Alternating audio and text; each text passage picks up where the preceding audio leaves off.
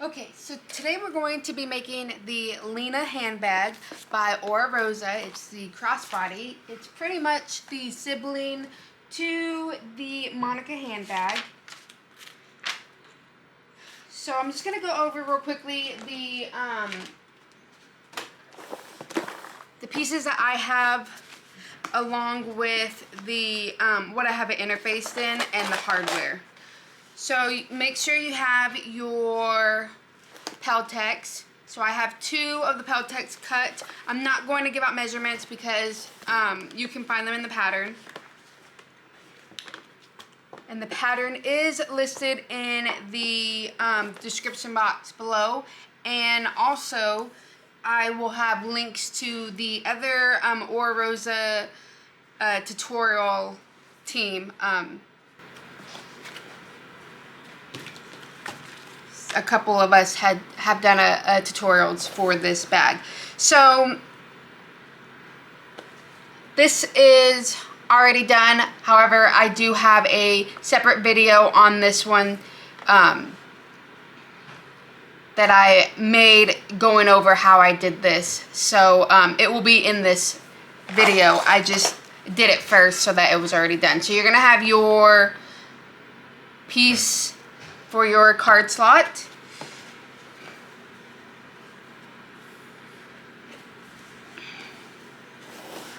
You'll have your handle pieces. You'll have 2 handles and a crossbody strap if you decided to do the crossbody. Like I said, or like in the pattern, the straps are optional. You can either just do the handles if you wanted to and no crossbody strap, or you can do the crossbody strap and no handles. So whatever you decide to do is what you should have. So I will be doing the crossbody along with the handles.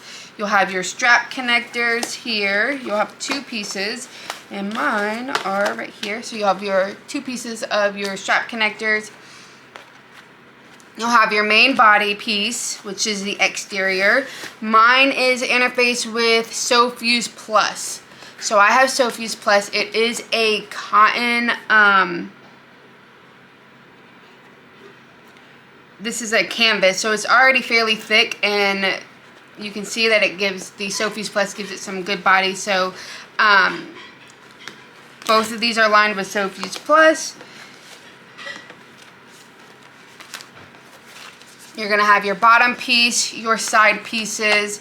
You'll have your bag body exterior, your bag body, your interior main.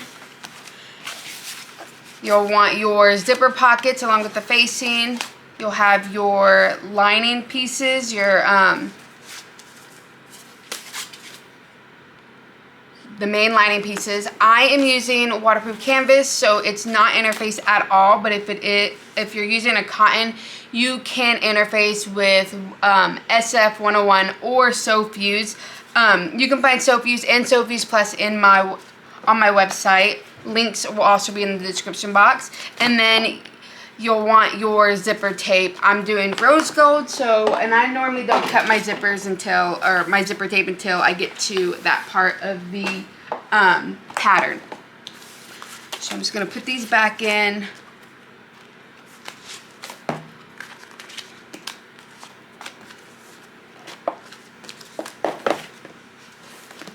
Okay, now we're gonna go over the hardware real quickly.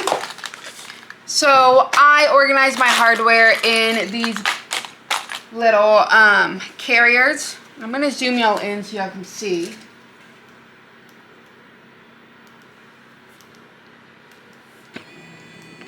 There we go. Okay. Okay.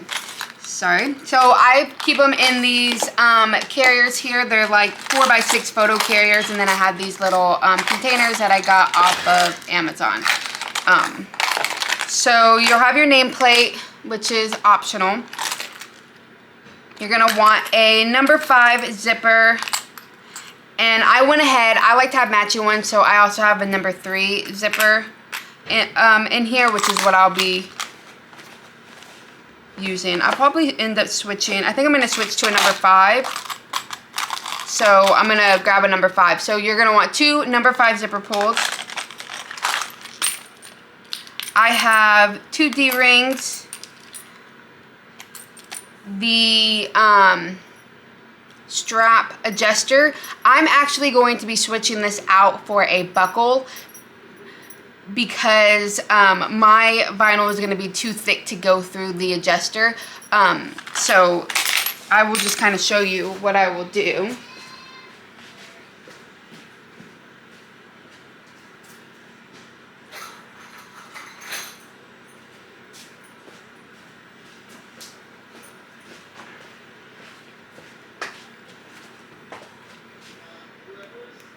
Okay, so real quickly, we're just going to go over the hardware. You're going to want your D-rings, and you're going to want an adjuster. So for me, I'm using the 3/4 of an inch adjuster, but I am using vinyl, so my vinyl is a little too thick. So what I like to do is I use these buckles from Emmeline bags, and I just take off the middle bar and use this as a strap adjuster. I will say that Emmeline now has 3/4 of an inch wide mouth adjusters. Before she didn't, so that's why I have a bunch of these on hand. So I haven't ordered the 3/4 of an inch wide mouth adjusters yet, so I'm just going to use the buckle. But you can get a wide mouth adjuster at a 3/4 of an inch from Emmeline bags. So you're going to want your adjuster, 2 of your swivel clasps, and you're going to want, let's see, you're going to want 6 strap ends. So you'll have, I'm going to be using strap ends on my handles, and I'm going to be using strap ends on my crossbody. So I have 6 3/4 of an inch strap ends, along with the hardware is going to be 3/4 of an inch also. You're going to want a zipper end along with 2 number 5 zipper pulls, and then you're going to also want 4 of the purse feet. I am just going to be using, I was going to use these mushroom ones, but I'm actually going to use rivet purse feet instead. So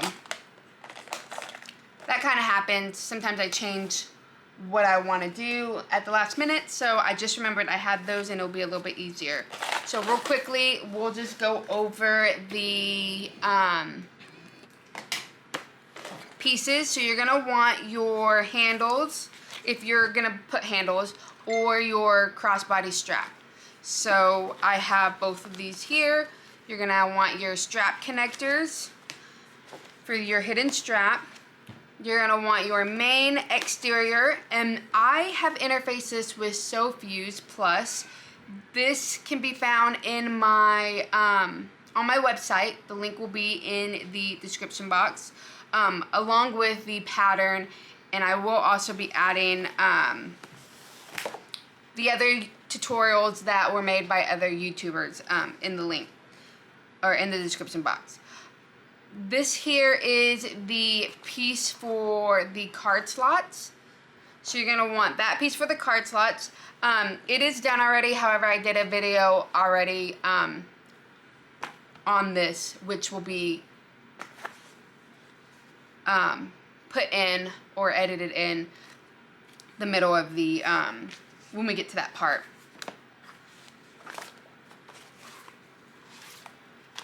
So you're going to have your side panels along with your bottom. You'll want your bag exterior. This is going to be interfaced with Decoville light. And then you're going to have your interior main.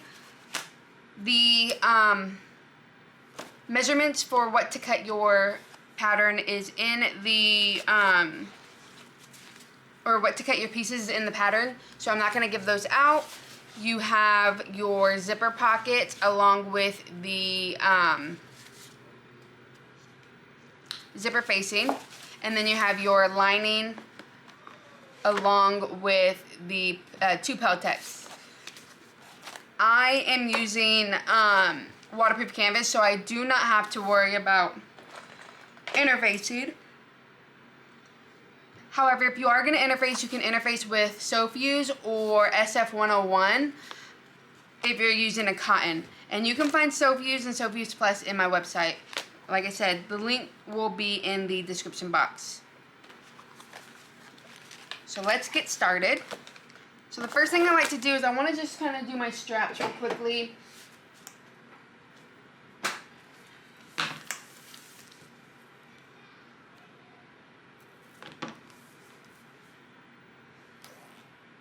So we're just going to add some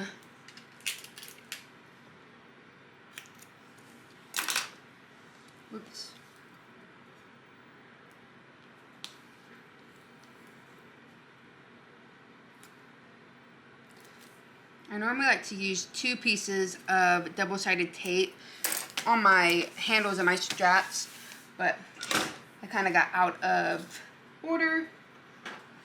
I'm using double-sided tape from from Waywack. The 1/8 of an inch tape that I'm using is from Tandy's Leather. So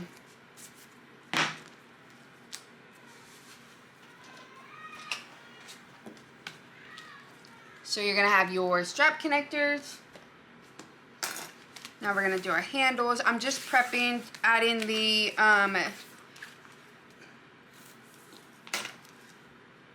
double-sided tape.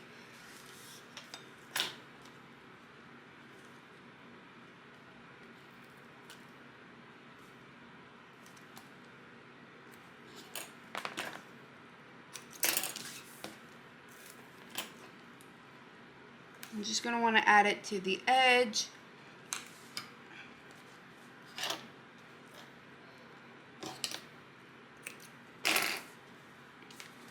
Just to make this quicker, I'll just use the 1/2 inch. I just find if I put 2 of the 1/4 inch on the end, I'm able to place it on a little bit easier at that 1/8 of an inch. Oops. Okay, so now we're gonna add the last one to our crossbody strap. And our strap is already marked at center, so you wanna make sure that you mark your centers on your strap. This is a 3/4 of an inch strap, so you're gonna mark your centers at 1.5 inches. Just making sure that it's as even as I can make it. Whoops.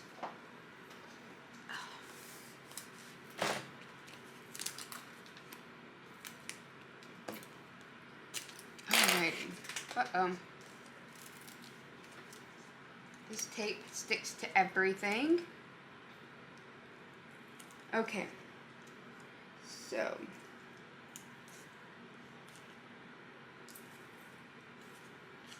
There we go.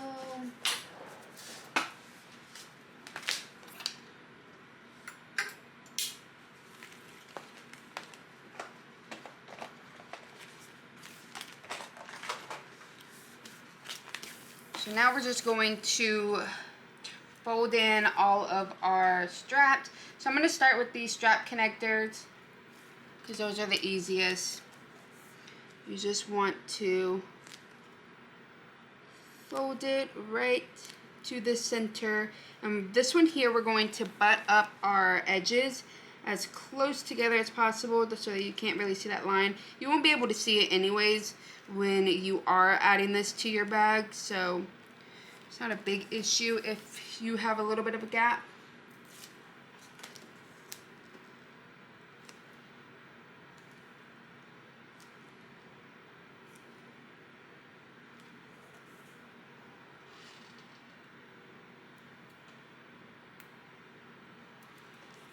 Okay.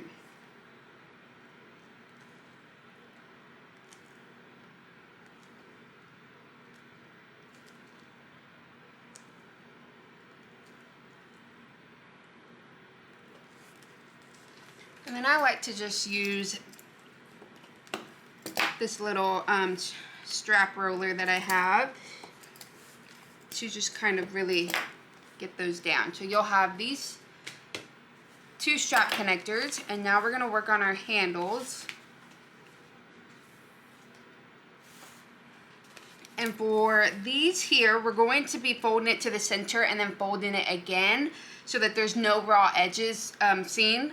So what I like to do is I like to leave about 1/8 of an inch from that line whenever I am folding my piece down. And this is why I like to add that 1/4 of an inch at the end of my of each side. It's just easier to fold it here. So you can see where, let me zoom y'all in. You can see where I have the line and it's not fully to the line. It's a little bit back, that 1/8 of an inch. This will just help so that I don't have any overhang when I fold my strap. So when I fold it, it's going to be nice and even. And I'll show you what I mean after I've put this down. Okay. So you see I have that gap right there. So now when I fold my strap, it's even right here. There's no overhang. It's not like this. You can see it's nice and even. So I just grab some clips and fold on the edges. And normally what I like to do is I always like to start with my straps first, just to get them out of the way, because by the time I'm done with the bag, I'm super excited at how it came together, that it's nice to already have the straps done and I can just put them on. Just my preference. So we're going to do the same thing to the second handle. Still going at the 1/8 of an inch, and this is why I like to use the 1/4 of an inch, because if I use the 1/2 inch down the middle, it's not exactly even sometimes, so it may not stick very well, like on the end here, because I put most of it on the other side of the line. So that is just, I'm just very nitpicky. So some people like the look of the overhang, or it doesn't bother them. So now we're going to do the same thing. Just going to add straps to hold it together.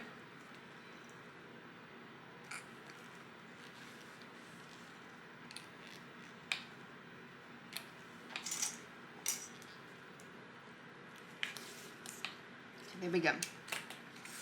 And now we're going to do our long crossbody strap. So I'm just going to let this hang a little bit on the edge. And just like I did the other ones, I'm still doing it at that 1/8 of an inch.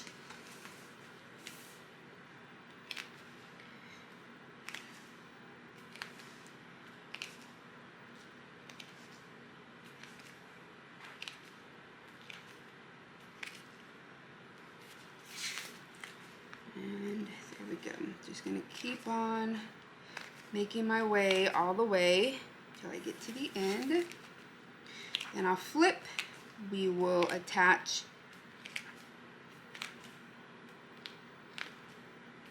the other side, and then we can start stitching.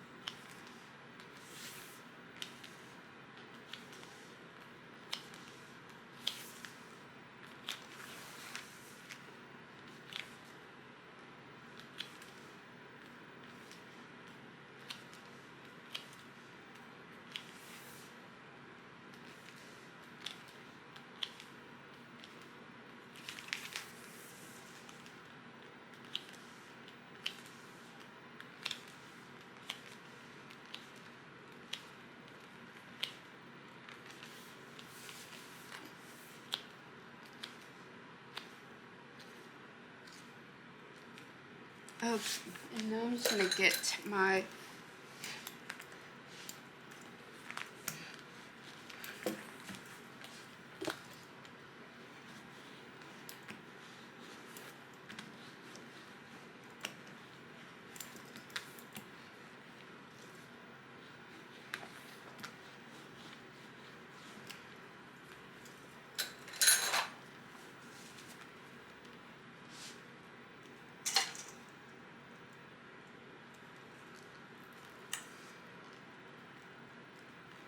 and now we can just fold and clip.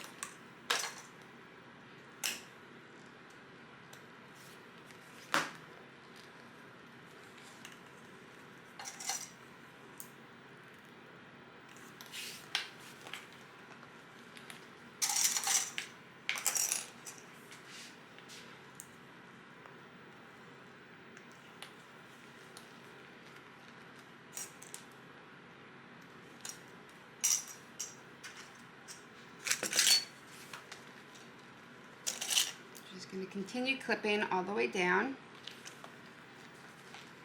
every so often, or you don't have to clip if you are confident.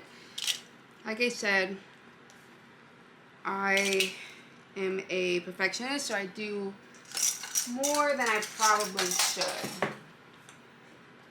Okay.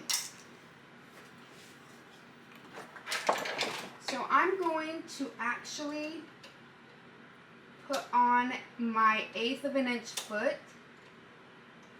or my edge guide, my top stitching foot. I normally keep this on my cylinder, and I just take my straps over to my cylinder and I will stitch it on. But since I'm videoing this, I'm going to just go ahead and bring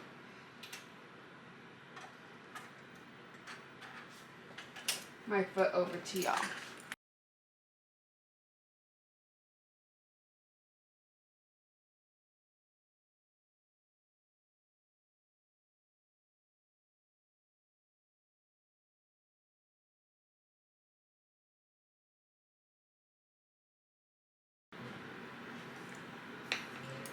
All right, so now we can go ahead and top stitch. Let me just move out a little bit so y'all can see what I'm doing.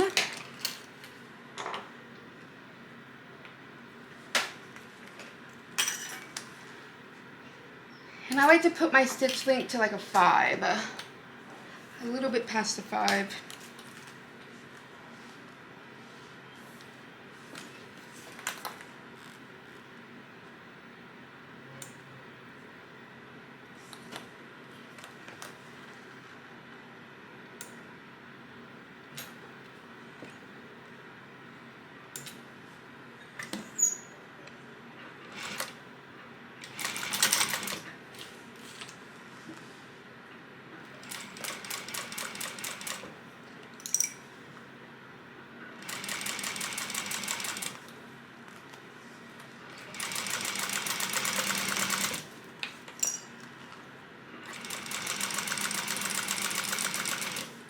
I'm just going to stitch all the way down.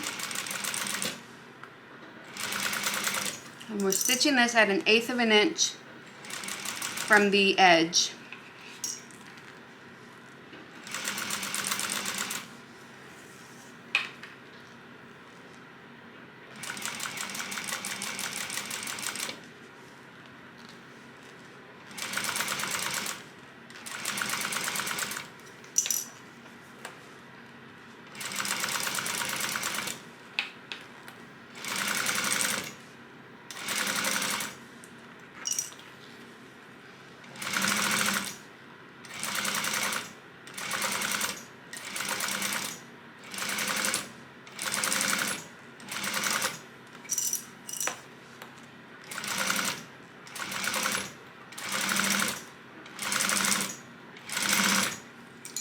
I'm just going to keep going till it's all top stitched on one side, and then we're going to go down the other end.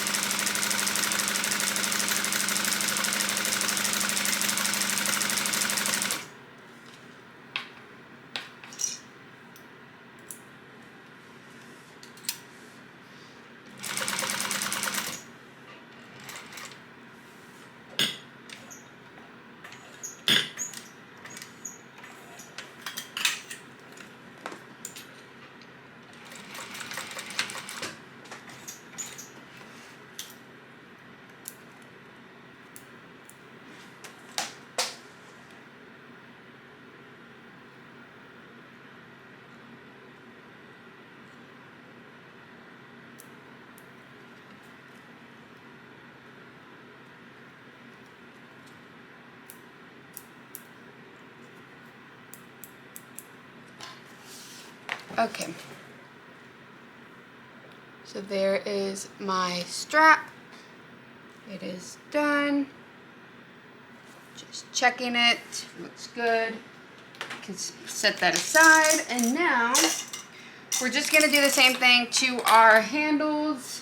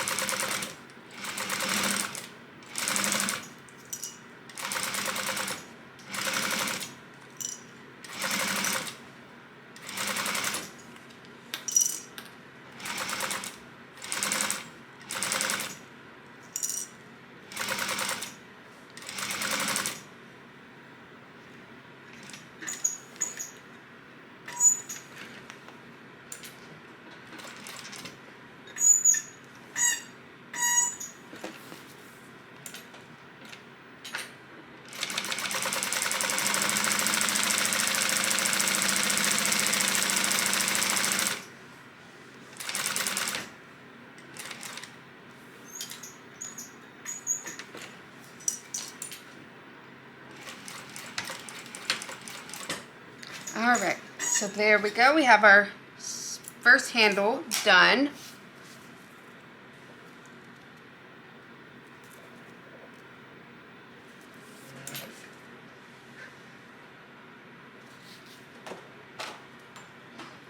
Now we can move on to our second handle. Pretty much just doing the same exact thing.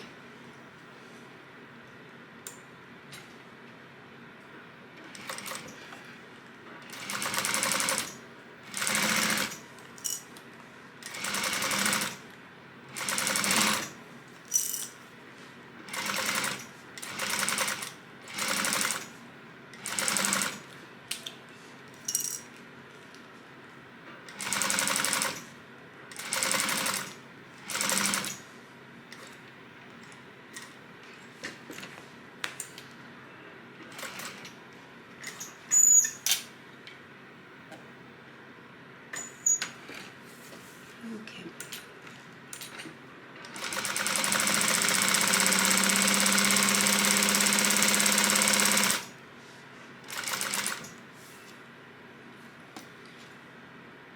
I just like to cut off my tails just so they don't get sucked into my machine, because my machine likes to suck up the thread tails if they're too long.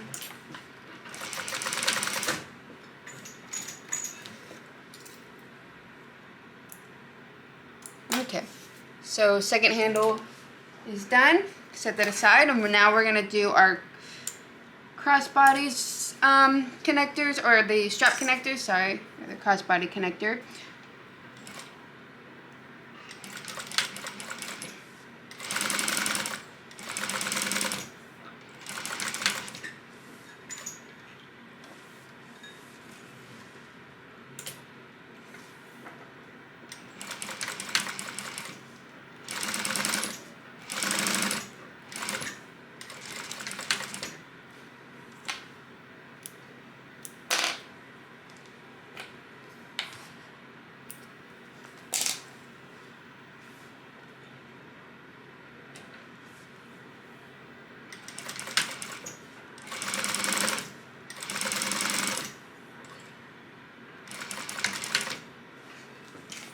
Okay, just gotta go down this last side.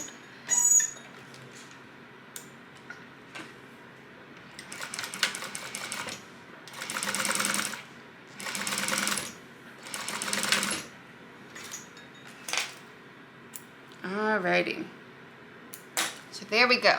We have our connectors done. Now we can move on to our bag bottom. We're going to be adding our purse feet in. Okay, so you're going to want to grab your bottom piece your bag bottom piece.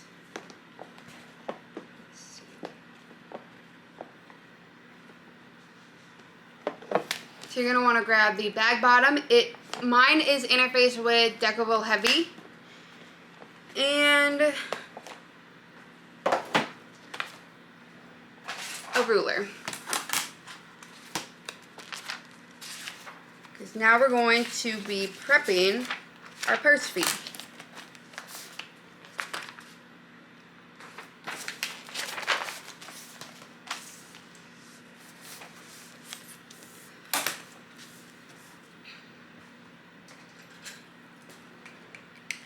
So you're going to measure for the purse feet placement. You want to measure 1 inch from the bottom stabilizer, which is right here. So the bottom of your decor.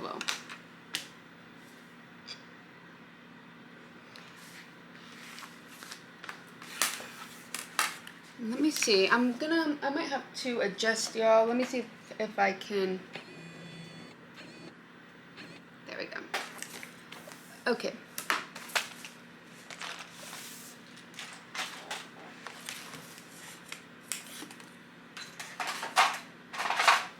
Grab my smaller ruler. So you're going to want to measure 1 inch in from the long edge. And we're going to go 3/4 of an inch up. So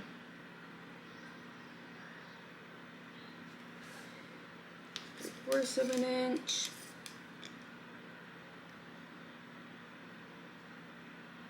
And 3/4 of an inch. Flip it and do the same exact thing.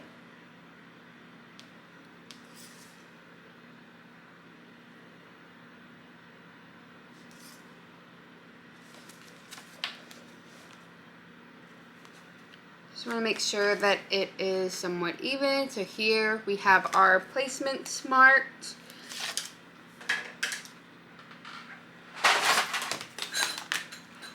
And now I'm going to punch some holes in. And I'm going to press my purse feet in. So I am using these little purse feet from Lutz Hardware.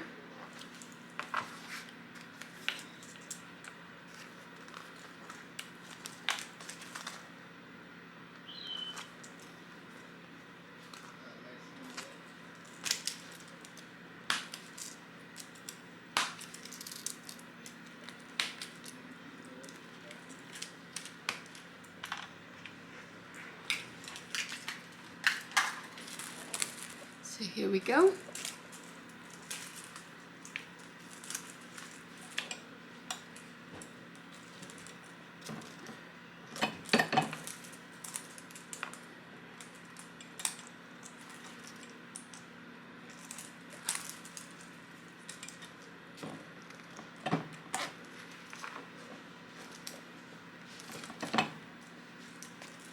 I'm going to change my purse feet out to my bigger feet so that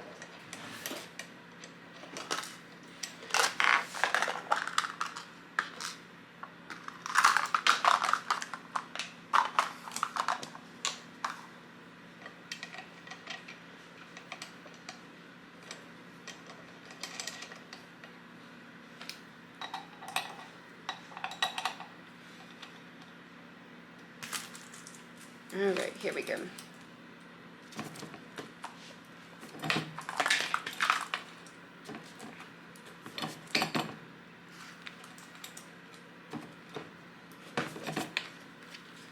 So there we go. Uh-oh. I have my purse feet installed.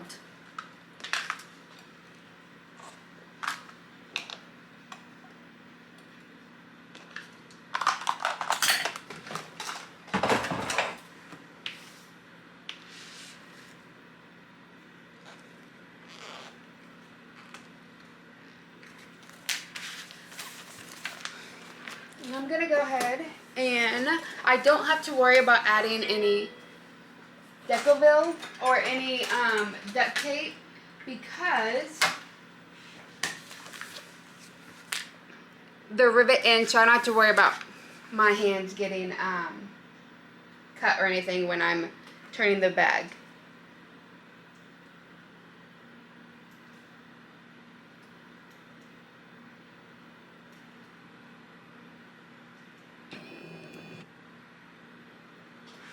Okay. So now you're going to want to get your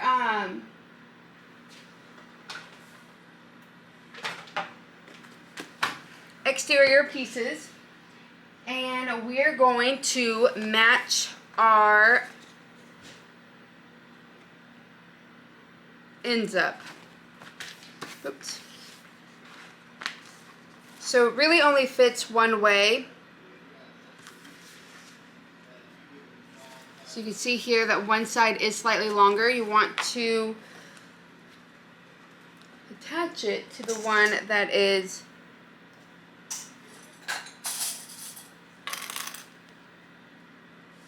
the same length.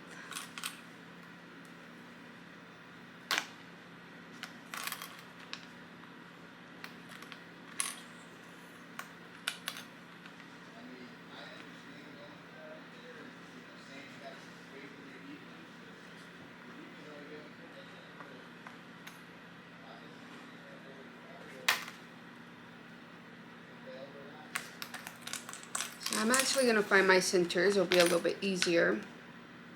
Just because sometimes we don't cut straight.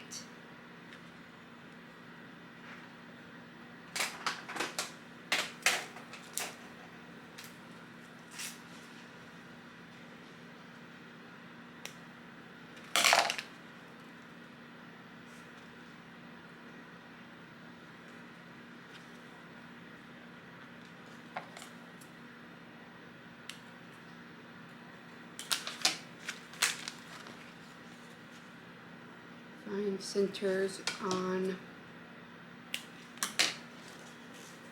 my pieces here.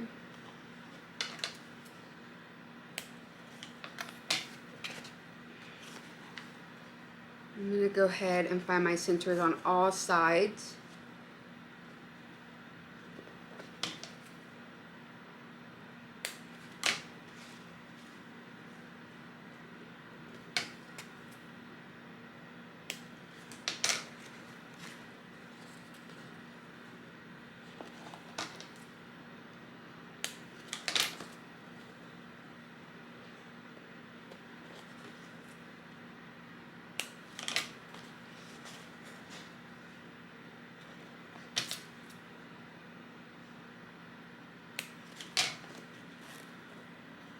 Okay, so now that my centers are found on all my pieces,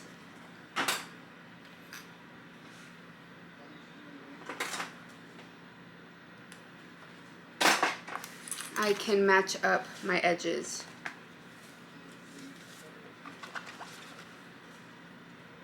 I'm just going to match my centers.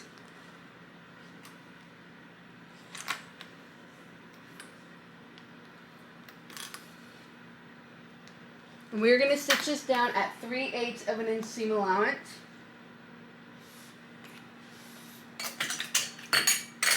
And I'm going to put my foot back on. Okay. And we're going to stitch this down at 3/8 of an inch seam allowance. I did put my foot, or my, I'm going to put my stitch length to like a little bit past the 4.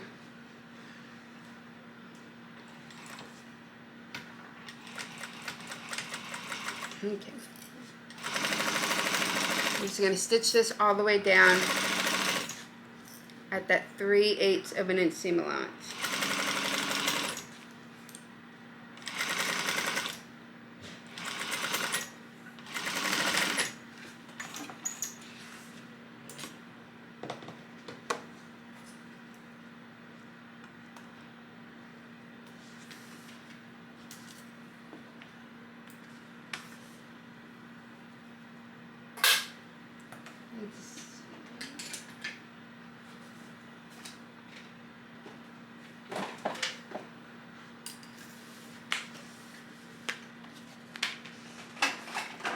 Okay, so now what we're gonna do is you're gonna open up your seam here, and you want to cut off the vinyl part only. So you want to cut off this layer here to 1/8 of an inch.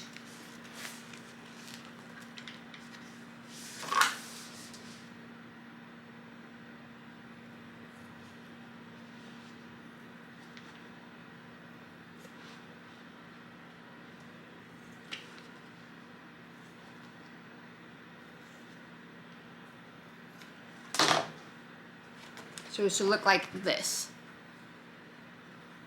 once you've cut it. And now we're going to top stitch.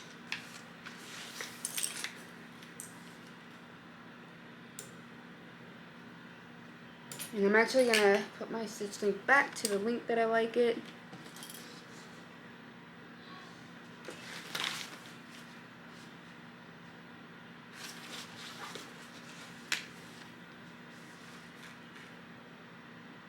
And you want to make sure that your seams are being pushed down toward your bottom. So you want the seams facing this way when you top stitch. You're going to top stitch at 1/8 of an inch seam allowance.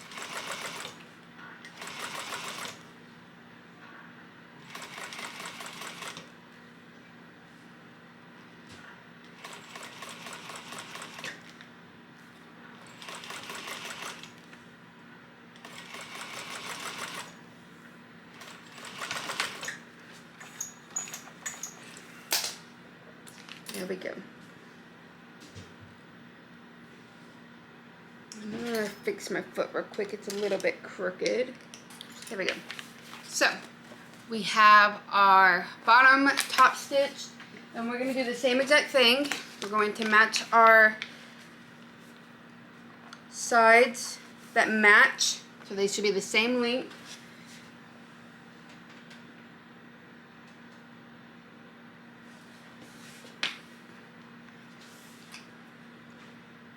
And you're just going to match the centers. This is why I like to match my centers, so that I know that everything's going to be nice and even.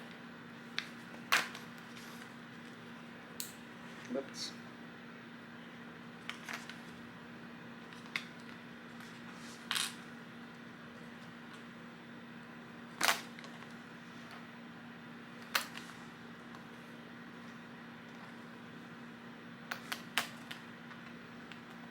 Okay, and we are going to stitch this at that 3/8 of an inch seam allowance.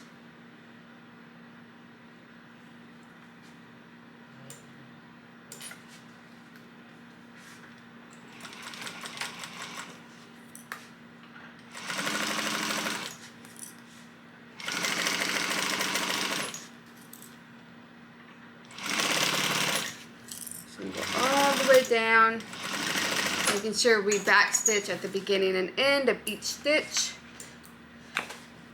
or of each from the start and end.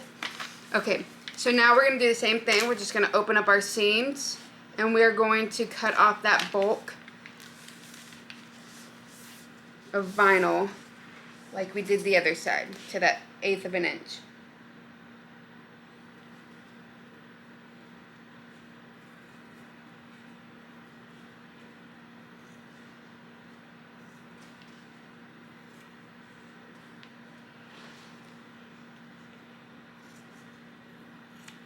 Alright, so it should look just like this again.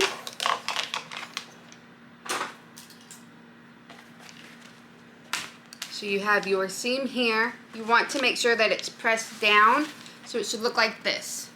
So it should be pointing into your bottom. And now we're going to top stitch.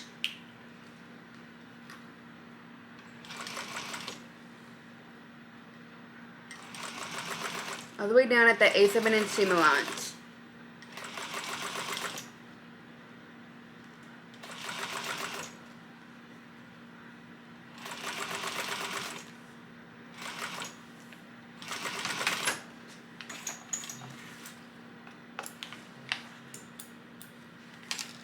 All right, so now we have both of these top stitched.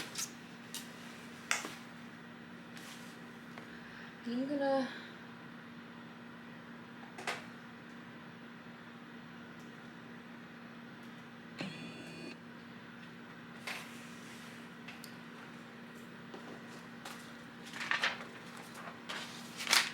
and we are going to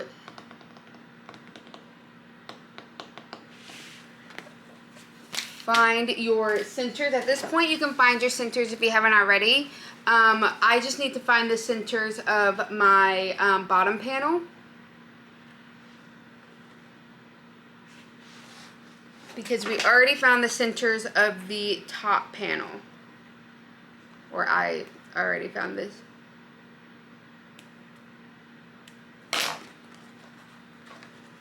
Do the same thing to my other side. Find my centers. So I'm going to find my center right here. And I just like to do a little triangle within the seam allowance. And then I can double check to make sure that my triangle here, if you can see, right here, I've already put a triangle or a little snip for my center. And that is still my center. It's nice and even, so perfect. My centers are good. I found them on both sides, so you're gonna want to find your centers for the middle here for your bottom piece, along with the top pieces on each side. Now you can set that aside.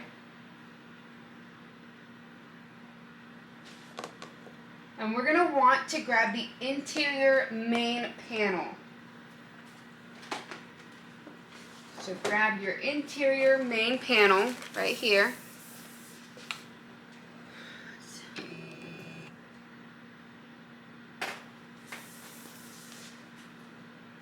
Okay, so now we have our interior main panel here.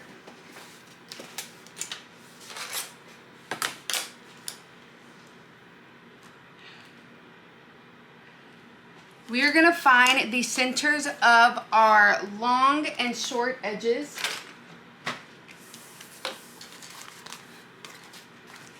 So we're going to find the centers here.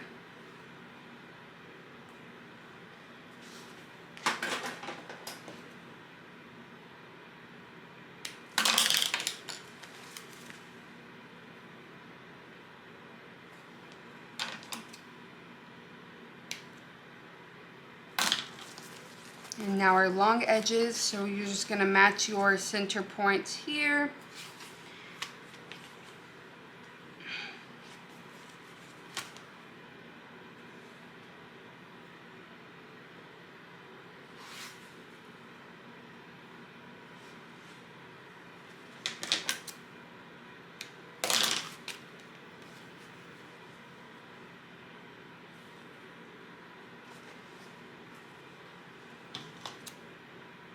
Okay, so we have found our center points on our long edges and the short edges.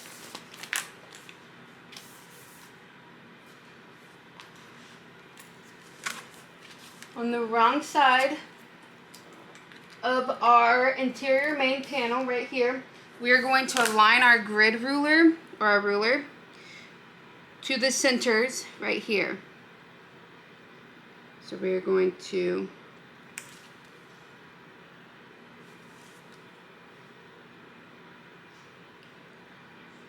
line it up. There we go. And we're going to mark the center line right there.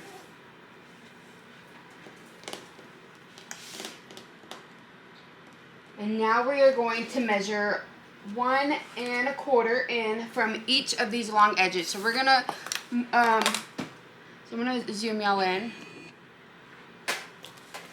So we have our center mark, and we're gonna go 1 1/4 inch from each side.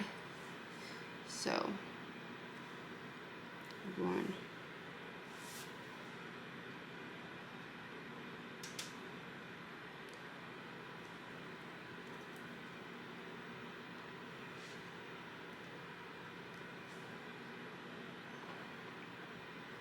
oh, sorry, we are going 1 1/4 from the long edge.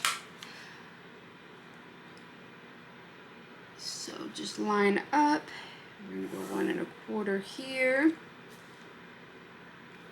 Just marking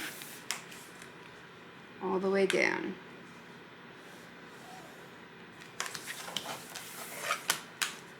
Do the same exact thing to the other side, marking or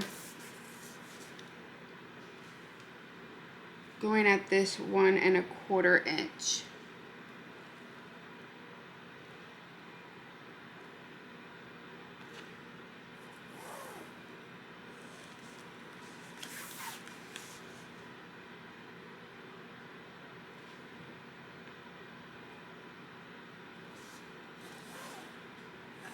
Okay, so we have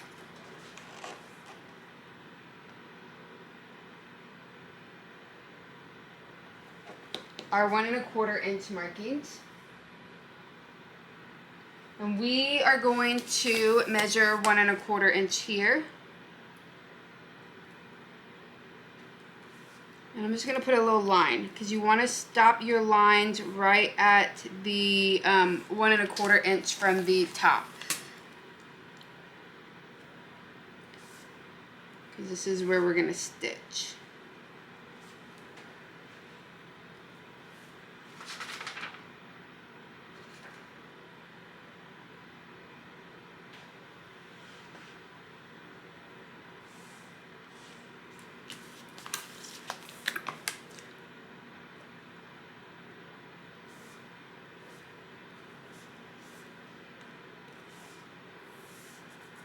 Okay, so you should have a box just like this.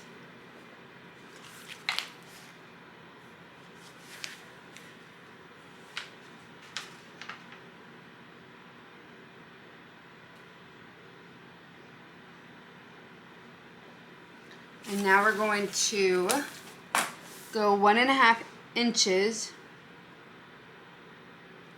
from the center here. So 1 1/2 and 1 1/2.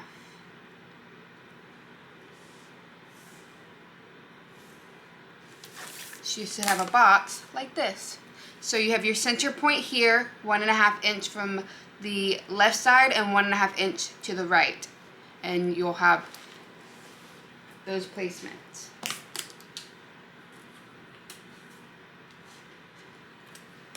Now, you're going to want to flip this over here. And we still have our centers. I'm going to trade out my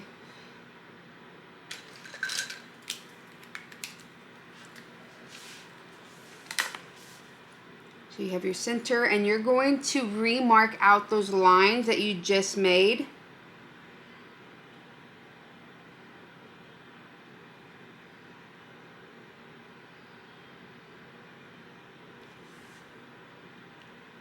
So there we go.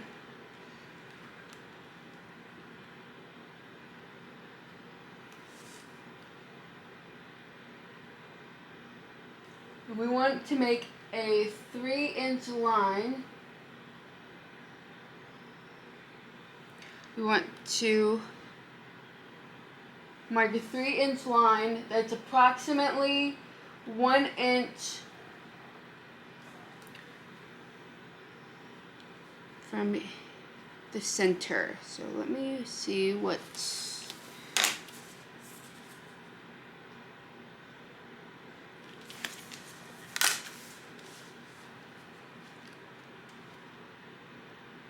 so I'm going to go 1 inch from the center here.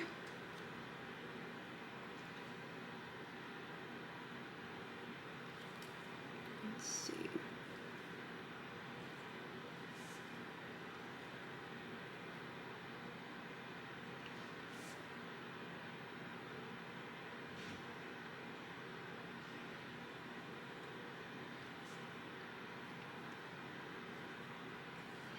You want to do a 3-inch marking, a 3-inch. So let's see.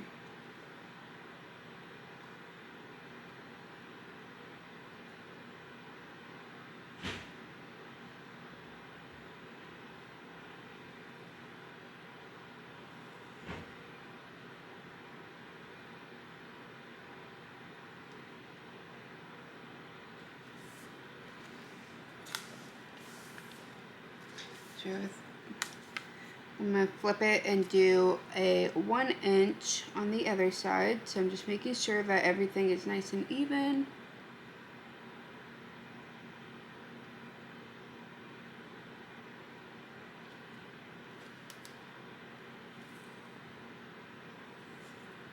Another approximately 3-inch line.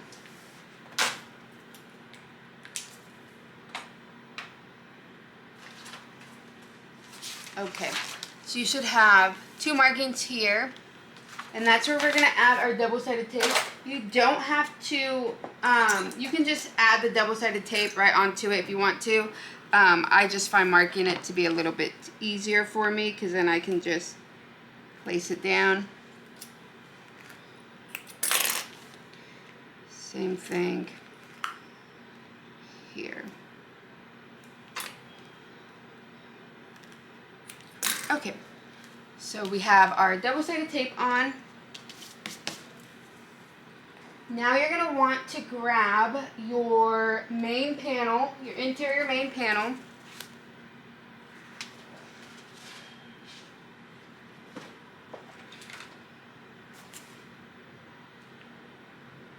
Oh, sorry. You're going to want to grab your interior main panel along with your bag exterior. And you're going to place your bag exterior right sides up like this. Yes, you're going to place it right sides up. And first I'm actually going to find my centers for both my bags. For my bag exterior. So I'm going to find my centers.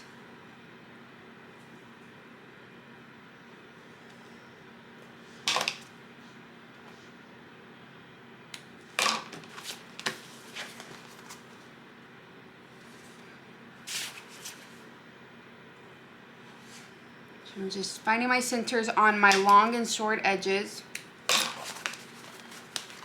These are just extra steps that I take because I just find that it gives me, it just makes it a little bit easier.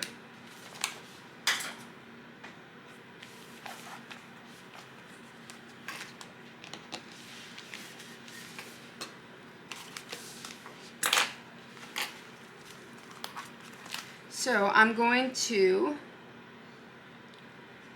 match my centers up here. I'm going to grab my ruler. You want to place this 5/8 of an inch away from the edge. So pull off your tape, but don't press it down. So I'm just going to go 5/8 from the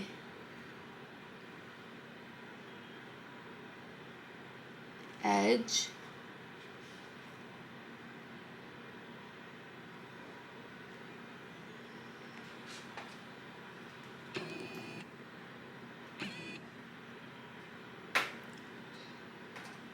Sorry, maybe that will work. Okay, so 5/8 from my edge is where my ruler is at. Oops. Let's just make sure this is nice and even.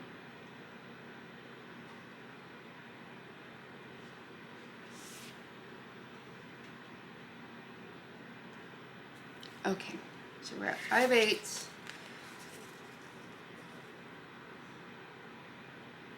And I have my centers marked so I can see where it's supposed to be.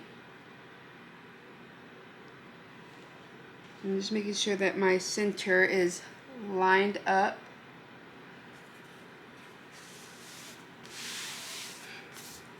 And there we go. And now you can just check to make sure that it's 5/8 of an inch on both sides.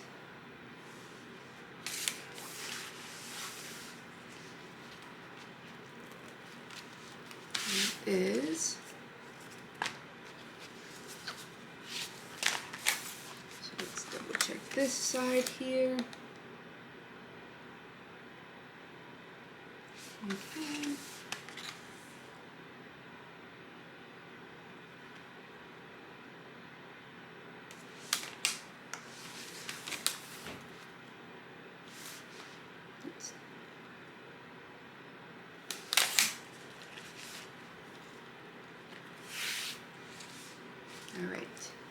So we have our piece. And what it's going to have you do is we are now going to stitch down our boxes. So what I like to do is I actually like to go down and do the big box. And then I come and do the smaller box. So I'm going to put my stitch length, and we just want to follow the line. I'm going to start in the center, and I want to make sure that my needle is down. All right.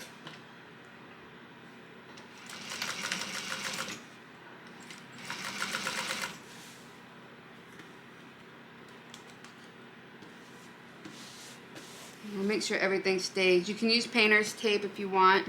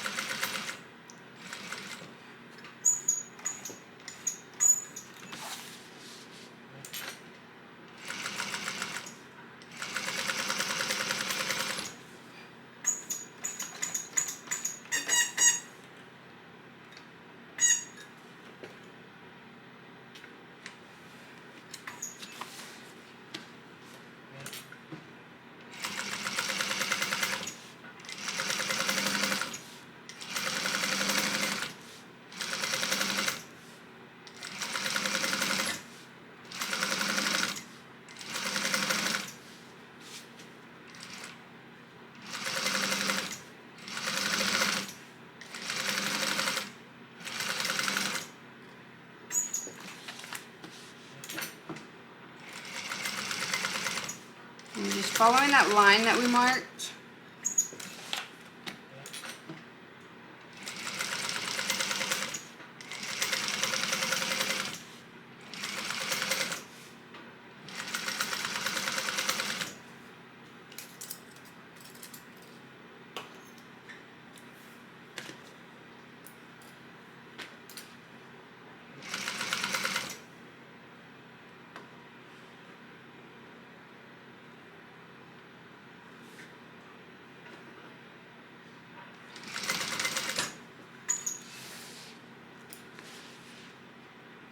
Okay, and now we can go down this line here.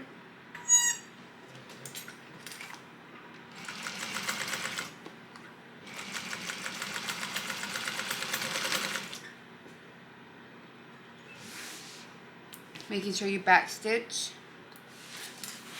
the beginning and end.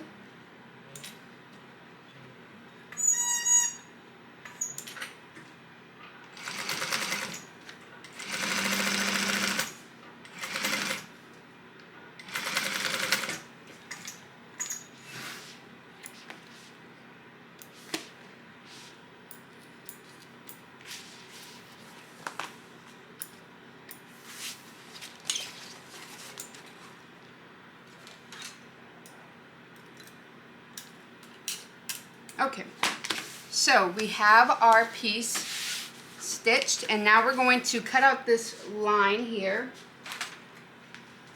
or this box. And you're going to want to cut it about 1/8 of an inch away from the stitch line.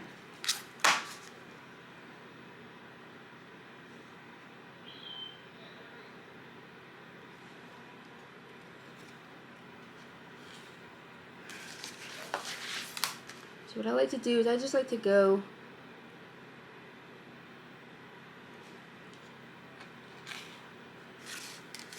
I don't go too close. I can get my scissors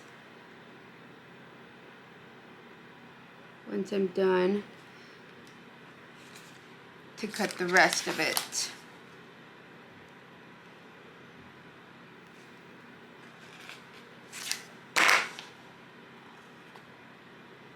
Oops.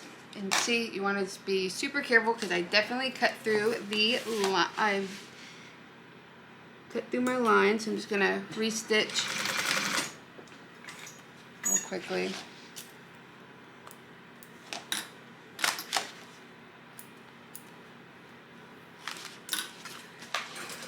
And now I'm just going to finish cutting the scissors.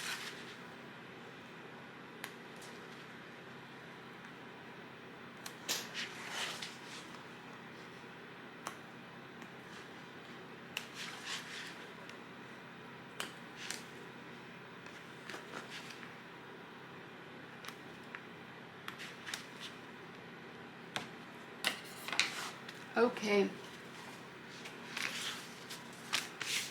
there we go. We have our box cut out. This is how we're gonna birth the bag and turn it right side out.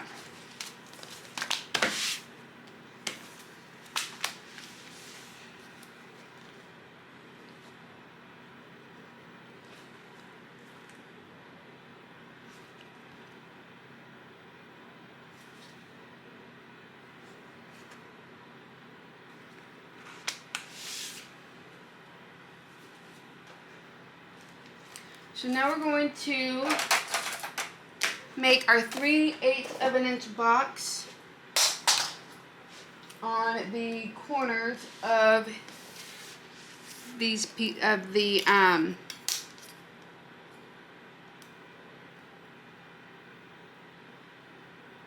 on the corners of the smaller piece.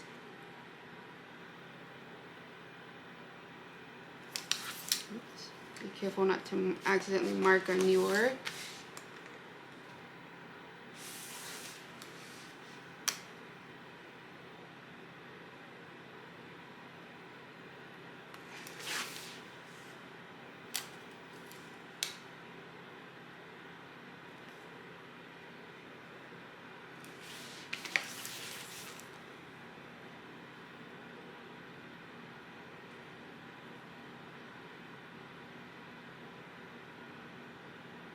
Okay, so you should have 3/8 of an inch boxes on each of your corners here.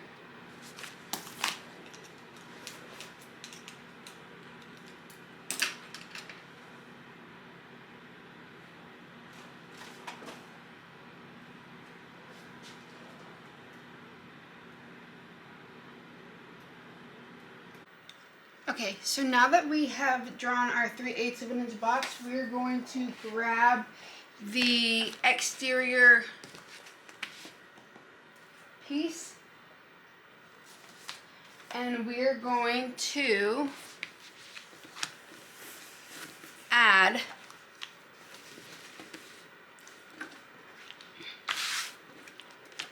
the interior part inside, and we are going to start clipping. So this is why I like to put my or mark my centers or snip my centers. It just makes it easier to add this onto my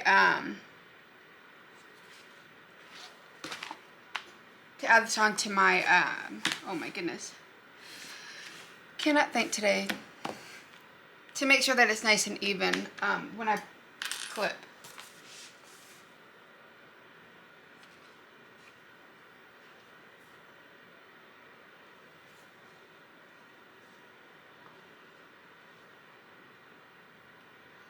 Okay, so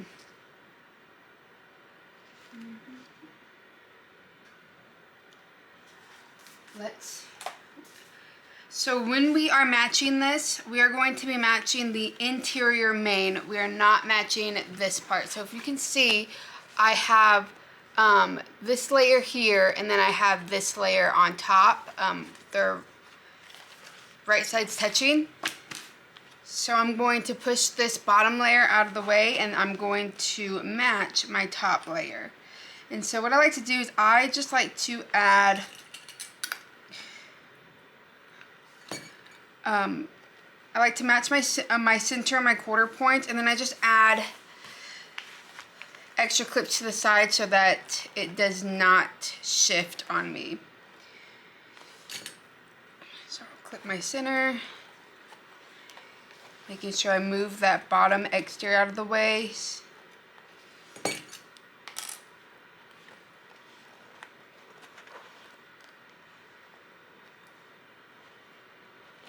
And there we go. Okay. And we are going to do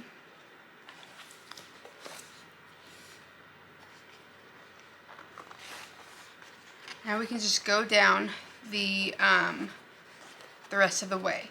So what I like to do is I will clip one side, sew it up, and then I will go ahead and clip the other, and then I'll do my ends the same way. So I'm gonna just start on this side right here.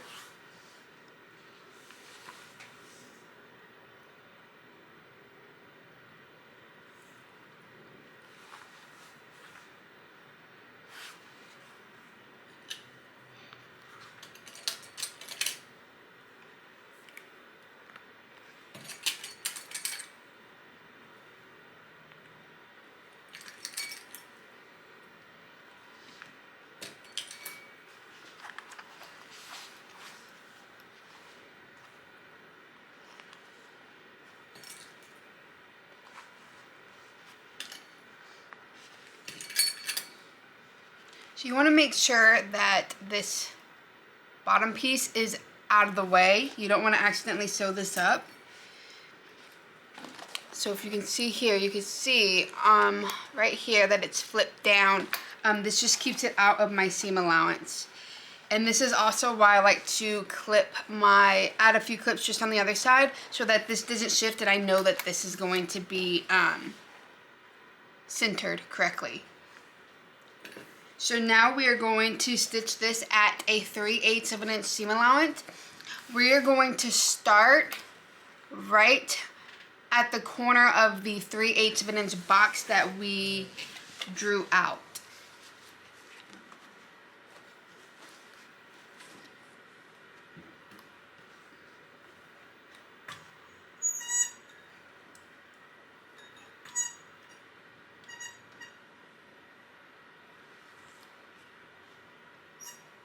Okay.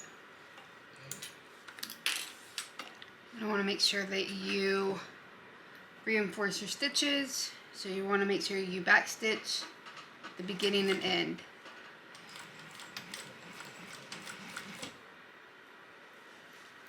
And then we're just going to go all the way down at that 3/8 of an inch seam allowance.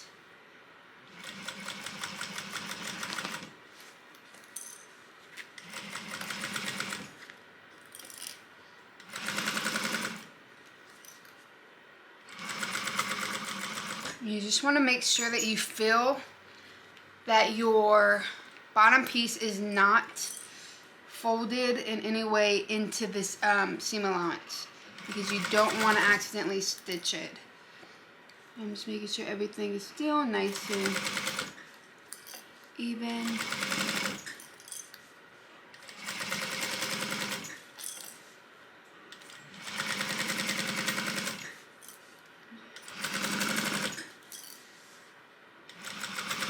And just like we did at the start, we're going to stop at that 3/8 of an inch box that we drew out. So I'm going to back stitch.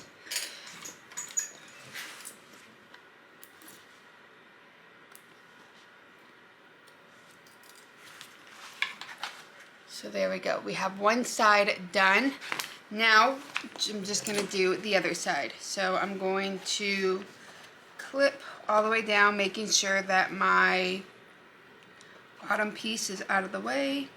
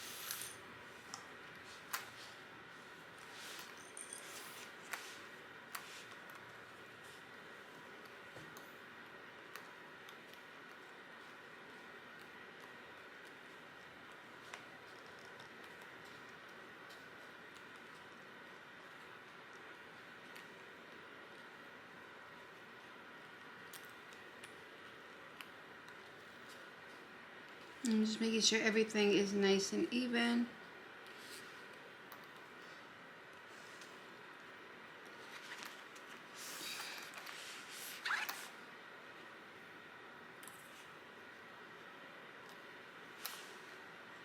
And I just like to really make sure that the edges line up, because this is crucial in making sure that your exterior panel is a nice rectangle shape. So you really want to make sure that you take your time on this.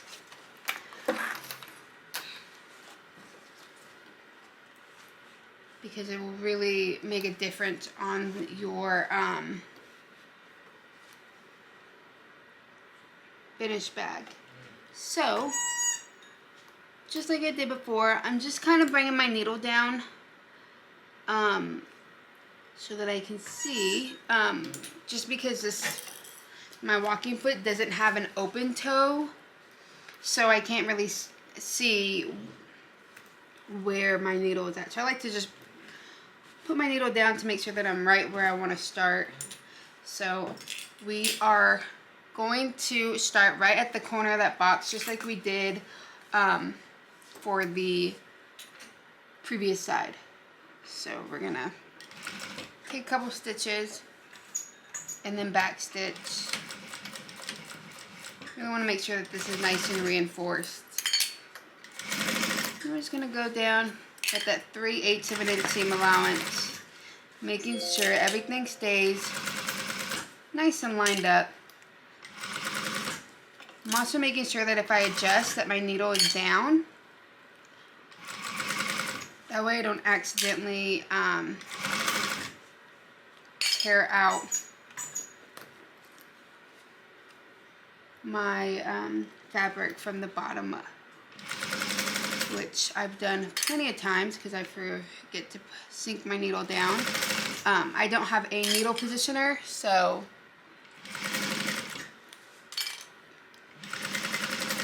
I try to make it a habit.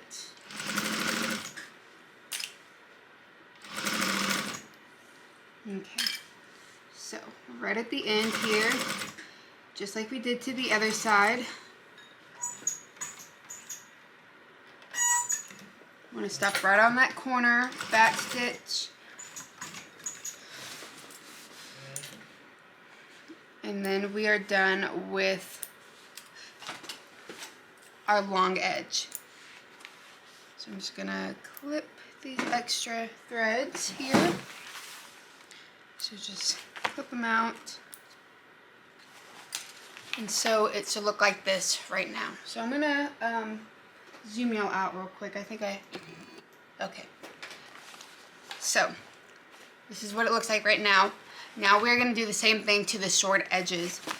So for this side, I just do one side at a time, just because since these are already stitched down, you don't have to worry about this shifting at all since it's already stitched. So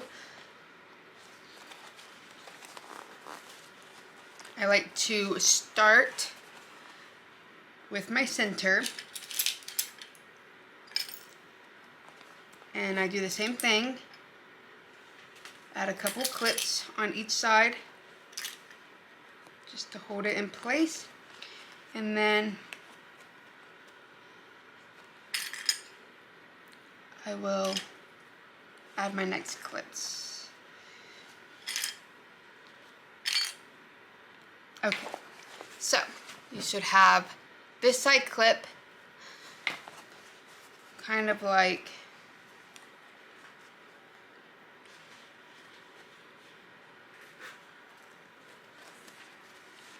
I just like to make sure that these edges here are somewhat aligned. Okay, so we are going to do the same thing. Start right where your last stitching was at, right in the corner of that box, just like we did on the long edge sides.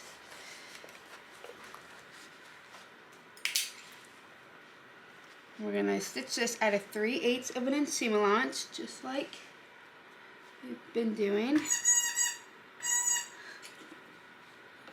Okay.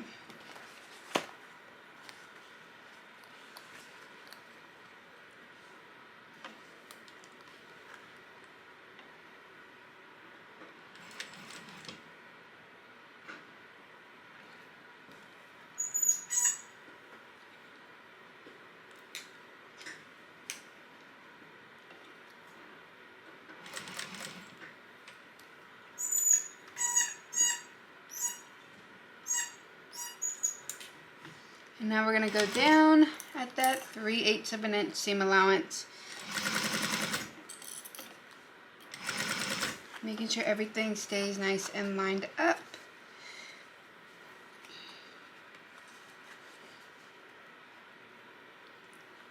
When I'm adjusting, I'm making sure my needle is down.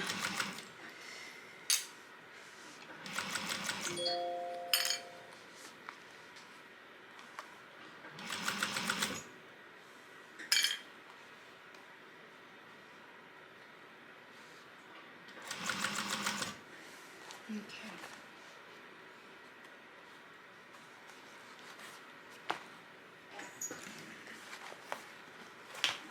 So here, I just want to make sure that everything is aligned. My needle is down.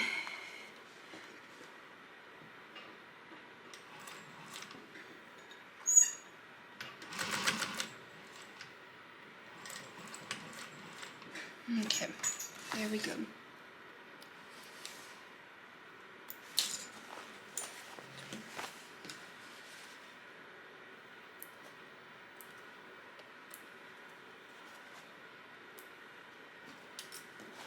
So it should look like this. And now we're going to do the same exact thing to our other side. Making sure you push this away. You only want to do the top layer here. So we're not attaching to the bottom, just the top. So I just make sure I push it out of the way so that it doesn't accidentally get clipped. You don't want that. So.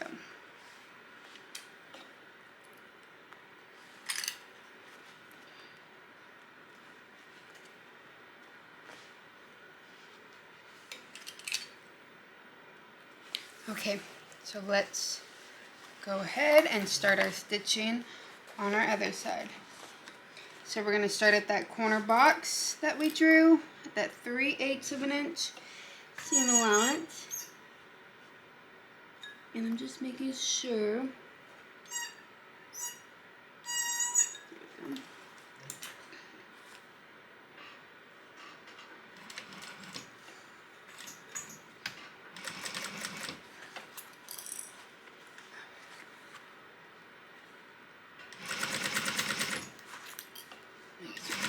Just gonna make sure everything stays aligned.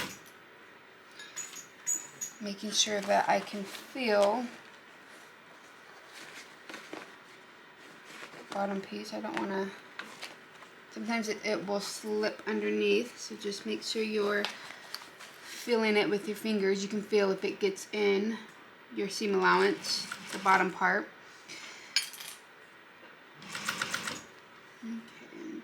Keep going until I get to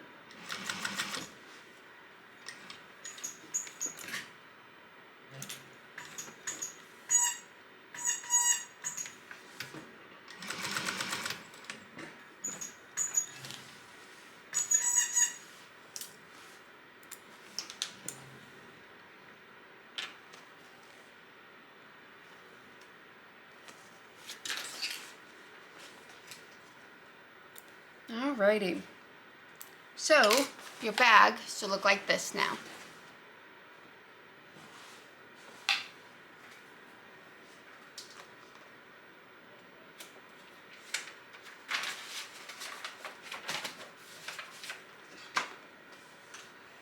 So now we're going to align the raw edges of the seam that we just stitched right here. And we're going to clip them together. So I'm going to start right here on this one. So you're just going to pretty much just get it and just align it to here.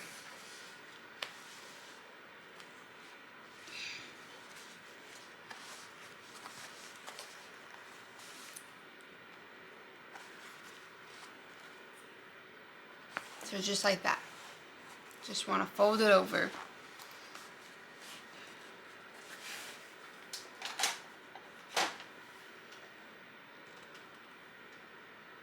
So I want to grab a ruler and a pen to mark, because we're going to line up the 45-degree angle. So I have an Omni Grid here, ruler, so I want to line up my 45-degree angle right here on the edge. So you want to align, and I find it easier if I have it pointing towards me. So the point is pointing towards me. I just want to make sure that this is as even as possible. Grab the 45 degree, so my 45 degrees right here. Let me zoom y'all in.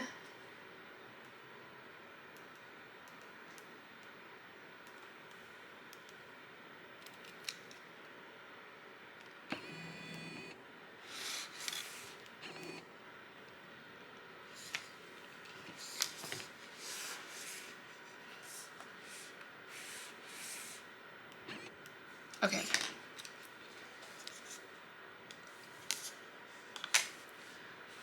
So this angle is going to be pointing towards me, so you want this point, like I said, to point towards you.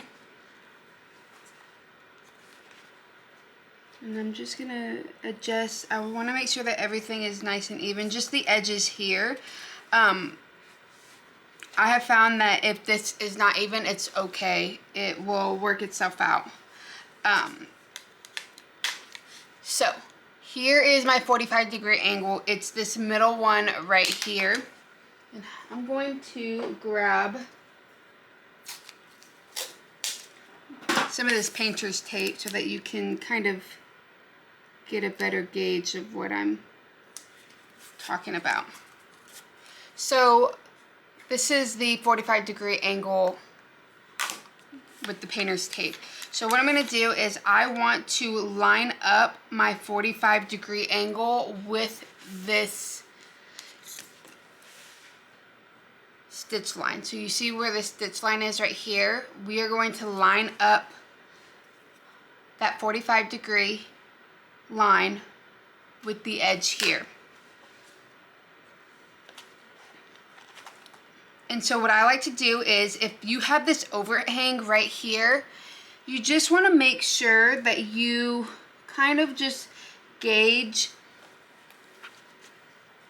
which one. I normally just go with the top one, so I just put my line with the top versus this bottom one here. So I'm just going to put my 45-degree, and you want to line it up. You want this edge here to go right up against your stitch mark. And my stitch, I'm just going to put a little mark here. This is where my stitch ends. My stitch ends right here. I'm going to mark my 45-degree angle, making sure that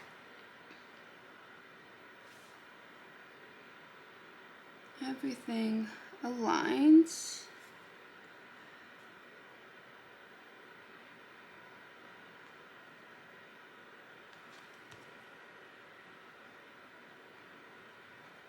I'm going to mark,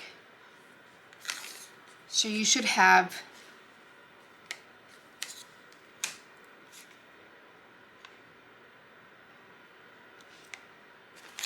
a straight line that goes down.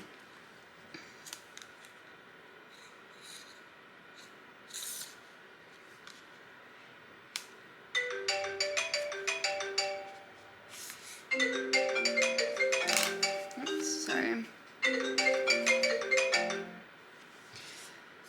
Okay, so I'm just going to double check, make sure that it's all nice and straight.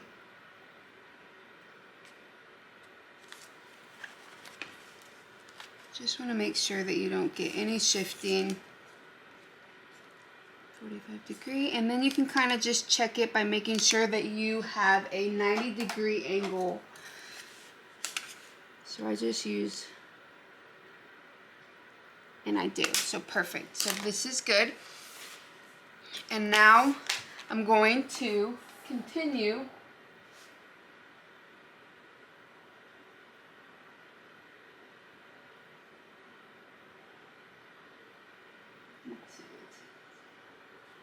okay.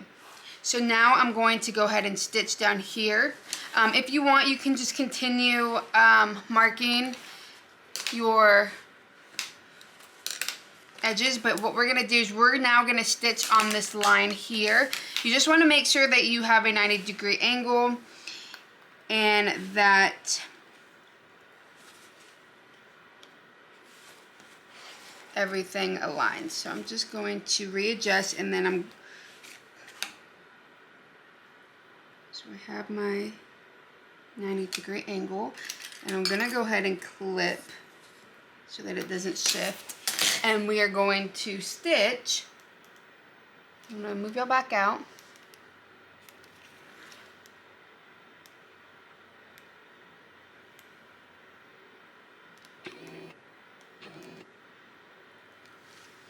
And now we're going to stitch right on that line. And you want to start where your stitch line is at. So I'm just making sure my needle is right where my stitch line is at.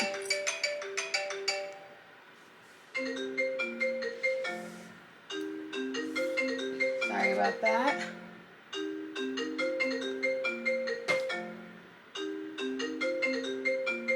I'm normally used to my phone being on silent mode. Okay, so I'm gonna go. You wanna make sure that you stitch and that you back stitch very well at the beginning and the end. You really want to make sure that you have it nicely reinforced right here. Okay. So it should look like this. And now we're going to do the same exact thing to all the other edges. So I'm just going to clip.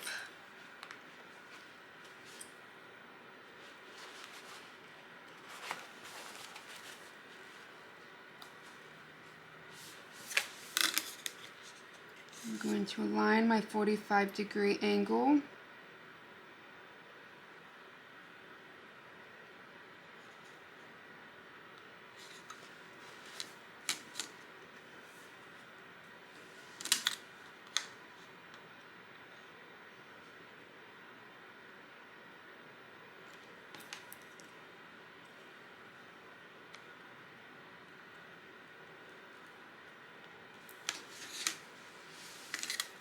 And then you can just double check to make sure that it is a 90-degree angle.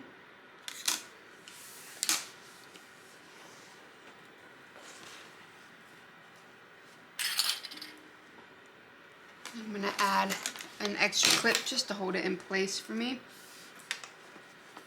And we are going to do the same thing we did to the other side. You're going to want to put your needle at the start of your stitch line.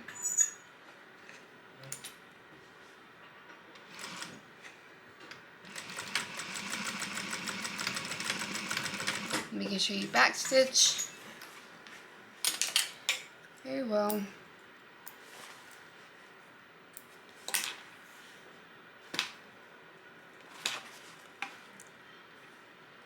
And we're gonna just continue doing this to all sides of the bag. So just aligning this.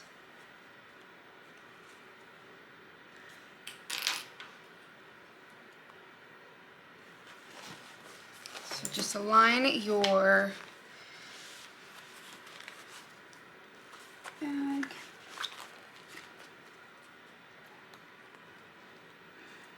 Okay.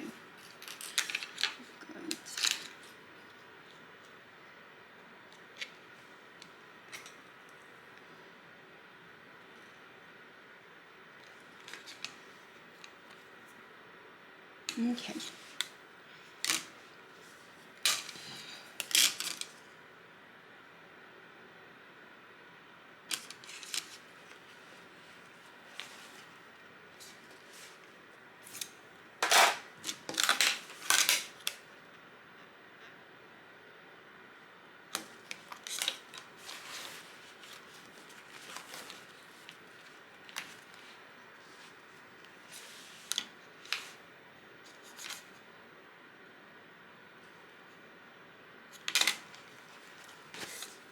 sometimes, like I said, if it is a little off and I'm not getting a 45-degree or a 90-degree angle, I will just flip it to the other side.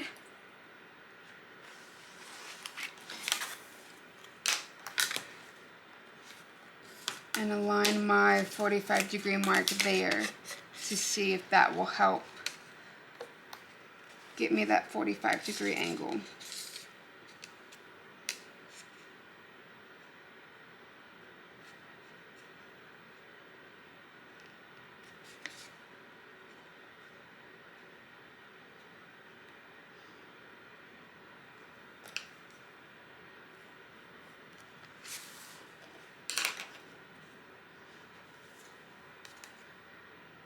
And there we go. So if you're finding that one side isn't, if the top one is not giving you that 90-degree angle, you can try the other side. If you are like me and it's a little uneven. And that's just how I fix it. And then now I'm going to go ahead and stitch this now at that corner. So I'm going to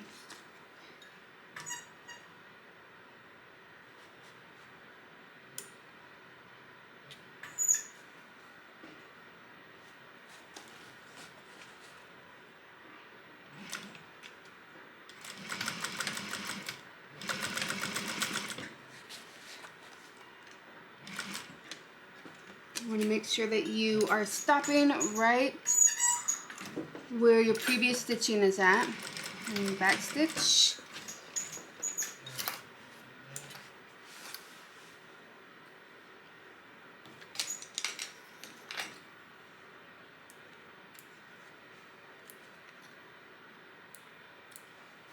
And I'm going to do the same exact thing to our last end. So I'm just going to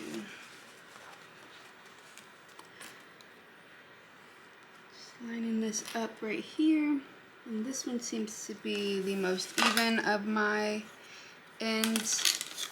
45-degree angle.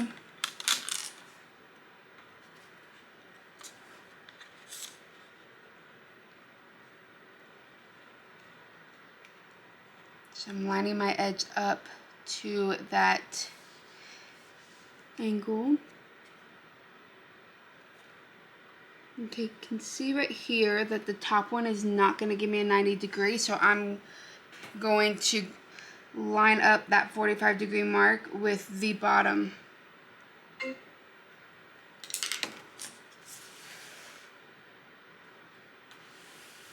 And that should give me a 45-degree angle. Or 90-degree angle, sorry. Yes, and it does. So now I'm just going to do the same thing. I'm going to stitch right on that line right there.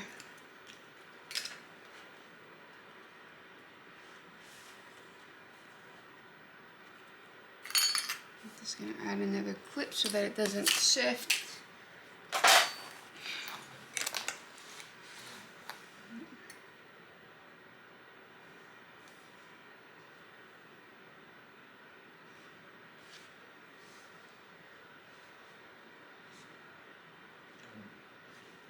Okay, and just like we did, we're going to put our needle down and follow that line.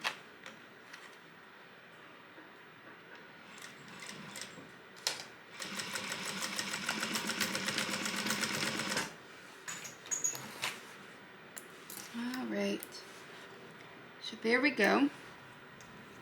We now have all 4 of our corners marked at that 45-degree angle and stitched. So each corner should be stitched at that 45-degree angle. And now what we're going to do is you want to grab your little cutting mat if you have one, and you're going to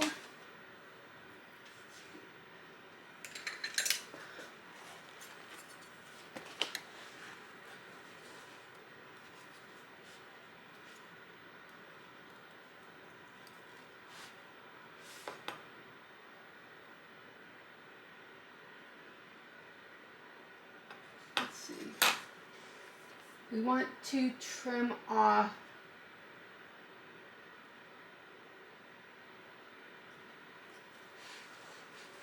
3/8 of an inch from the edge of each one. So you're gonna want to grab your scissors. I like to have a nice rotary cutter right next to me. And we are going to line up that 3/8 of an inch mark to your stitch line, and we are gonna trim.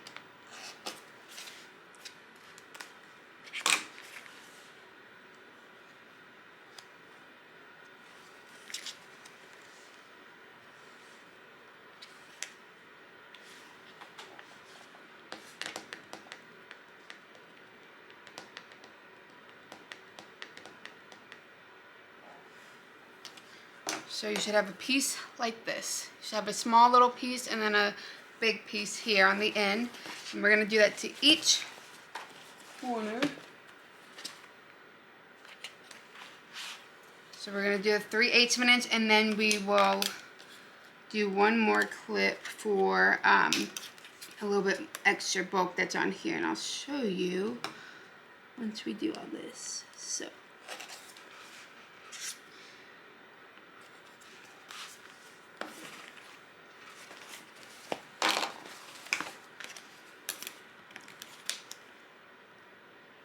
we're just cutting off all this excess here.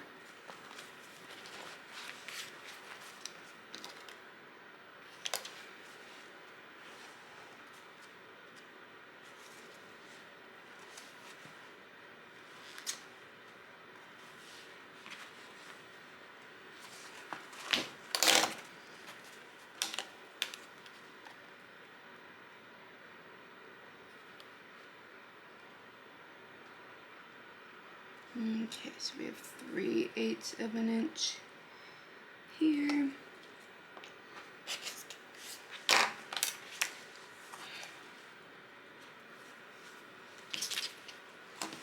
We can put that in the trash. And now we're going to trim off the corner piece. So we just trimmed off that 3/8 of an inch from the stitch line. And now we're just going to trim these corners. So just a little bit. Make sure you don't cut your stitching. Just trimming off these corners.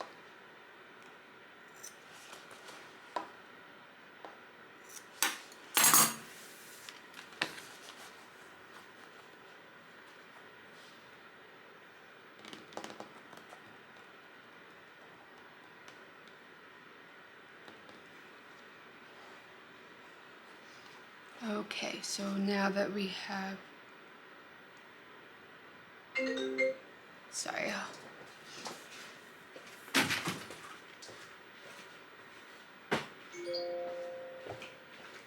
Okay, just gonna close my computer because that's where that's coming from. Now we are going to trim off, or we're not yet, sorry. Now we're going to mark so that we can trim off some of this excess in here. Some of this excess right here on the back side. So we are going to, once again, grab your ruler that has a 45-degree angle. And we are going to mark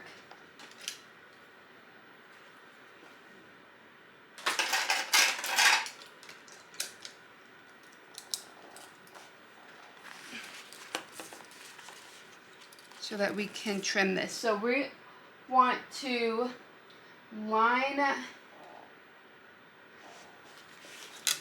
the ruler up first here. So you want to line your edge up. Let me zoom y'all in. Okay.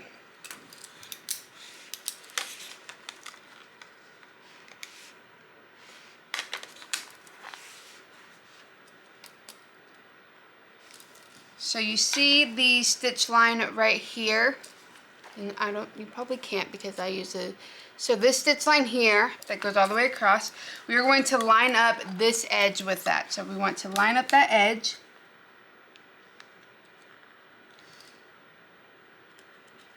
And mark it, just like that.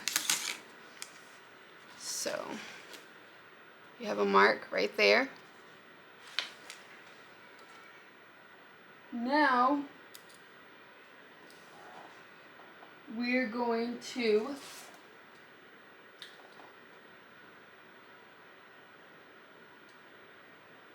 align the 45-degree angle here.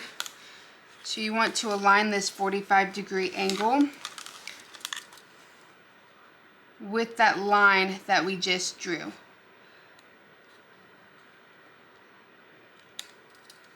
So this is my 45-degree angle. It continues going,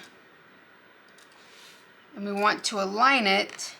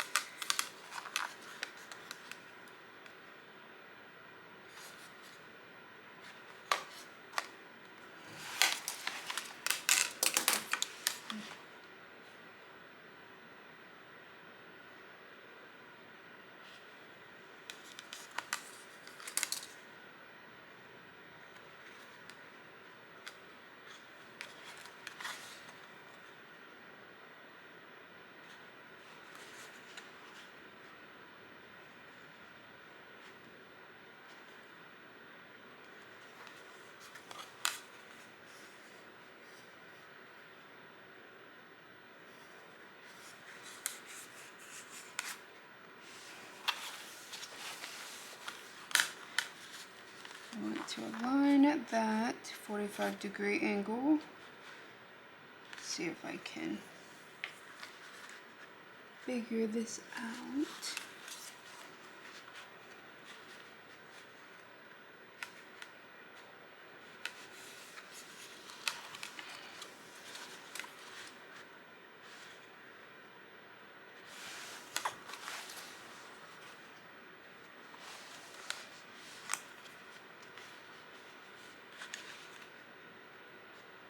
Okay, there we go.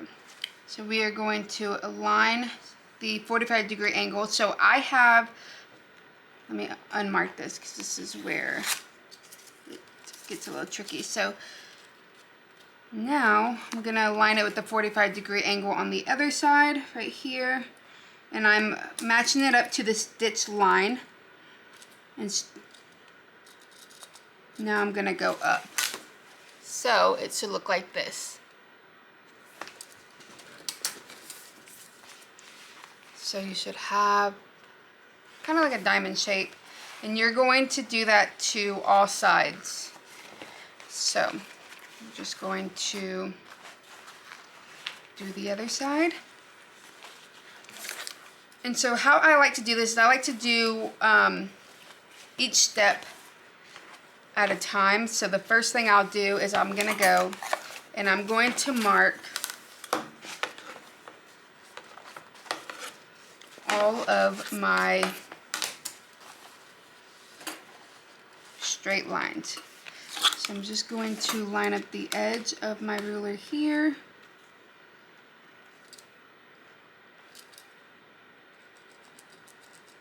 And mark my first line there. And I'm just going to do the same exact thing to each side. So I'm starting with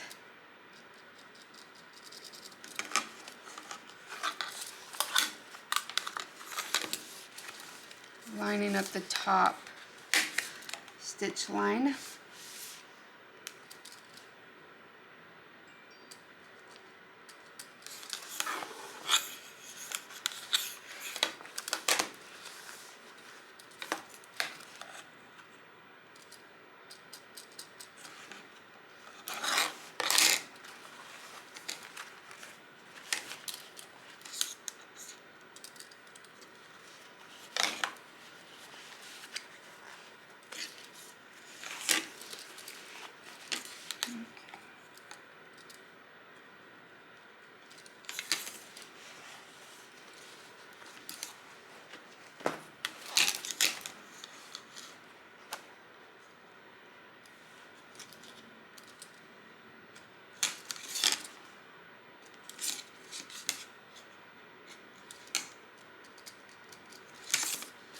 Okay, and now that we've done that, we are going to do the 45-degree angle one.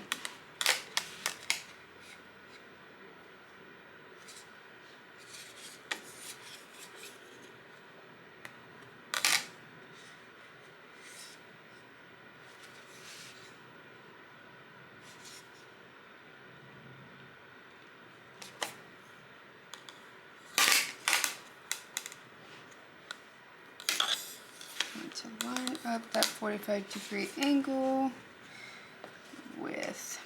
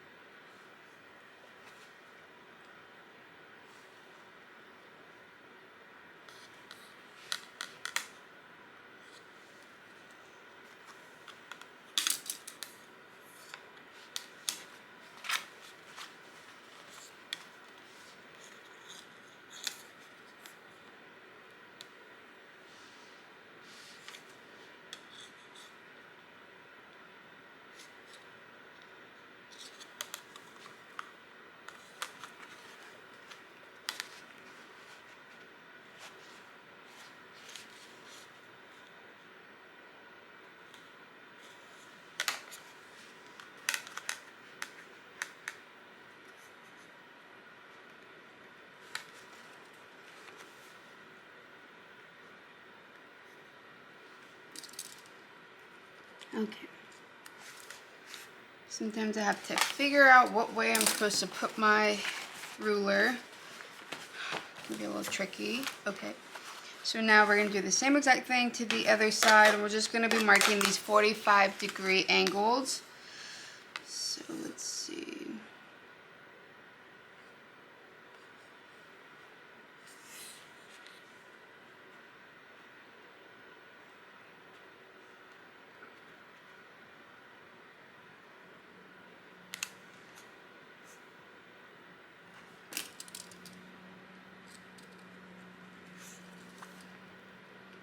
Okay, so there's one angle, and we're just going to continue going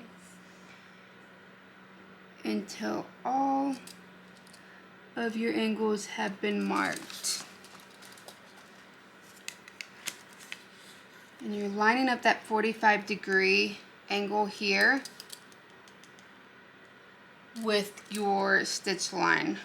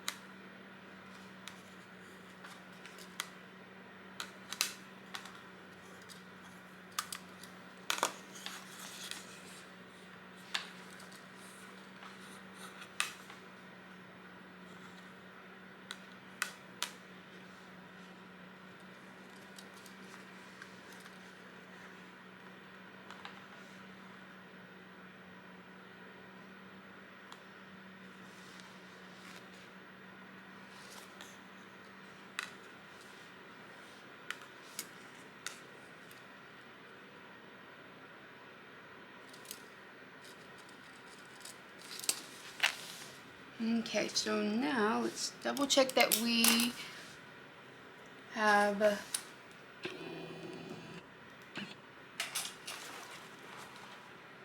so I have all of my marks on each side.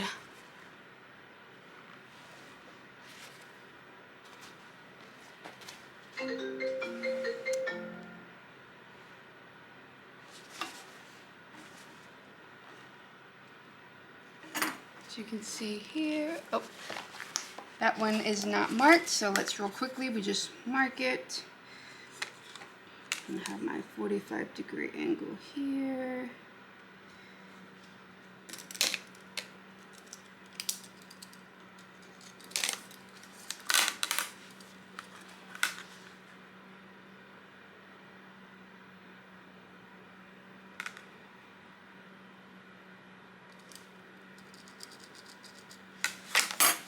So there we go.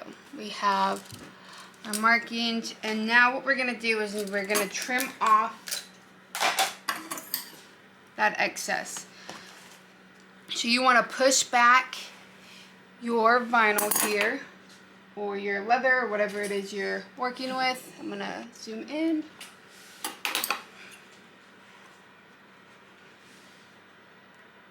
And you wanna go about 1/8 of an inch from your stitch length. So I just like to, so where your stitches meet in that corner, you want to leave just a little bit. You don't want to go all the way. So you can see where I left some. And we're going to do the same thing to the other side.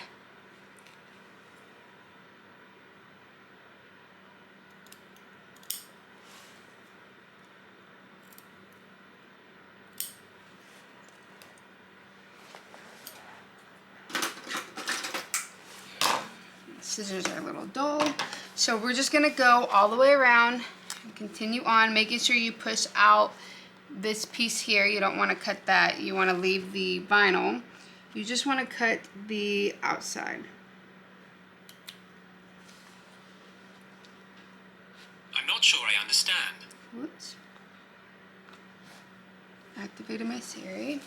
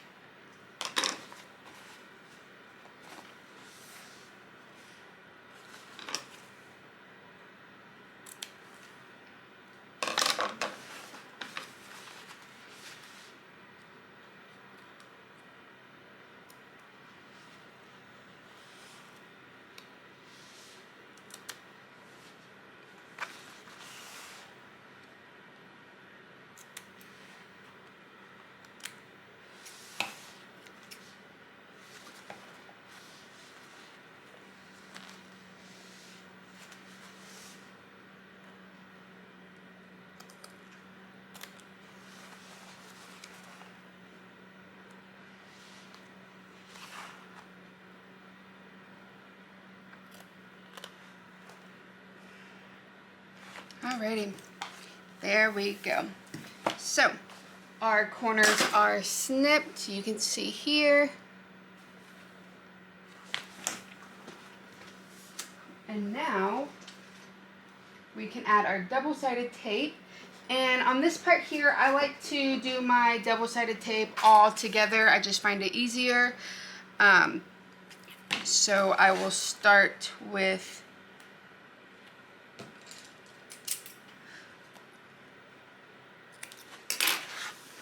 the edges here.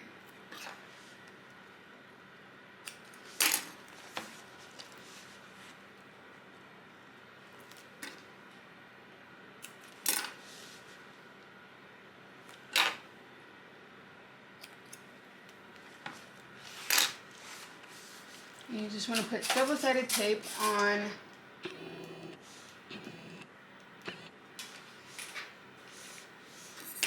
the flaps here that we just cut.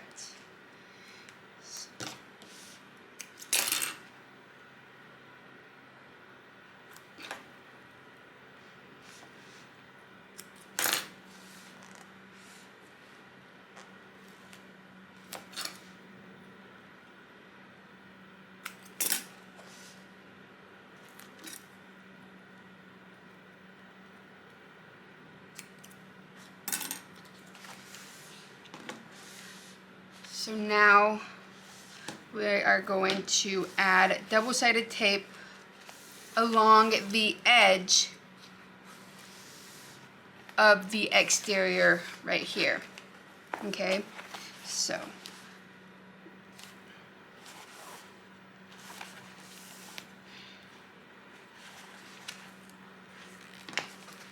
and it's just right above your stitch line, so pretty much on the raw edge of your panel.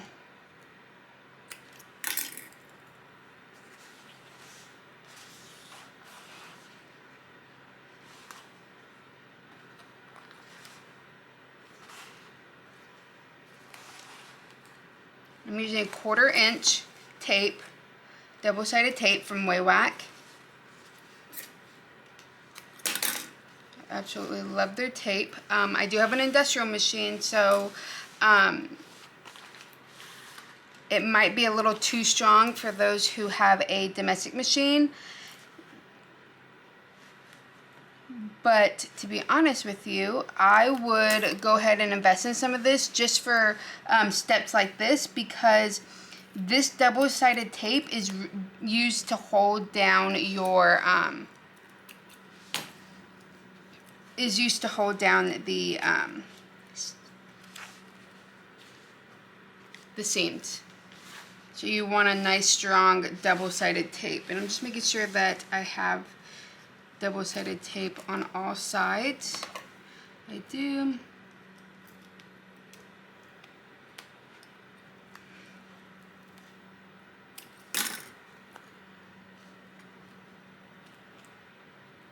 Okay. And now we have one more place to put double-sided tape, and it's going to be on the inside. So you can either put it on the inside on the vinyl, or you can put it on the inside of the fabric. You just want to have this so that it stays closed also. So you're just going to open up the seams and put it on the inside right here.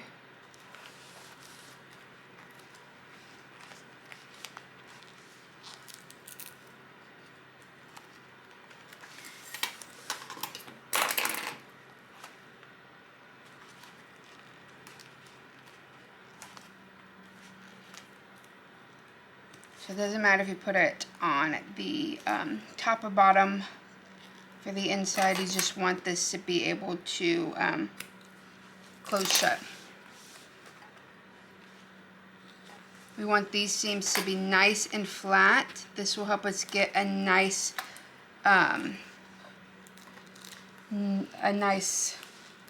look on the outside of the bag. It won't cause any lumps. So I'm just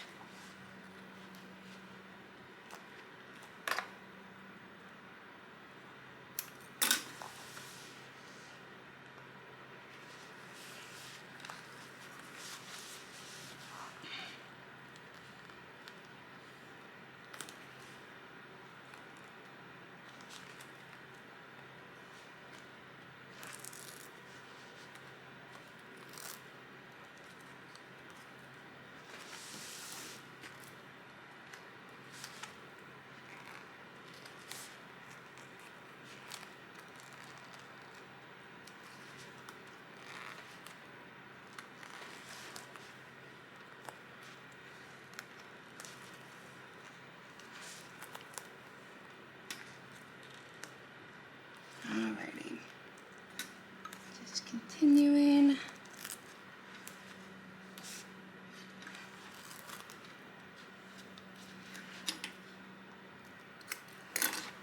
Okay, so you should have double-sided tape on the inside seams along with the outside bottom seams and on your corner seams. So you should have double-sided tape on the outside bottom seam, in the inside of your seam, along with on each corner you should have double-sided tape on each side. So each side has double-sided tape. The first thing we're going to do is we're going to take off the corner tape from the sides, so for the corner sides. I'm going to zoom y'all in. And you're going to want to open these flat and push them down. You want to get a nice corner. You're going to do the same thing to the remaining 3 corners. You just want to make sure it's nice and flat.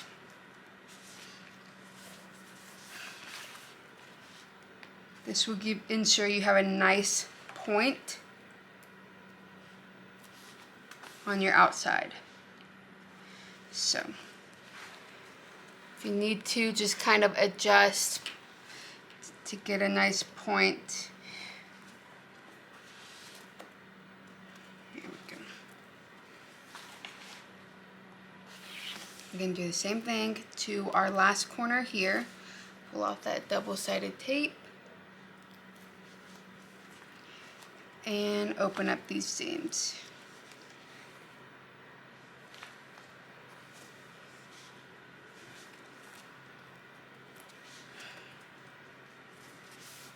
There we go. Okay, so now you can see each corner, the seams are pressed down. Now we are going to start on the outside bottom piece.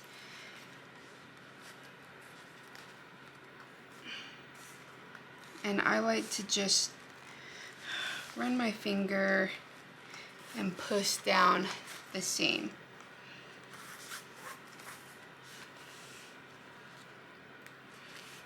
And now I'm going to grab the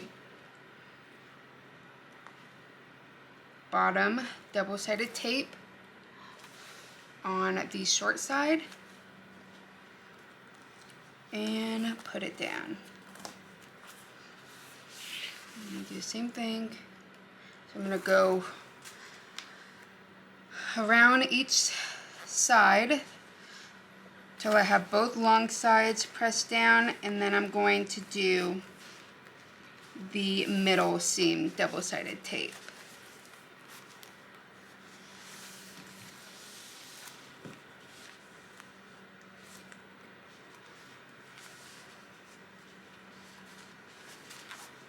Okay.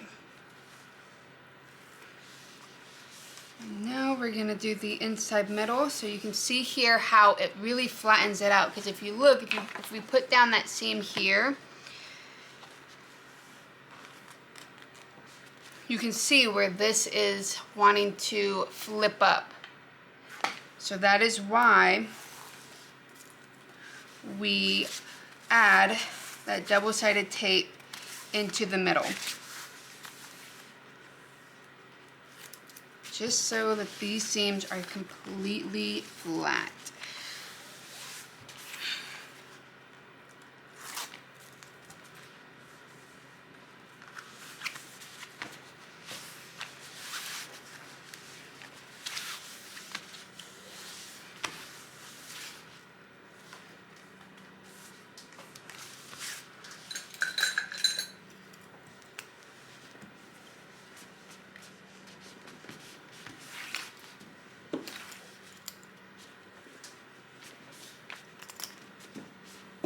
Okay.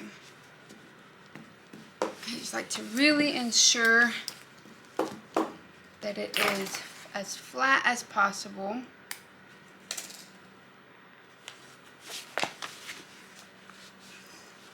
So there we go.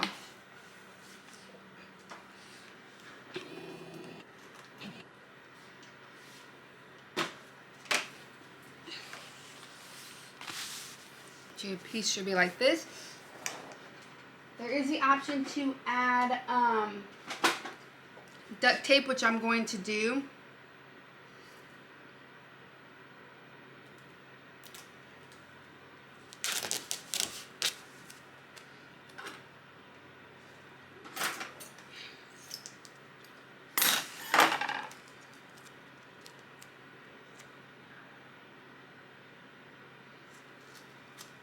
So I have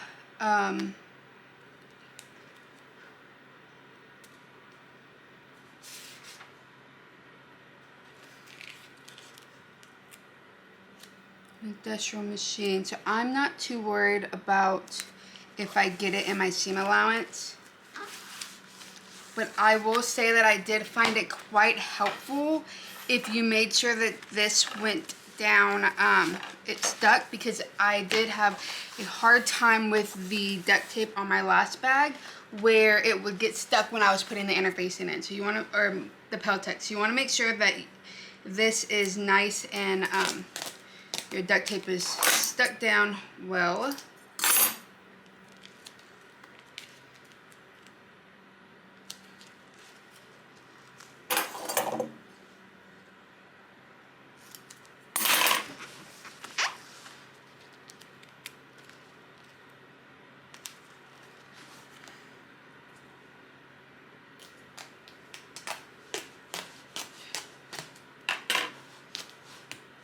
And you want it so that this bottom side here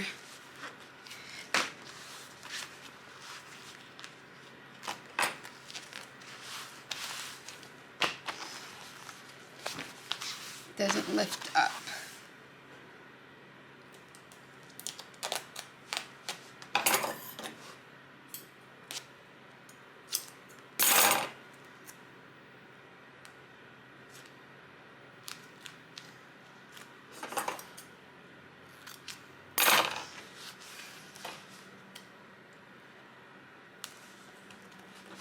I'm going to go back and I'm going to just kind of clip these corners here because I want to make sure that I can get a nice point. So I don't want any of that duct tape in the corners. Okay.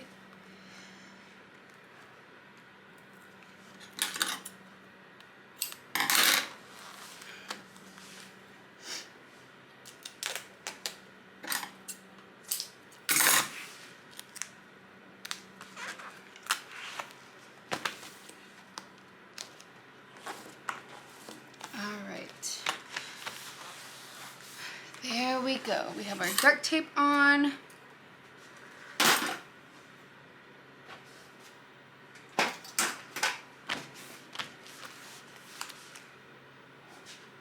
And now we're going to turn this right sides out. You want to be super careful when doing this. So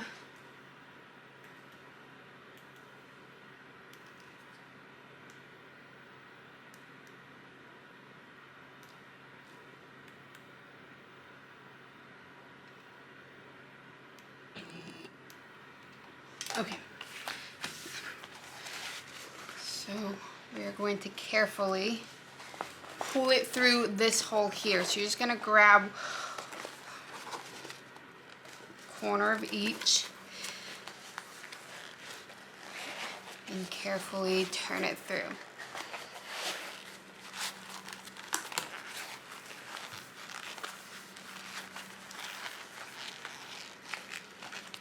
I'm going to grab the inside here, do the same thing.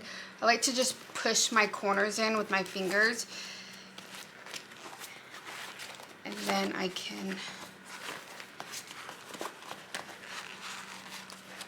reach through there and grab it.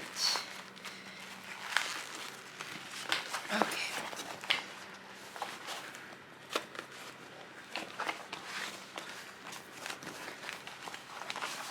So now that my bag is out, I'm going to grab a chopstick, and I really want to make sure that my corners are pushed out, but you also want to make sure that you don't accidentally pop through the corner. You don't want to pop your stitches or anything. So I'll use my finger to get the corner as much as I can out, and then I will go back with my chopstick. I'm just really making sure that my corners are out. So I put my finger in, and you can see here where it's not fully out. I just like to get most of it with my finger so that I don't pop through. And then I will just get my chopstick and really push out that corner. There we go.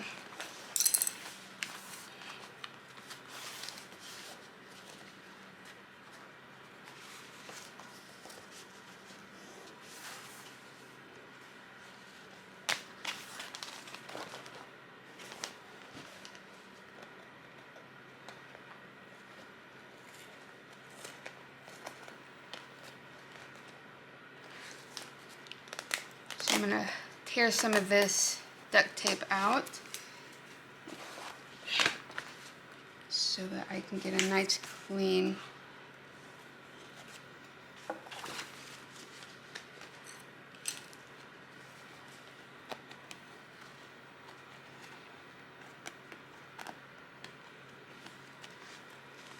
So I'm just making sure that all my sides are nice and flat so that I can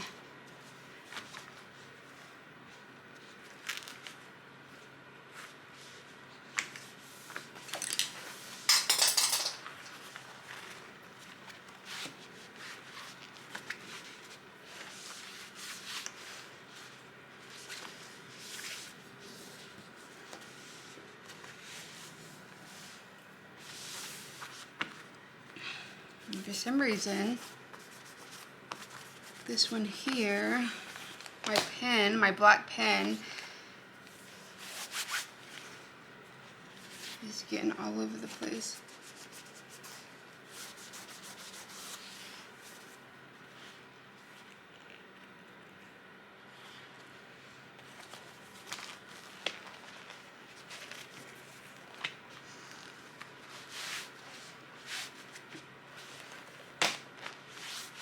Okay, and what I'm gonna do, which is a little bit different than the pattern, is I'm going to go ahead and kind of already place my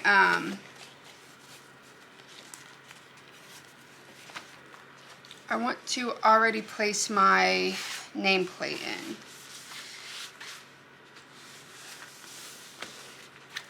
Or at least my markings. Because I want, so you can kind of see what the bag is going to look like.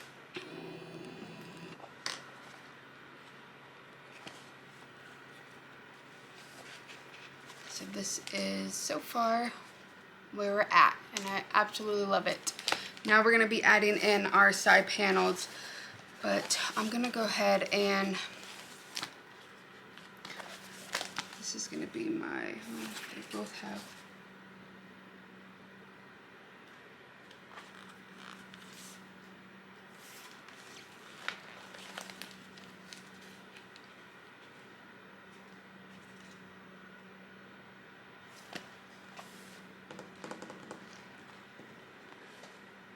need to grab a wipey.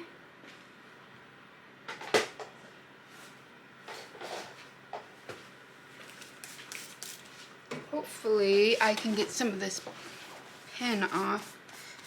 Yeah, okay, perfect.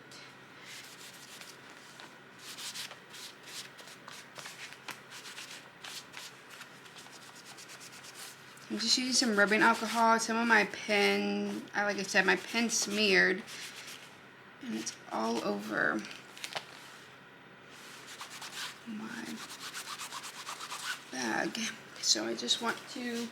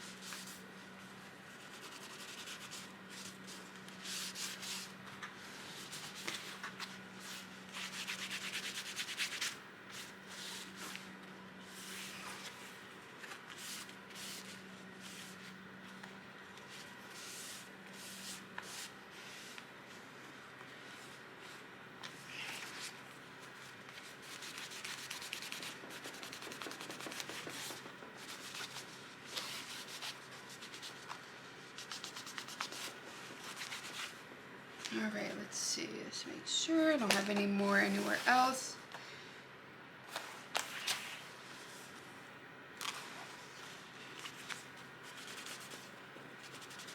Okay, perfect. Alright, so no more pin marking or smears on my vinyl.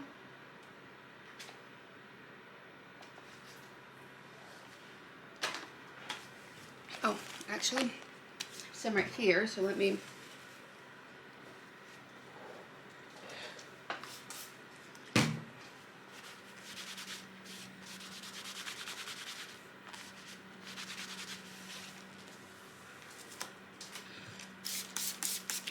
I'm gonna clean off my desk.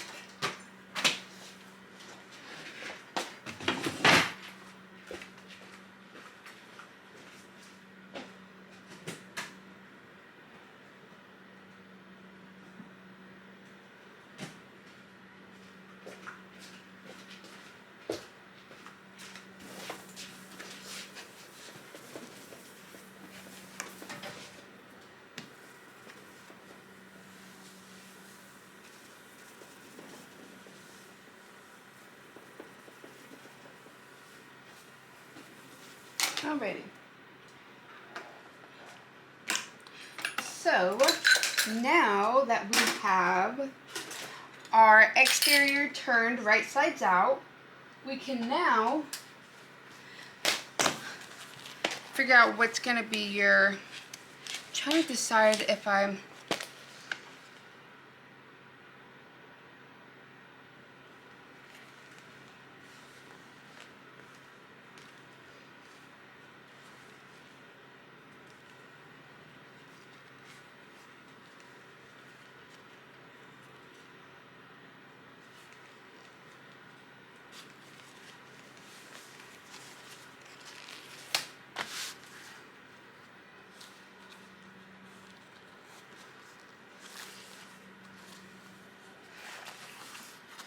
just want to decide which side is your pretty side.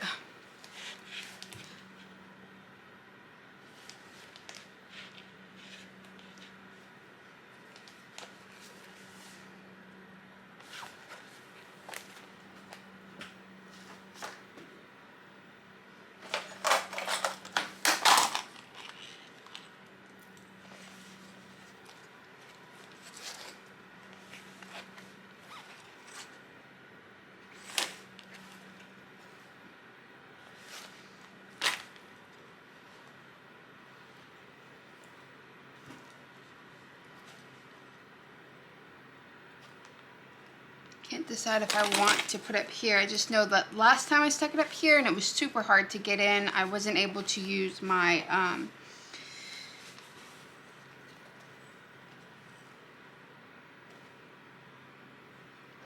wasn't able to add in my metal washer piece. So I'm trying to decide if I want to struggle with that again. Guess I'll wait. Okay, so we already did the strap handle, so that's nice. We don't have to worry about that right now. Let's go ahead and mark the hole punches that we need to do onto the handles. So you're going to want to grab your handles here. So you got one handle, your second handle. And we're going to measure and punch a hole at 1.5 inches from each of the raw edges here. So grab your ruler.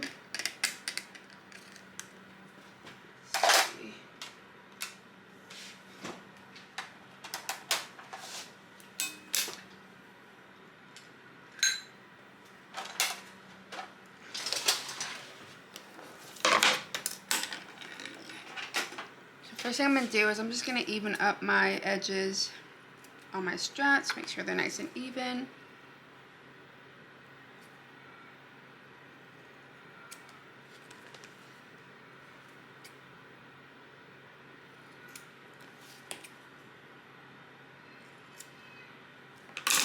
Okay, so there we go. I have my raw edge, so we're going to go 1.5 inches up. Zoom y'all in so y'all can see what I'm doing.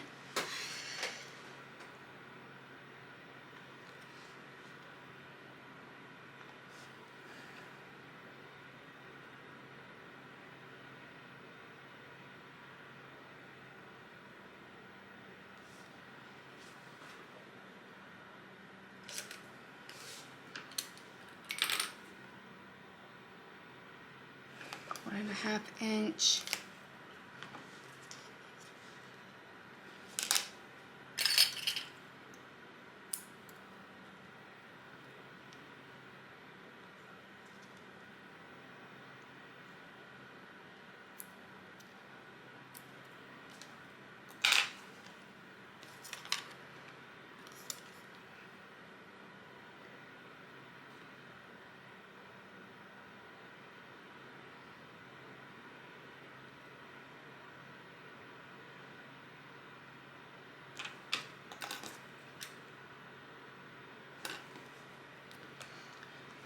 So I'm going to do the same thing to the other raw edge.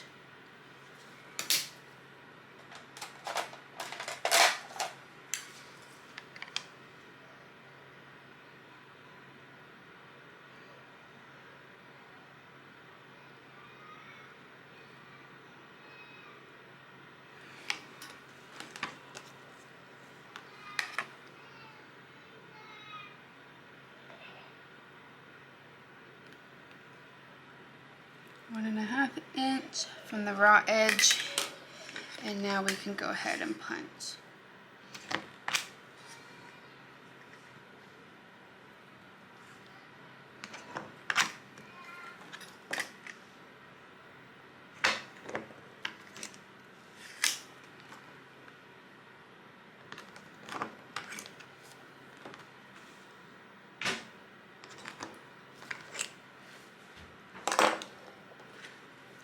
There we go. So we have 1.5 inches punched from the raw edge side of each of our handles.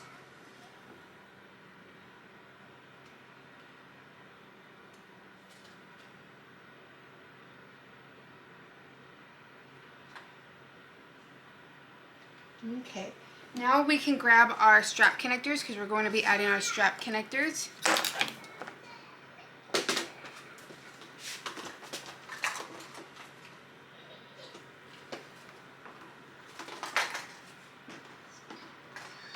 Okay, so you're going to want to grab your strap connectors along with your D-rings.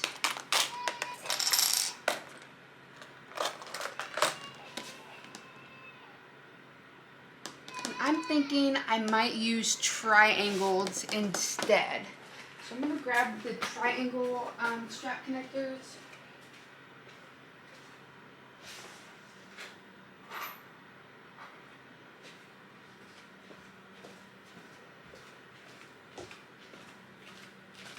Never mind, I forgot I don't have any 3/4 of an inches. I just have 1 inch. So we're gonna do the D-rings. So we can set our main panel aside. So let's go ahead and set our main panel aside.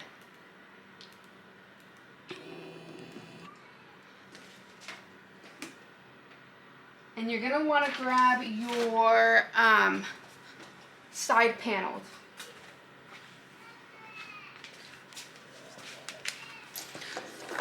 So those are side panels, and once again I got paint mark or pen smears on it, and I think I know the culprit of what pen is doing that, so I'm gonna make sure I don't use it anymore.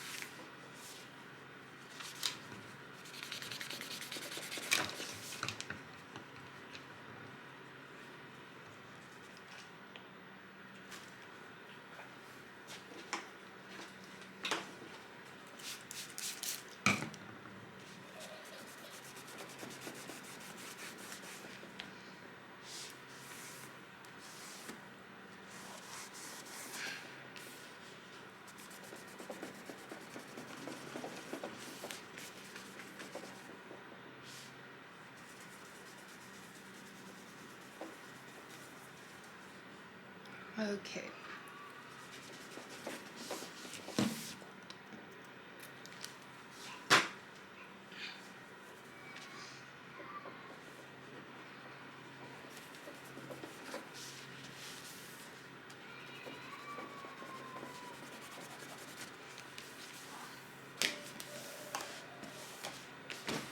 Alright.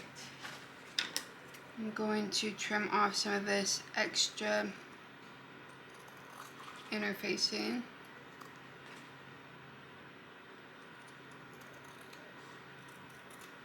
I did end up going back and redoing my side panels. So I have a layer of Soap Fuse Plus on my vinyl along with a layer of Decoville Light as a stabilizer piece. So I just wanted my side panels to be nice and stiff.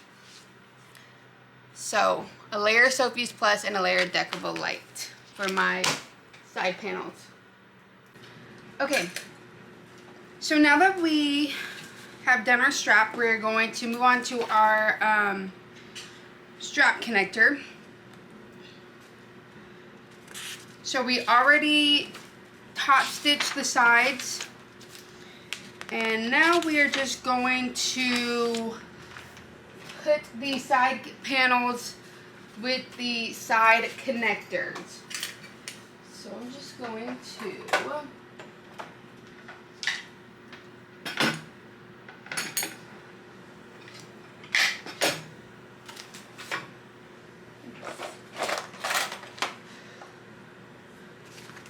find my centers.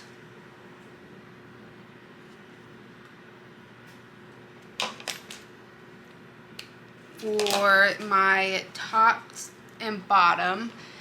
So I'm gonna find my center.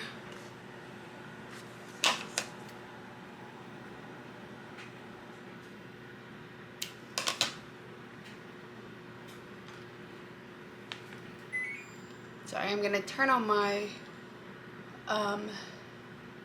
air conditioner.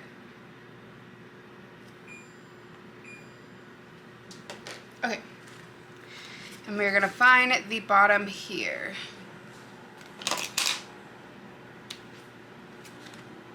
Okay, so we have our center.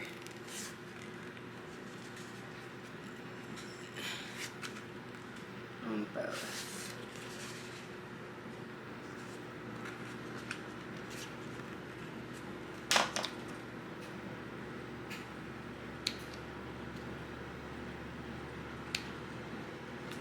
Okay, so now our centers are marked on the top and bottom, and we are going to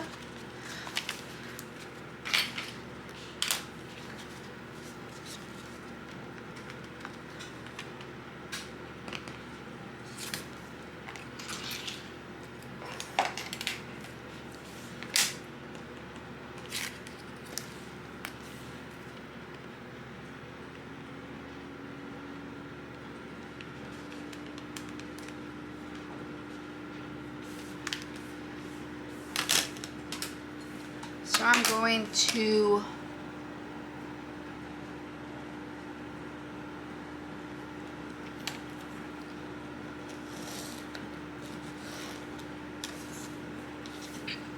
mark my center.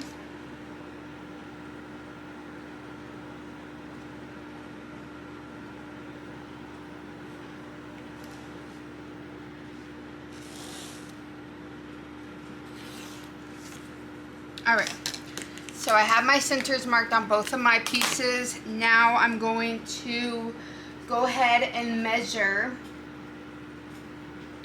We're going to use the center line that we just drew, and we're going to measure 1 1/4 inch down from the top curve. So from this top curve here, whoops, you're going to want to go 1 1/4 inch down. So 1 1/4 inch. 1 1/4 inch, and we want to make a 3/4 inch line.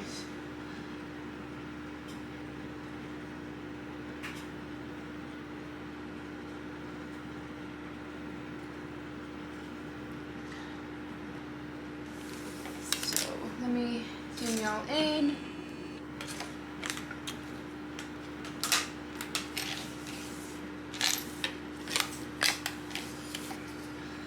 So we're gonna go 1 1/4 inch from that top. And we want to draw a 3 1/4 inch line. So just double checking, make sure it's 1 1/4. It is, so we have our line. Now we're gonna measure down 3/8 of an inch from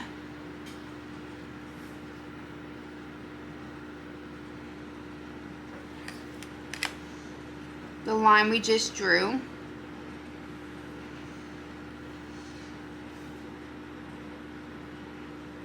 So we're going to measure down 3/8 of an inch from the 3/4 of an inch line, and we are going to draw a second line that is going to be 3/4 of an inch.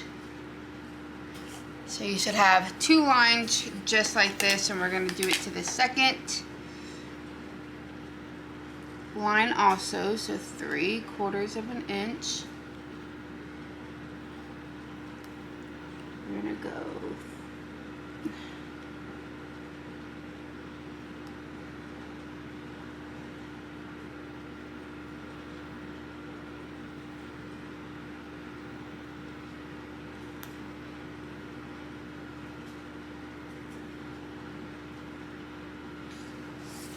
okay, so we have our 2 lines marked.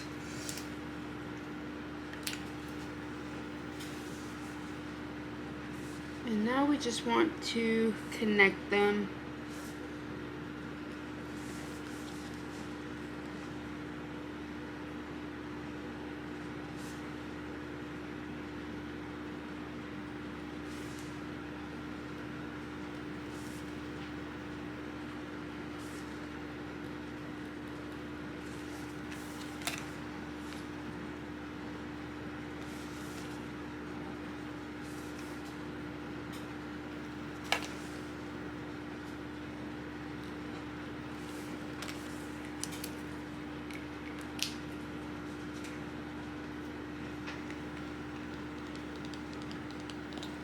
So you just want to make sure you have a V-shaped line, and we're going to cut open the top. So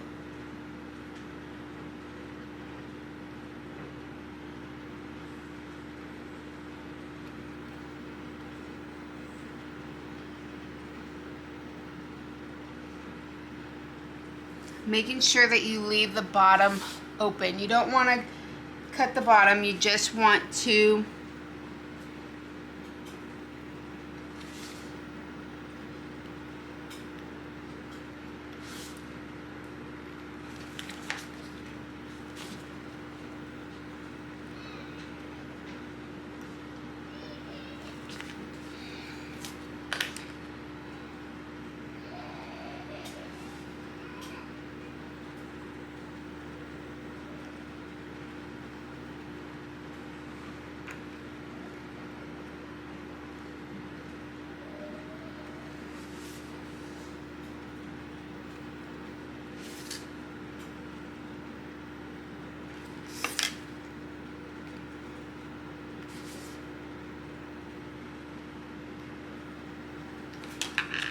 So we are just doing the side panels.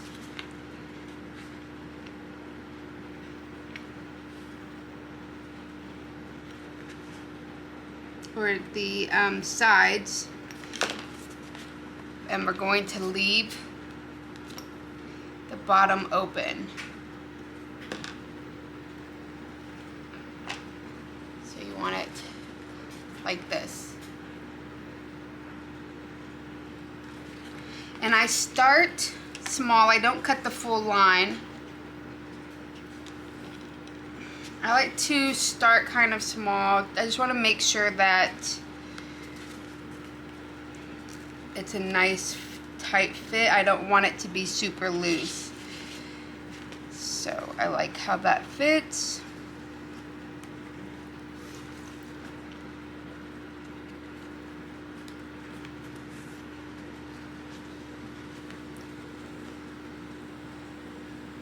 nice fit. So I'm gonna go ahead and do my second one.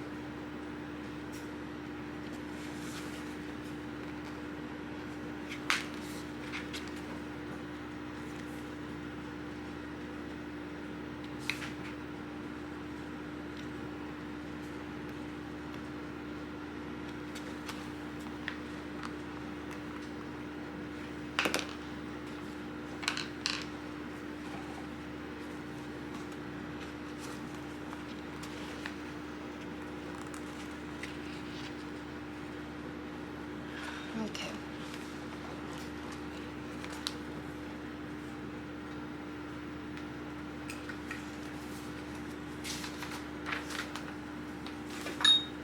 So you want to make sure that when we're doing this part here,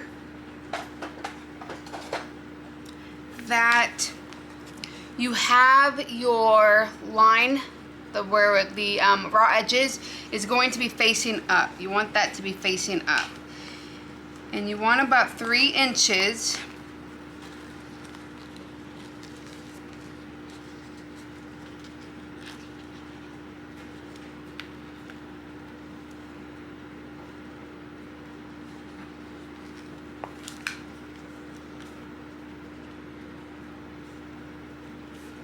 so you want this to be about 3 inches up. So I'll just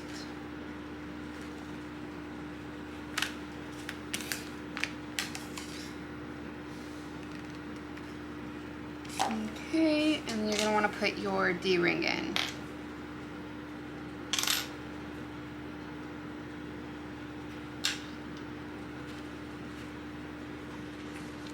Do the second side. Make sure it's about 3 inches. Okay. And we're going to stitch right here at the top as close as you can to that edge. So I'm going to zoom y'all out.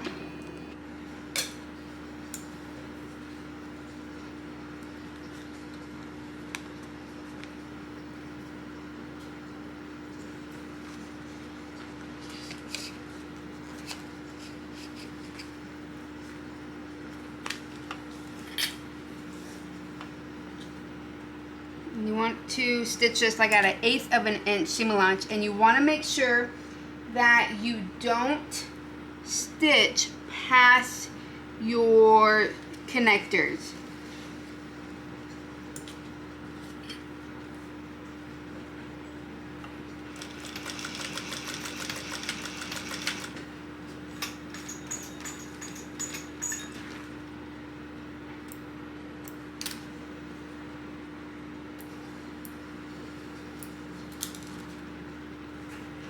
So you want to make sure, if you can see here, I stitched as close as I can to my connector, about 1/8 of an inch.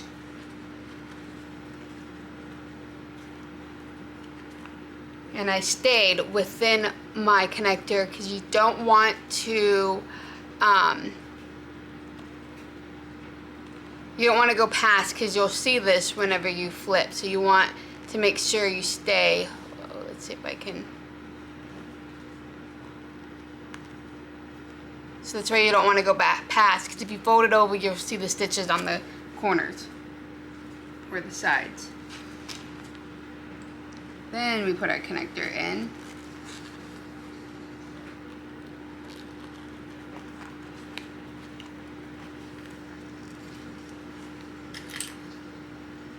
And clip.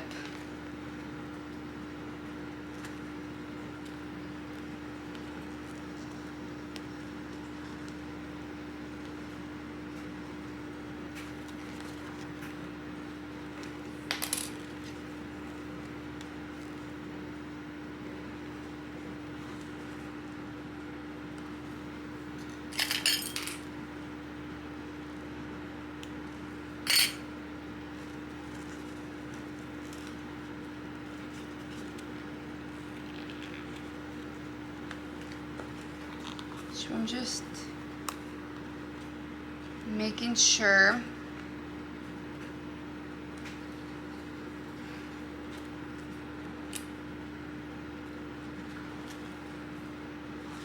I like how it's gonna look. I just clip it and make sure it's gonna sit nice and flush like that, and that's how it's gonna be for the hidden connector. And so I'm gonna set this aside, and we are gonna do the same exact thing we did to the other side to this connector. So we are just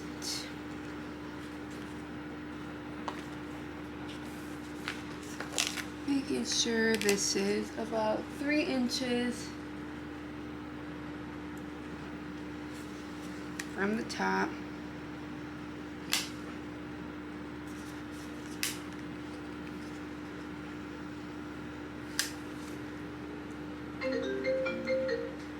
Okay, and now we are going to stitch as close as we can, just like we did to the other side at 1/8 of an inch. Making sure that you don't go past your strap connector.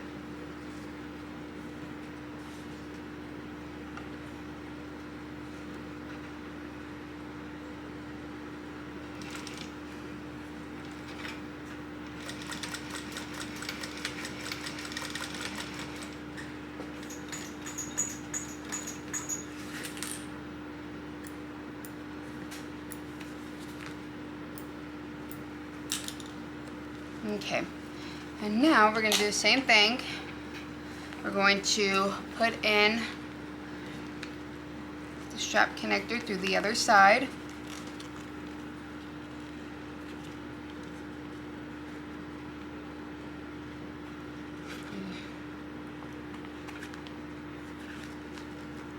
And adjusting it, making sure, whoops.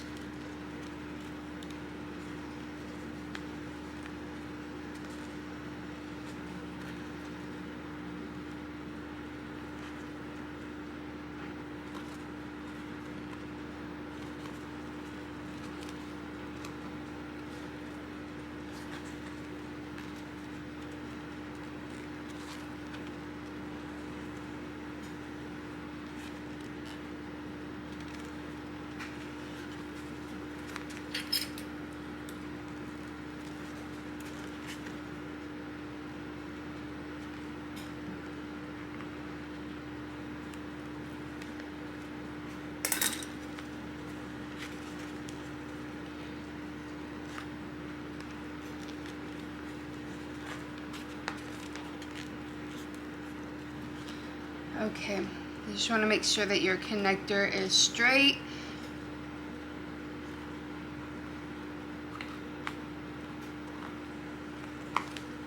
And now you're going to stitch this as close as you can.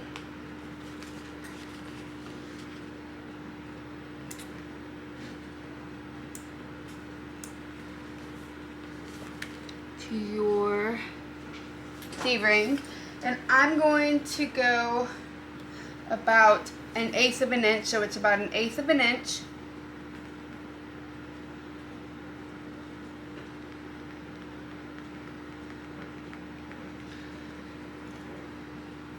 where you can stitch right onto that line that you drew. I'm going a little bit above.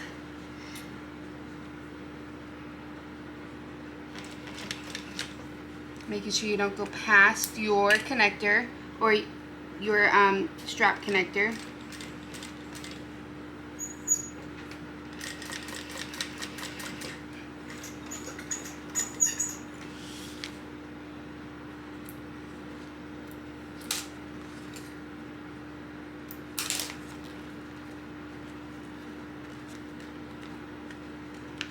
Okay, and there is your hidden connector.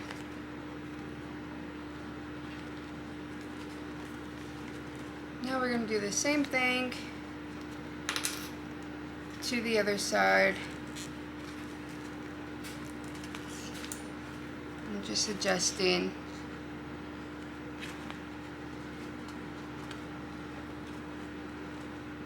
Making sure it's nice and straight.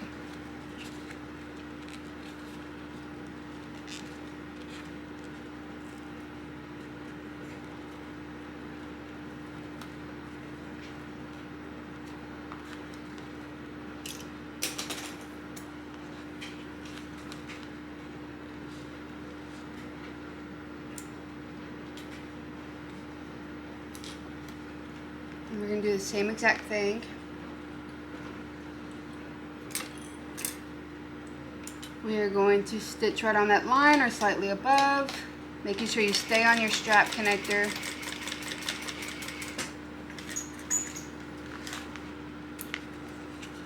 Trim off your excess.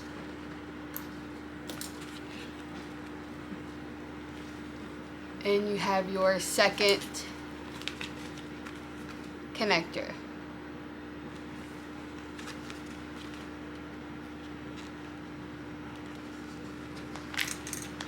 And in the pattern it has you stitch the corners down. I just tuck mine into the side. I haven't had an issue with them coming out. So I just tuck them inside here. So here's my strap connector, and I just tuck those corners into the center. So you have this connectors here.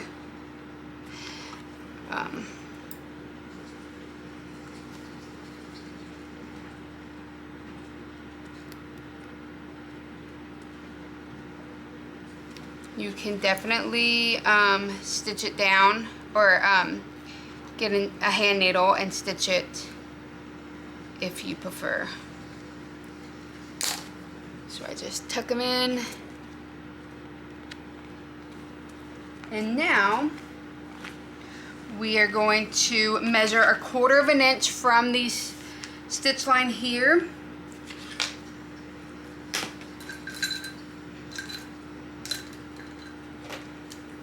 And we're going to add a rivet. So we're going to do 1/4 of an inch.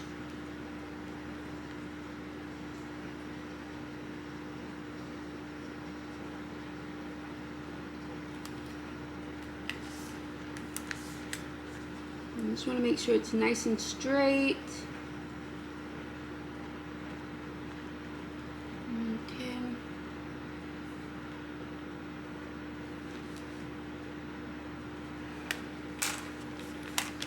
Do the same thing to the other side.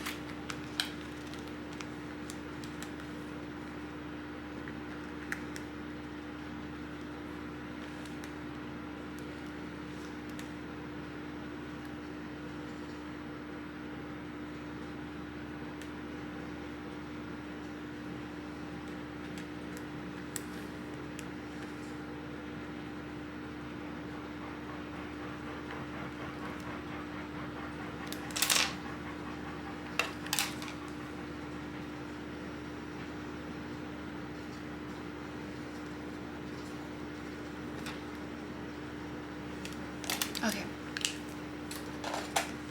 Grab your punch and punch your hole.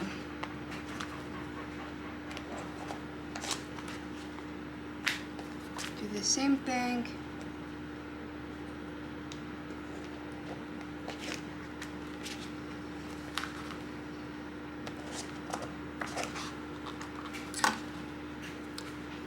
Should have a hole punch. Grab a rivet. I'm going to use a medium-sized rivet for mine.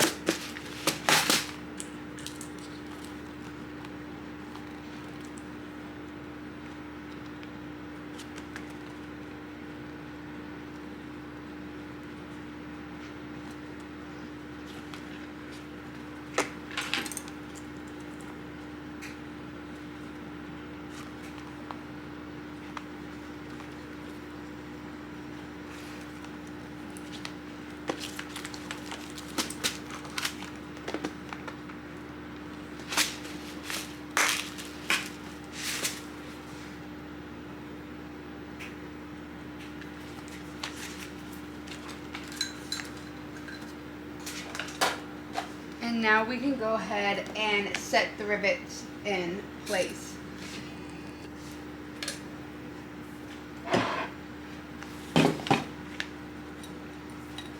So I'm going to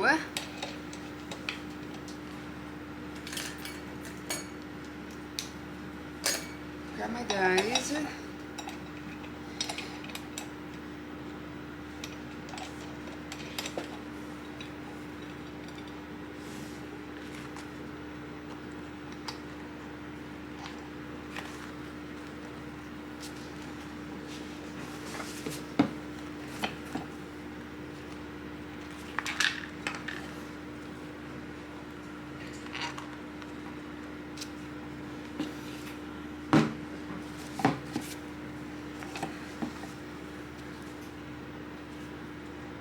Okay, so my rivets are set in my connectors, my hidden connectors. Now we can add our straps, our side panels, our exterior side panels to our bag body. So you're going to want to grab your bag body. This is called the main exterior now. And we're going to add it to these panels right here. So I'm going to add my clips to the side right here. And then I'm going to start on one side of my panel.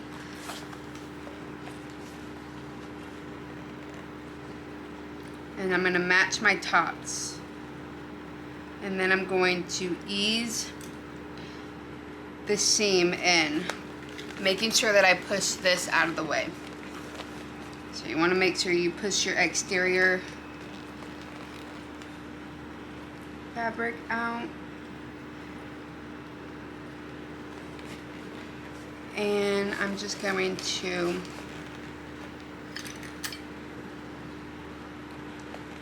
go all the way down.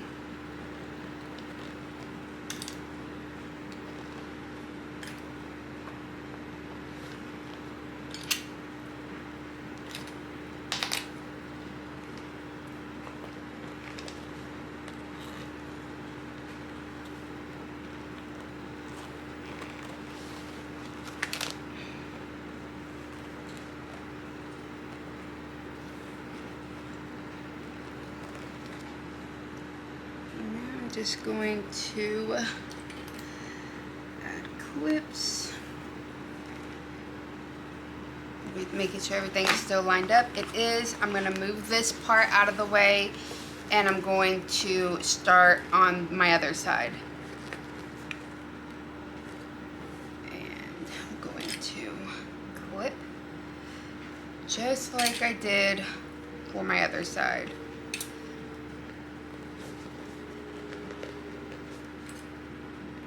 I'm just easing my seams in, making sure I move any bulk.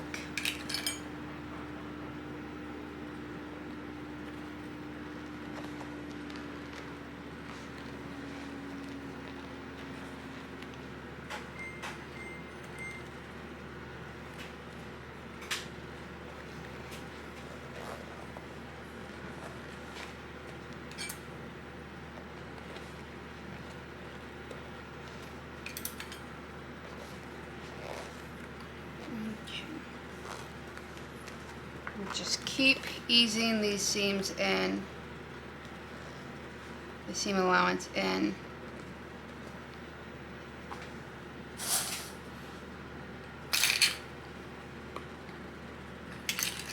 And then I'm gonna go ahead and grab my stapler, and I'm going to actually staple my corners or my curves right here, just within the seam allowance. I'm gonna do about a little less than a 3/8 of an inch. So I would say probably about an 1/8 to a little bit, maybe a scant 1/4 inch. And this is just to help hold this together.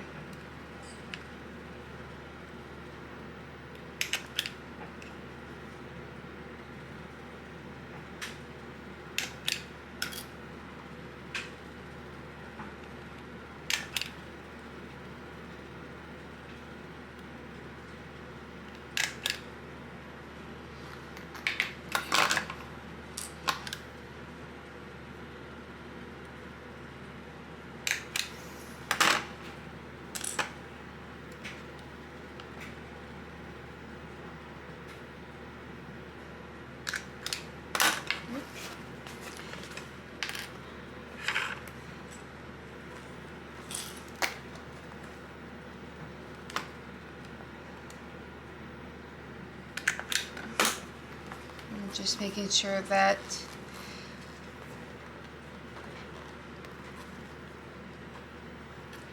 everything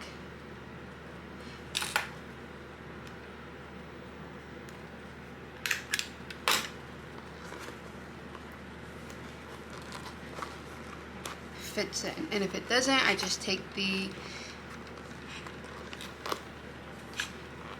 staples out and re-staple. So I'm going to clip these real quickly so it doesn't shift.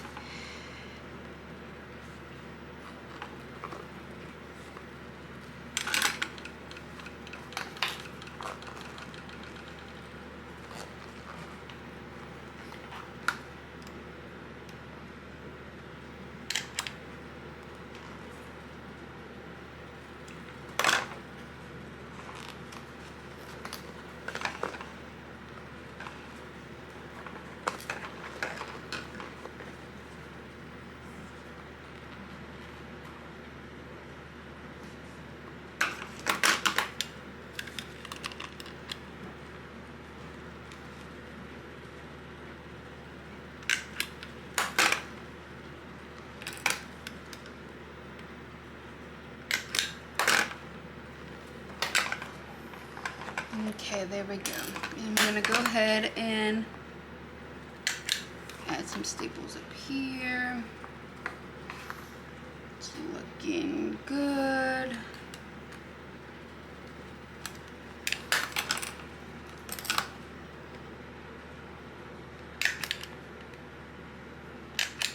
Okay. That should be good enough. And now we can go ahead and stitch this panel on.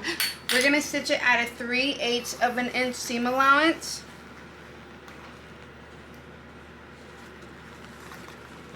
And you wanna make sure that these pieces are out of your way. All right, let's get started. You wanna make sure that you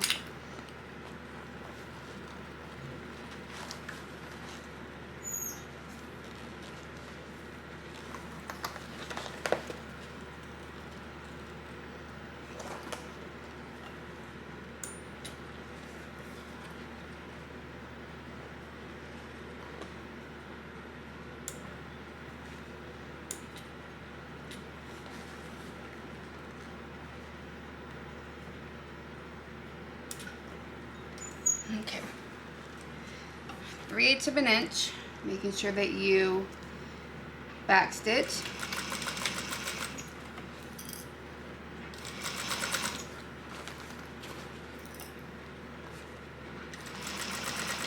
I'm making sure that if I need to adjust, that my needle is down. I really want to make sure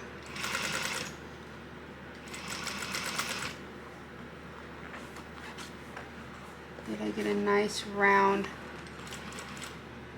bottom.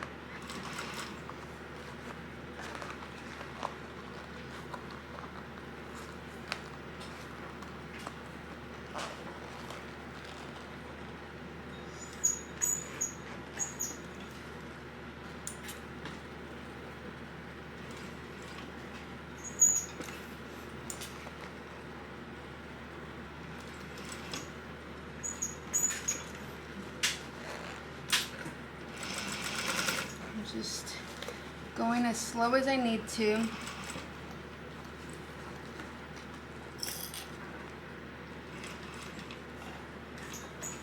I need to hand cranking to help me get through the curve. This will help make it look nice and round.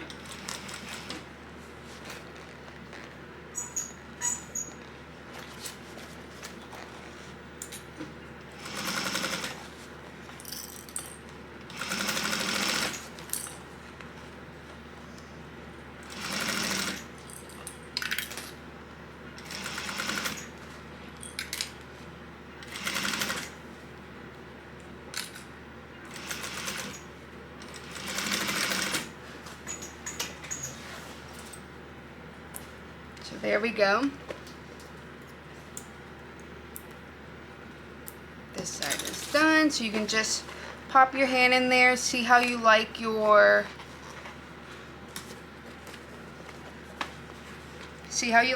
It looks good to me. So now I'm gonna do the same exact thing to my other side. So I'm gonna grab my side panel. I want to move my exterior out of the way. I'm just gonna kind of roll it. And then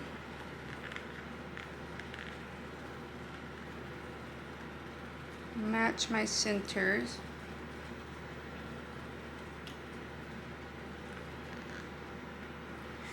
On both sides. This will just help to hold it. And then I'm going to start on one end. I'm going to start on this side.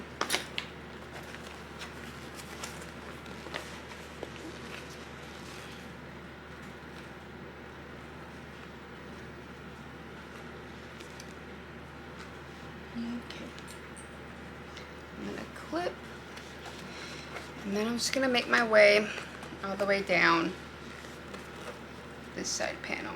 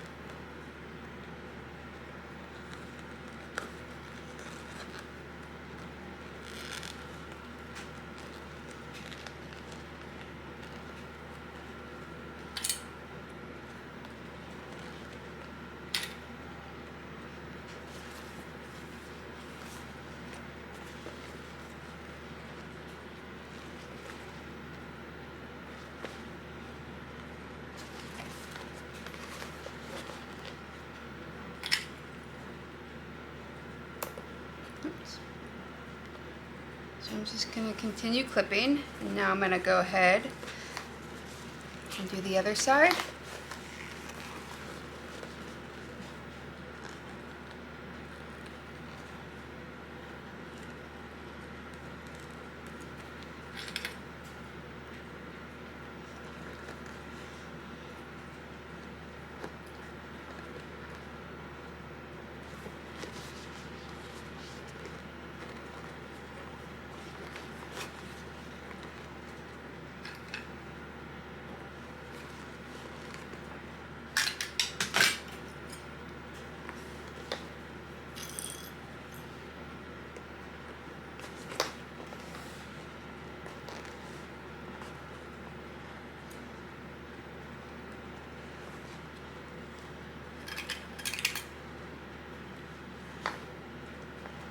Alright, and just like the other side, I'm now going to clip it, or staple it.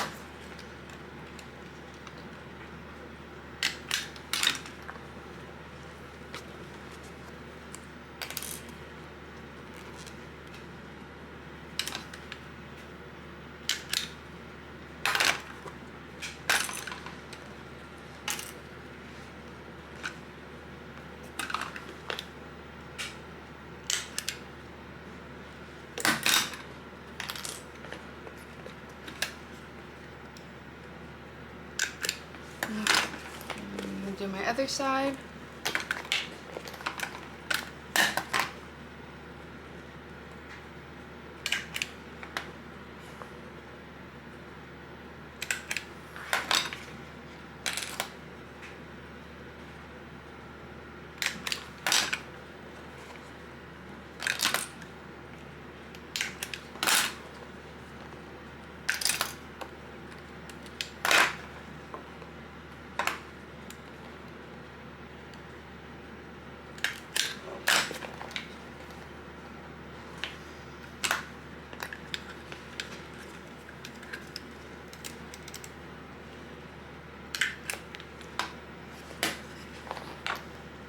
All right.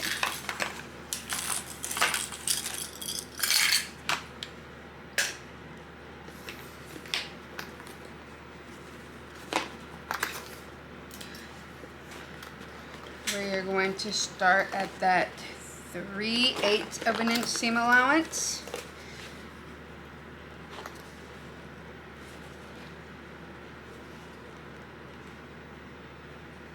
Just want to make sure everything is nice and aligned.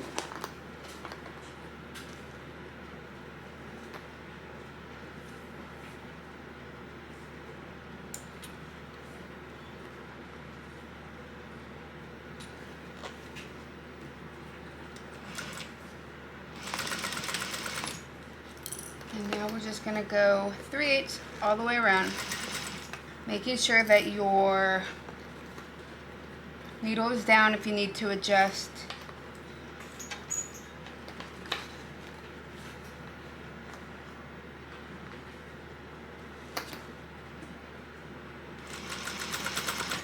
Okay.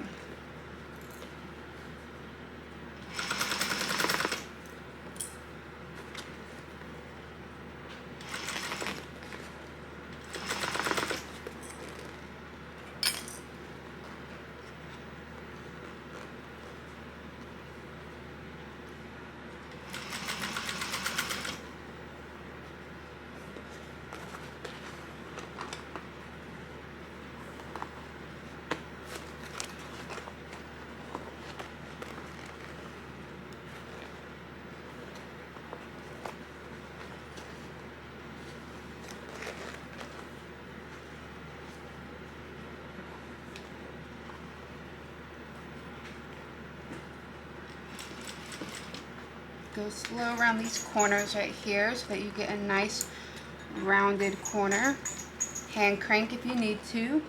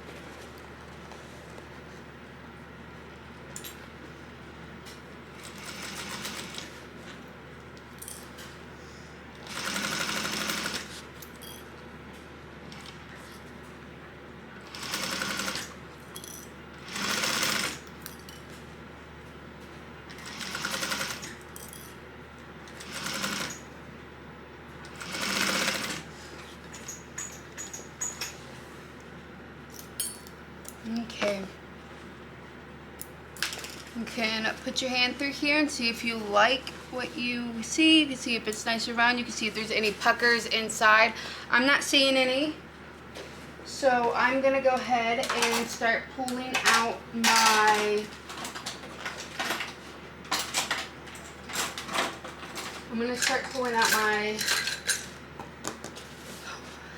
staples. I just need to grab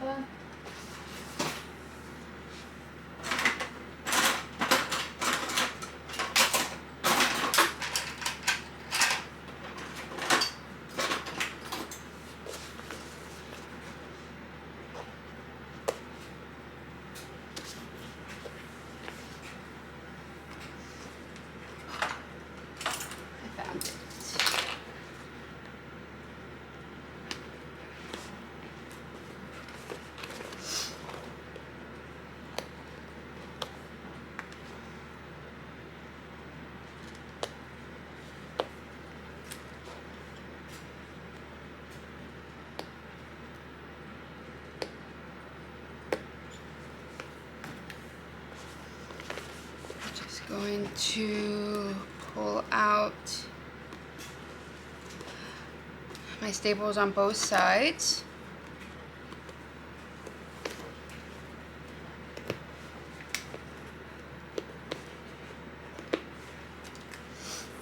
Making sure I didn't leave any in, and now I'm going to move to the other side.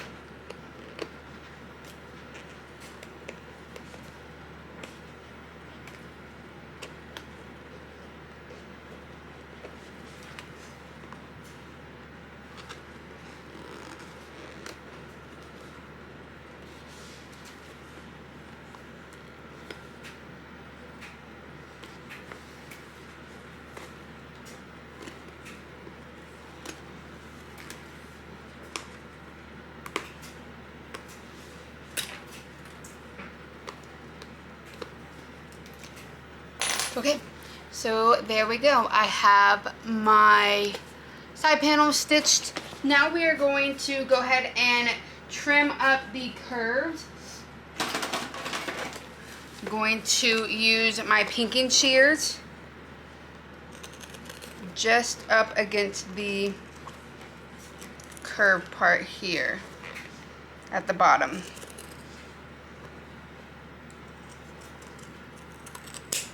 Okay. I'm going to do it to the other side, and then I'm going to trim down my seam allowance.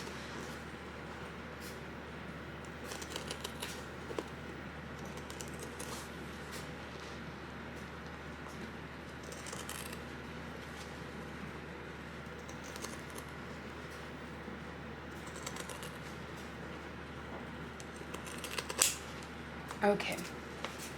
I'm just going to grab my regular scissors, and you're going to leave about 3/8 of an inch, or 3/8 of an inch to, I would say, about 1 inch. So you're going to leave about 1 inch from here, and you're going to trim down that seam allowance here.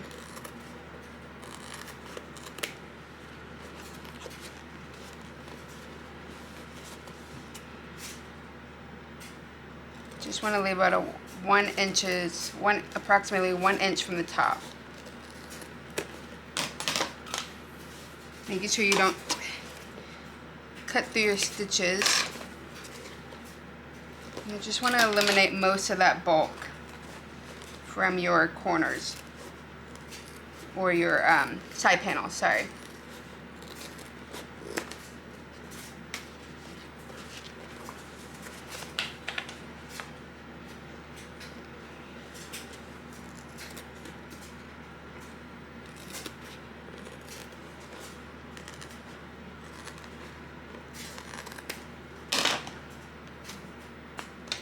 Okay, perfect. Now you want to turn your bag right sides out.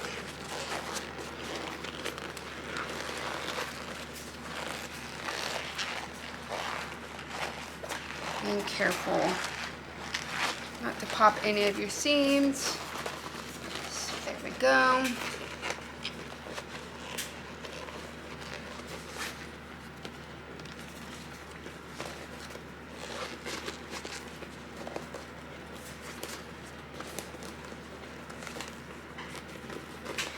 and flatten out your bottom.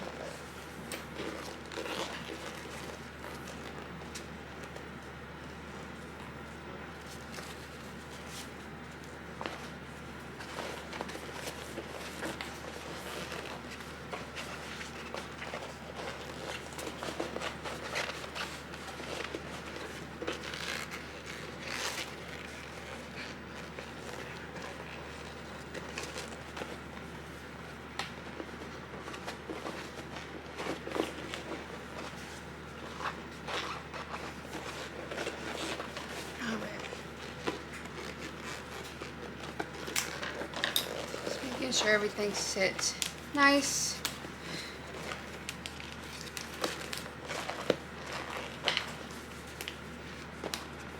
So there we go.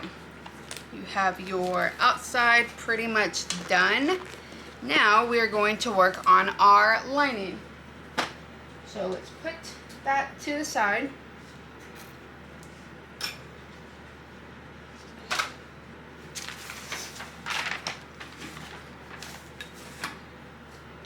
And now we're going to start. Now we're going to do the card slots. So I'm going to take you over to my ironing board and we're going to iron the card slots and do the fold.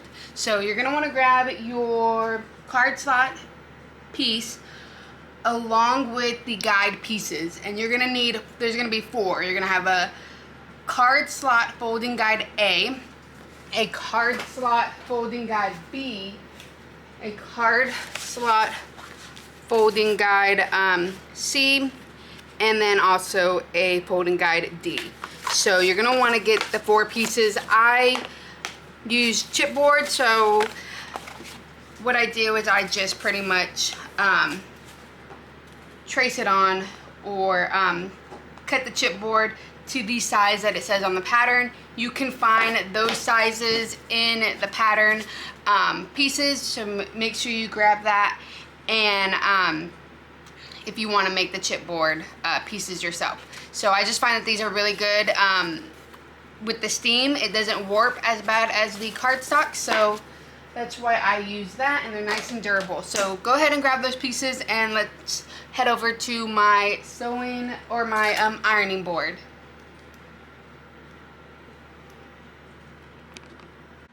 Okay, so now we're going to be doing our card slots. What I like to do is I like to go ahead and make these cardboard templates for the card slots. I find it just a little bit easier to work with. So the first thing you're going to want to do is you're going to want to grab your card slot A. And we're just going to open it up. So we have one short side right here to the right, and you're just gonna line up the card slot folding guide A, and you're going to line it up right to the top of your piece. So you just want to line that up to the very top. And now you're just gonna grab your piece and you're just gonna flip it over to the right, and you are going to iron it. Whoops, and I'm sorry if I hit my camera.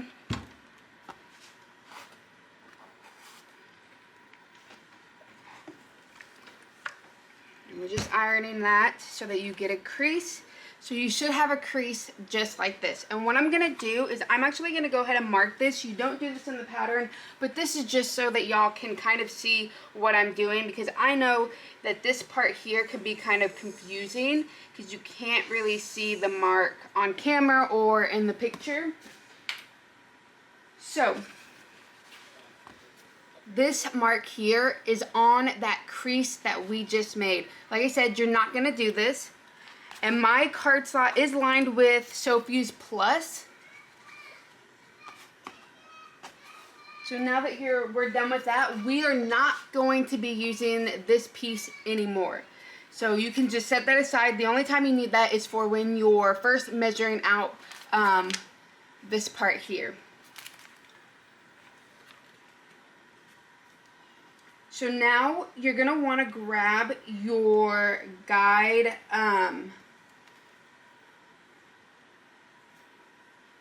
B. So you're going to want to grab your guide B. And we're going to open up this. So you're going to have the long piece to your left and you'll have this short piece to your right. And you're going to get this card slot B right here. And you want to line it up right to that fold that you made, that crease. So as you can see right here, I have the white line. That is what you're going to match this up to.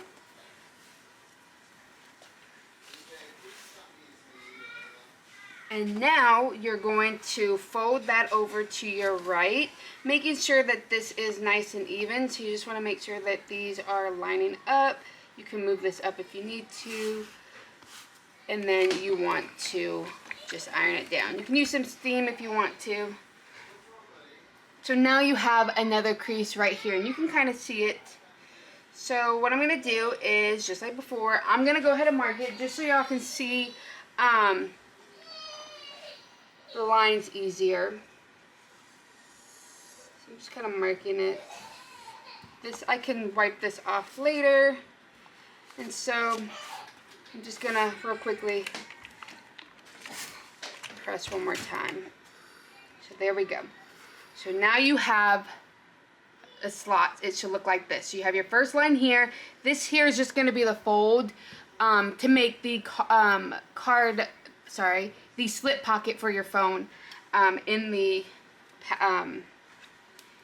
inside, because it does not have a slip pocket. It is a card slot slip pocket. So now you're going to want to grab your card slot folding guide D.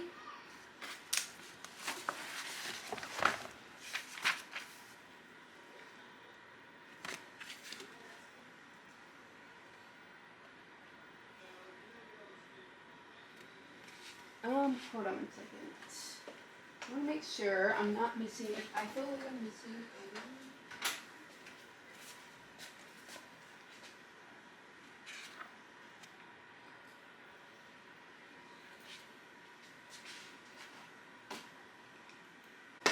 Okay, so now you're done with the B, and you can set that aside. And now you're going to want to grab your card slot folding guide C. Yes. And what you're going to do is you're going to have this closed right here. So this is from when we did card slot B. We had it in here and we folded it over. You're going to want to get C, and you want to line it up to the end here. And now you're going to fold over and iron.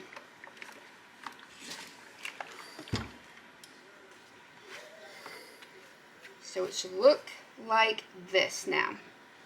So this is that first crease that we made. This crease here is just for the slip pocket. So you don't have to worry about that. This is the crease for the B guide that we did. This is the crease for the C card slot, and then now you're going to get D. You're going to line it up to your edge here of your this fold here. So this fold here is what we're going to line up the card slot D guide. And I like to use the chipboard for my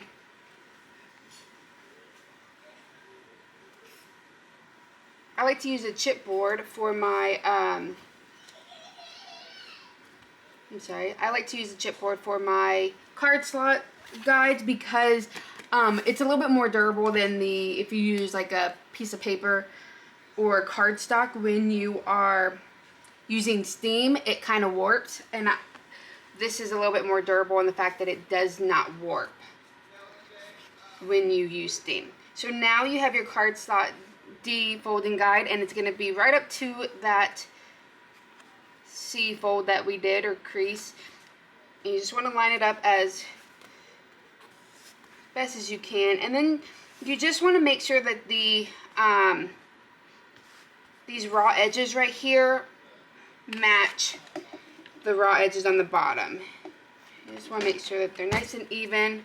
So I just kind of make sure that these are together. And that is first.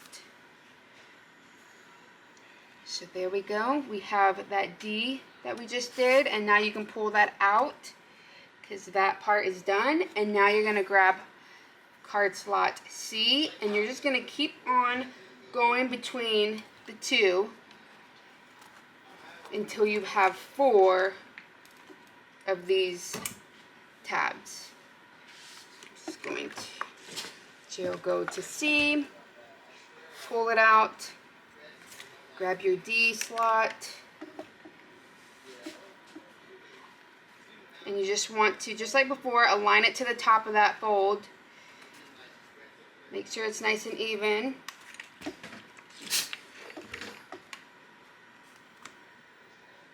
Do the same thing. And I just make sure it's nice and even, and then I just will hit it with steam so I get a nice good crease. And like I said, just going to keep on going between the two.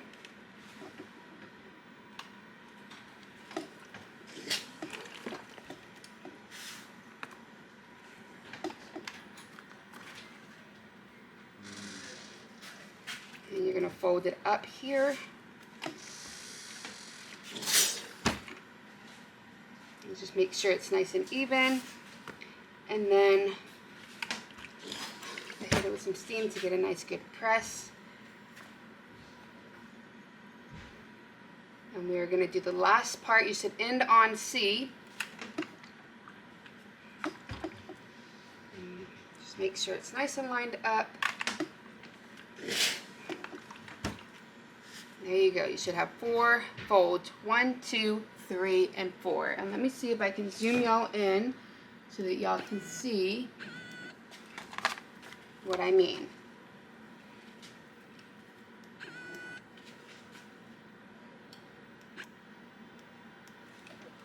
So, these are the folds, and this here is that first crease that we did with the A folding guide, and that is just going to be where we fold for our slip pocket. So we'll fold for our slip pocket right here. You'll sew along the edge, leaving this open so that when we go to put it on, we don't have any raw edges. But the back side here, the back side here is going to be the slip pocket, and then you'll have the card slots in the front. So your card slots should look like this for right now. And then you're going to go to your machine, and you're going to top stitch each of these folds here individually. So you don't want to top stitch because then you won't be able to put anything in. Of course, I'll show you. So we're going to head to my sewing machine, and we're going to go ahead and top stitch these. Okay, so now that we did the card slot and iron them down, we're going to top stitch them now. So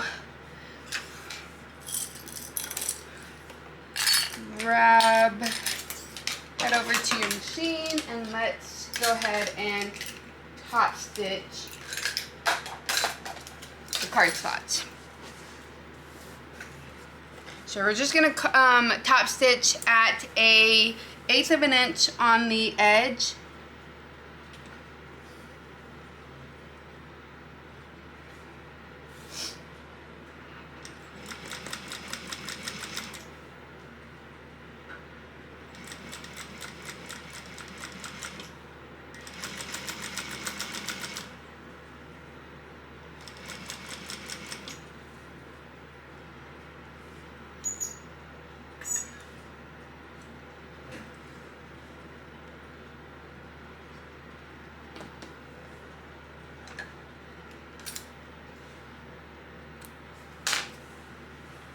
And you're going to pull it back and you're just going to top stitch each of the folds. You want to make sure that you open up the card slots.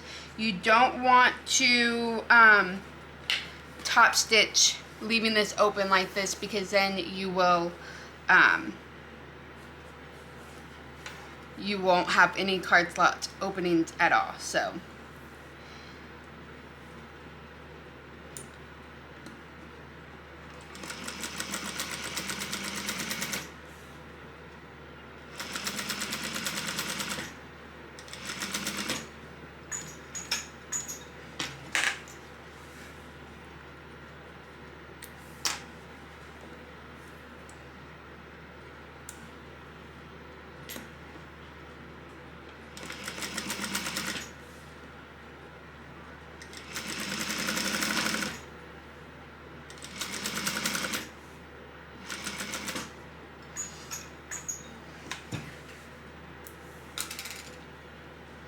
and now we're going to top stitch the last one, the last card slot.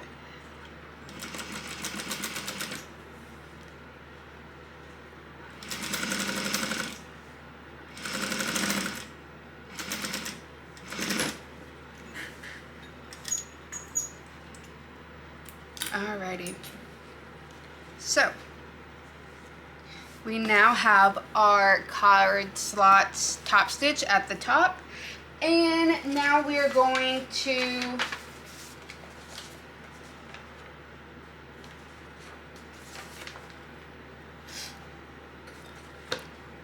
divide it so that we can have 6 card slots. So for this one here, you want to open up this piece. You do not want this piece to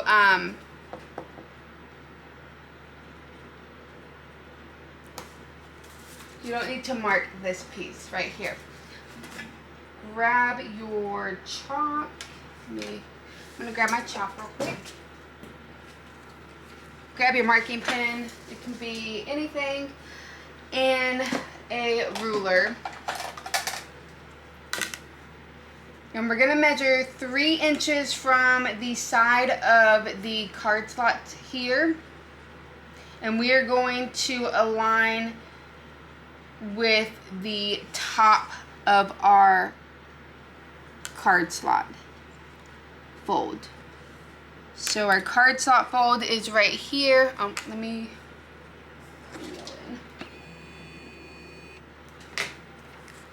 So this is the first card slot here. You want to align your ruler with that,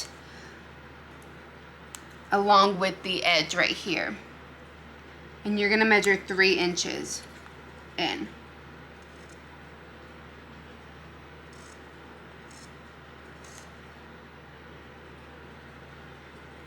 And just mark all the way down, just like that.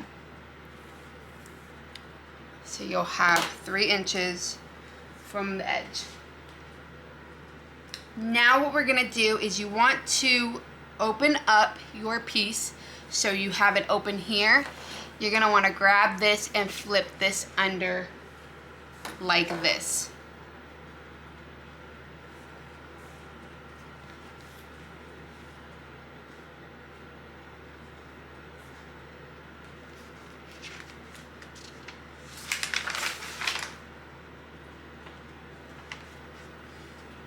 And we only want to stitch all the way to this fold here. So we have this fold on the back.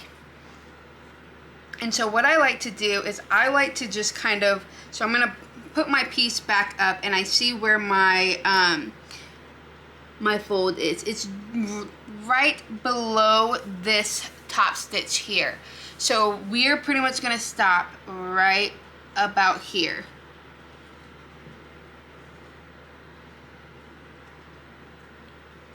For that fold, yes. So we are going to stop right below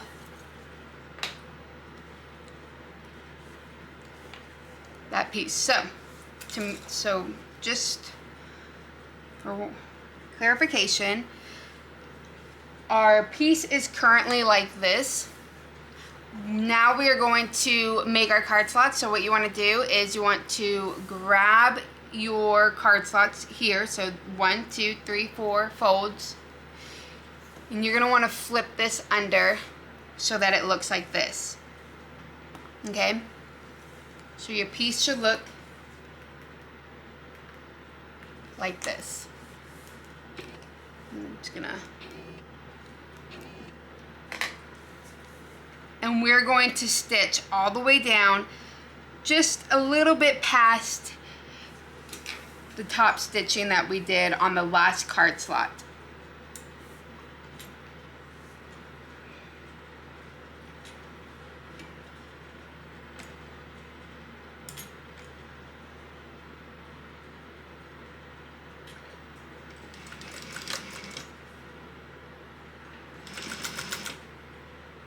I'm just going to make sure everything is nice and aligned and my line is straight.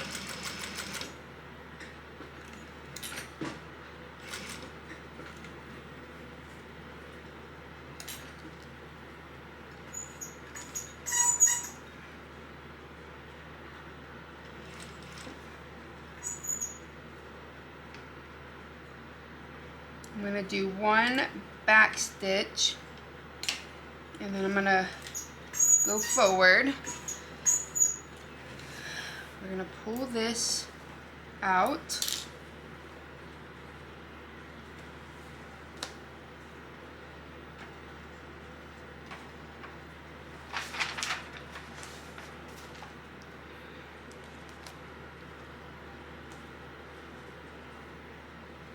And now you're going to want to fold this up here. So you'll have your fold.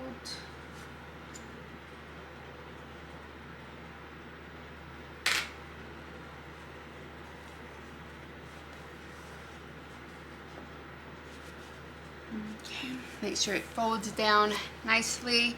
So it should be like this. You're going to want to bring your piece back up. So we stitched it down like so. So you'll have this part here. However, let me trim this.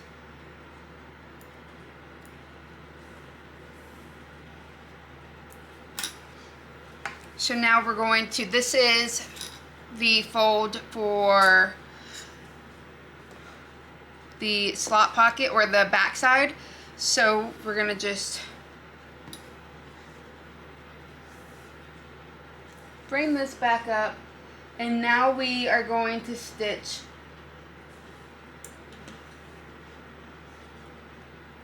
starting where we stopped and going all the way down. So we're gonna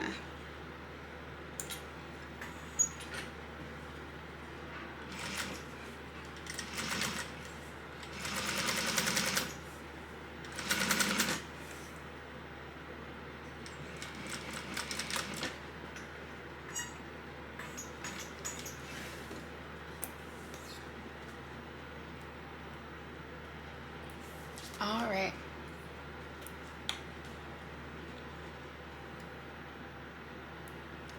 In the pattern, it has you tie off so you don't see your back stitching. In most cases I would, but this bag is gonna be mine, so I'm not too worried about that. So now you have your card slots done and all stitched all the way. So what I like to do is I just like to grab, I have a extra, like a gift card here. And I just like to make sure everything is nice and aligned. Let's see. Yeah. And I kind of want to just make sure that I have enough room on the sides for if I do, when I close my slip pocket, that it will has room for the card slots. Okay.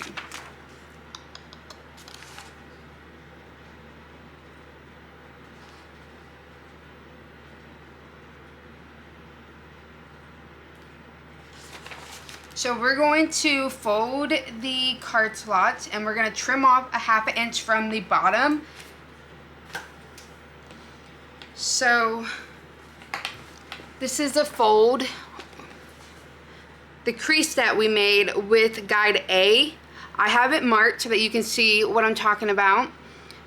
You're going to want to fold down just like that, matching the raw edges.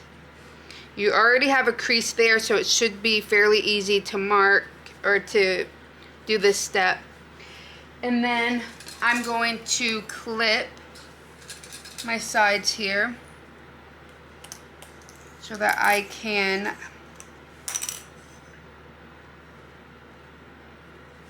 trim off that 1/2 inch. So there we go. This is done, and I'm going to grab my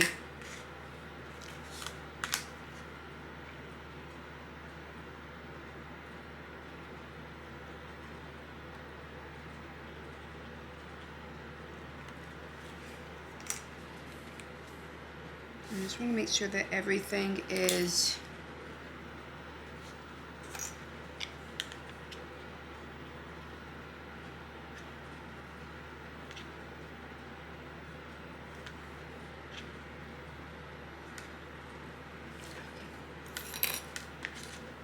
½ inch is what we're going to cut, so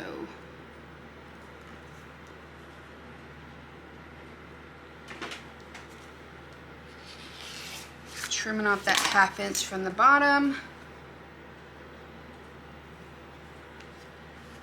making sure everything is still nice and even.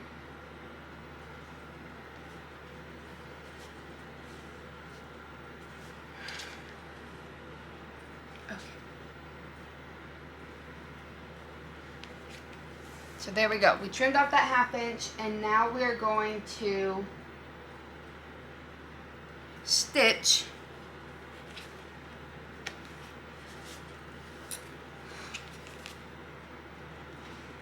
the sides and go in just a tad. So what I'm going to do is I'm actually going to just start just a little bit before where my interfacing is at, and that is where I'm going to stop, so that I have a turning hole. Oops. Okay. So we're going to stitch this at 3/8 of an inch seam allowance.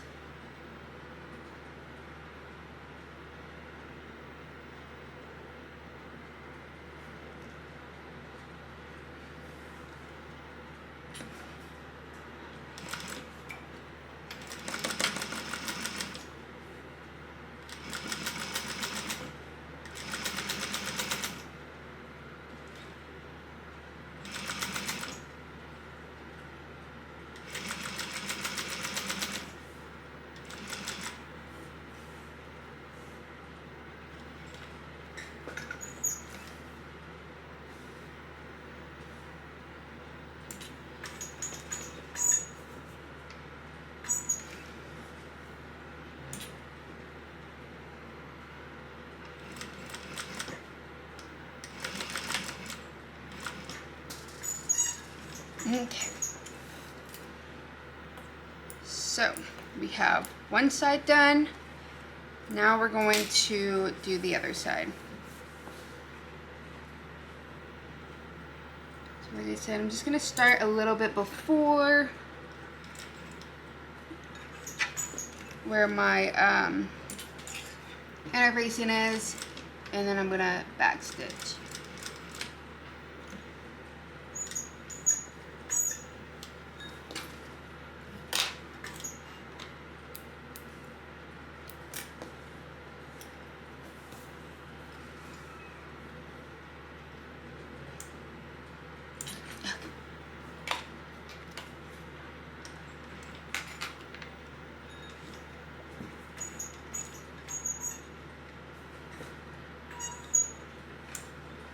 We're going to stitch this at 3/8 of an inch.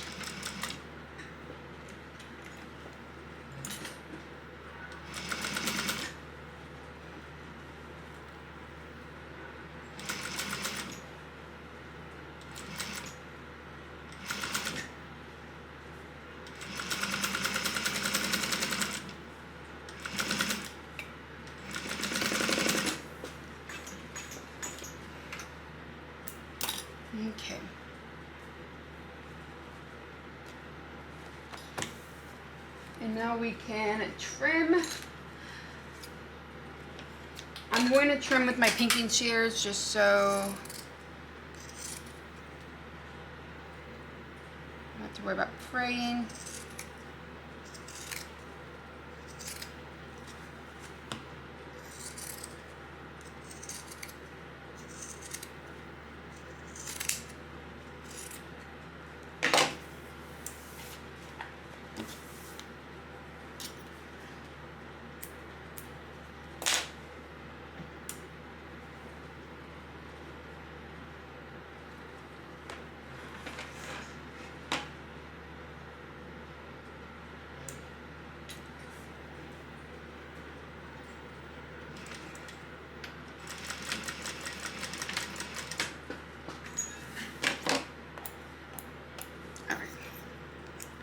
There we go.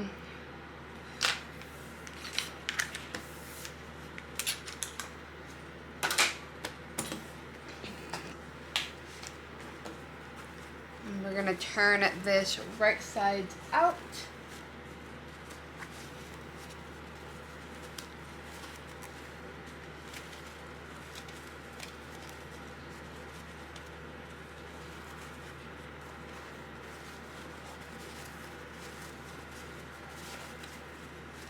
I like to grab my chopstick and just make sure I don't poke through my seams. Same with my bottom part here. Just push that seam out for that corner. And we're gonna do the same thing to my other side.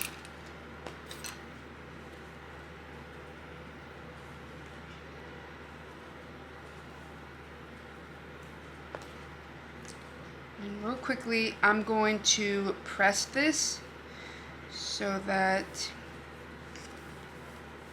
it is nice and even.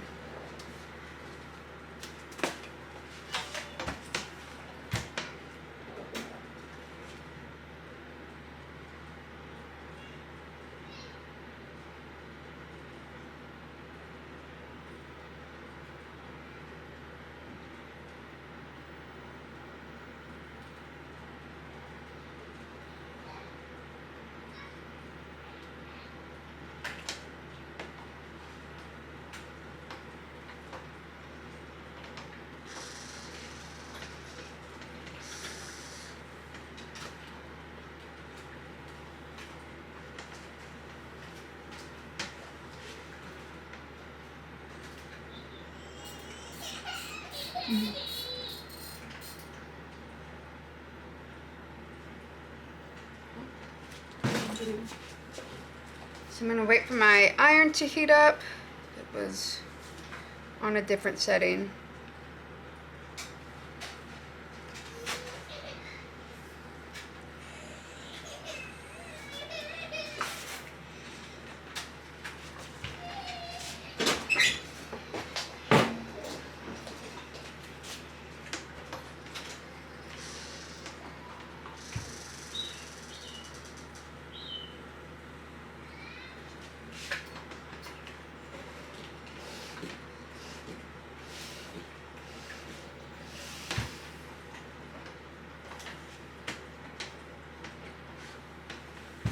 Okay, so I just want to get it nice and flat. So there we go. We have the card slot pocket right here.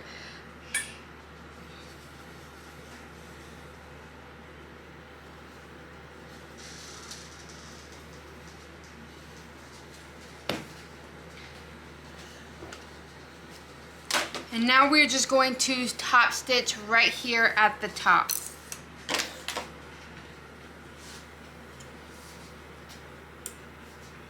You want to top stitch this at 1/8 of an inch seam allowance.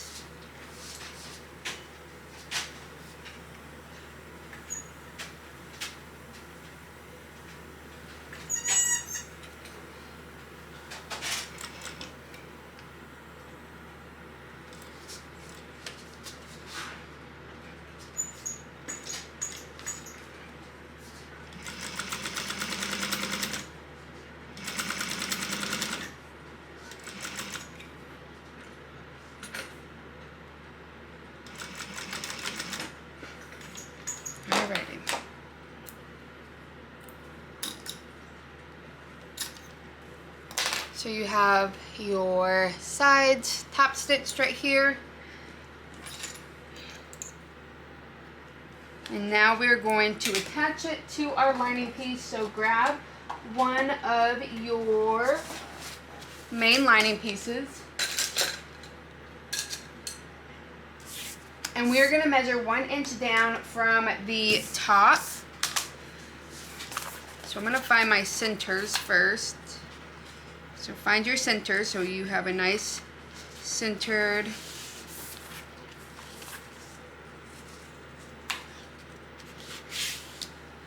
there's cardstock in there. Did you change the? Yes. Sorry, my husband's in here doing some stuff. Okay, so I'm just going to find my centers.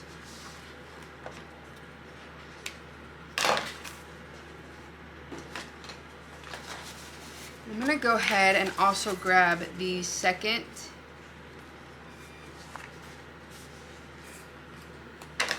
main lining piece so that I can get the centers for that too.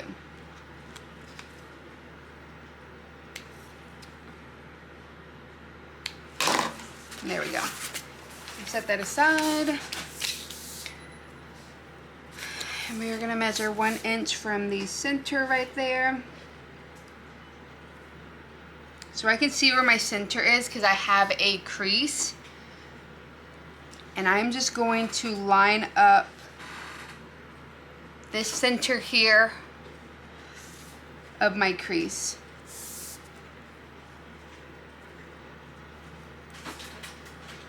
There we go. And you can clip if you want. I'm going to clip my bottoms here, and I'm going to clip the tops right up here.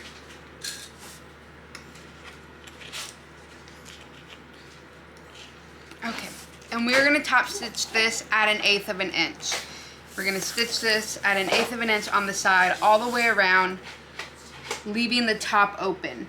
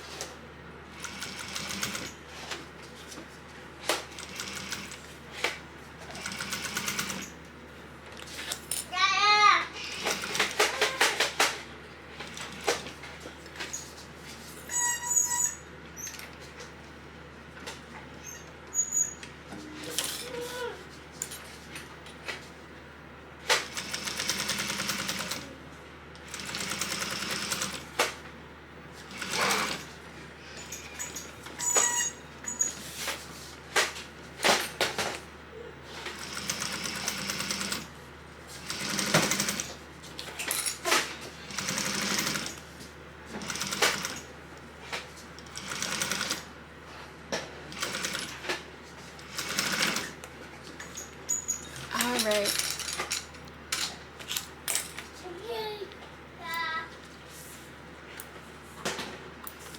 So there we go. You now have your card slots, a nice slip pocket right here.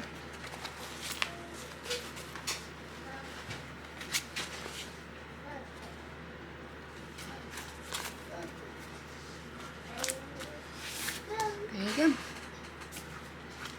With a nice large card slip pocket right here too.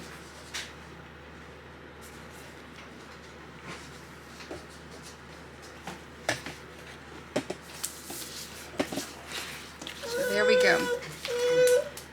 This piece is done. We can set that aside. And now we can move on to doing our zipper facing. And then all we have to do is just add our zipper and we are almost done.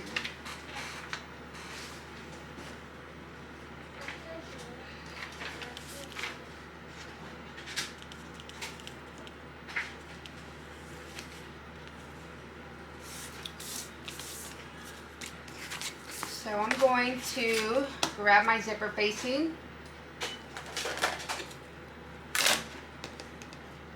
And my 7-inch zipper. Like I said, I like to cut my zippers after the fact. So, or don't pre-cut my zippers. I just find it a little bit easier. Okay.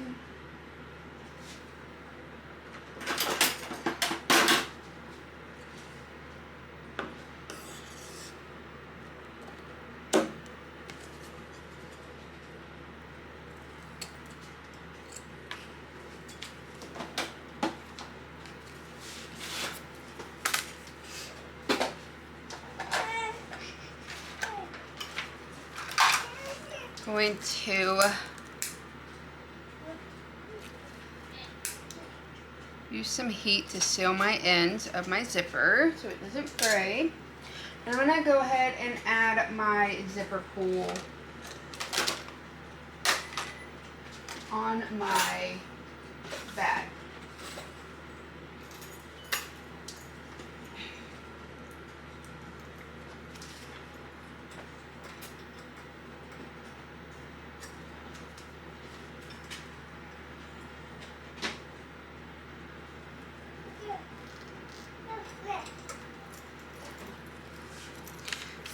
Okay, so I have my zipper pull on my zipper, and I'm going to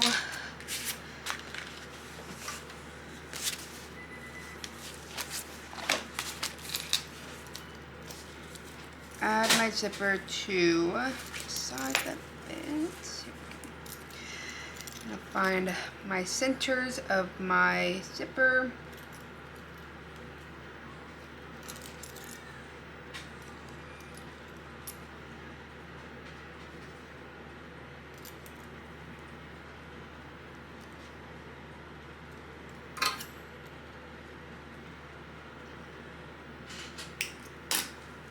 I'm just going to put a little snip, and then I'm going to seal it with heat so that I don't have to worry about it fraying.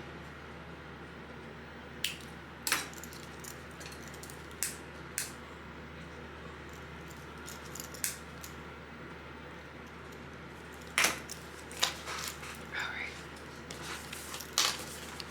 And now I'm going to find my centers for my pocket piece.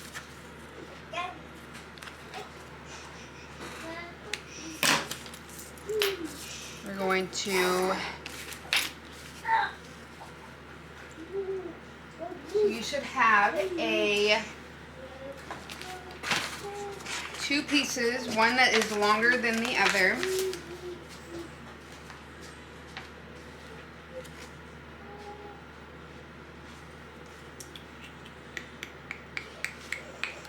And we're just going to base this at 1/8 of an inch. You want your zipper facing, you want your zipper pocket facing right sides up, and then you want your zipper to be right sides up also. And I'm just going to match my centers and clip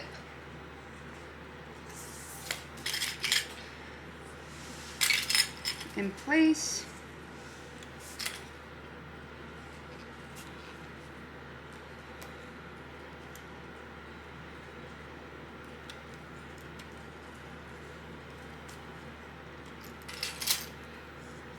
There we go. And we're going to base this at 1/8 of an inch along the edge.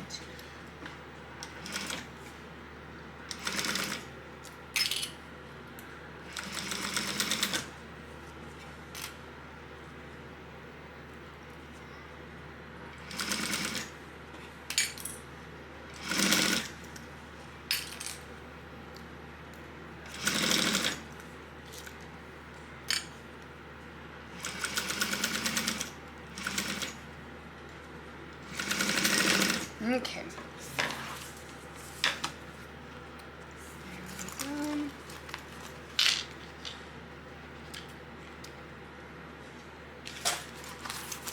And now we're going to do the same exact thing to the second piece. I'm going to match my center.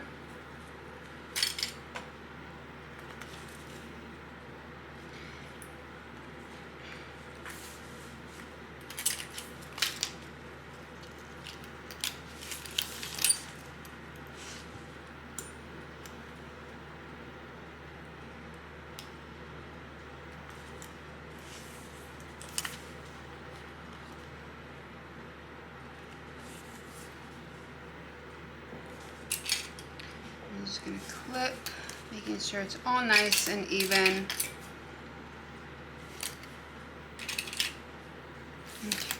And same thing, base this at 1/8 of an inch seam allowance.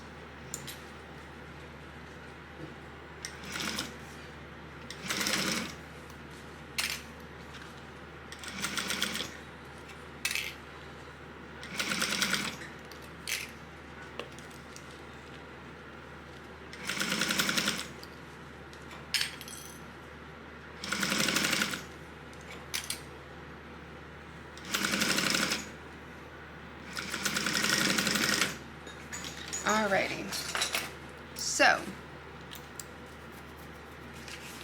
now we have our zipper, just like this, will be open. And we are going to grab our zipper facing now.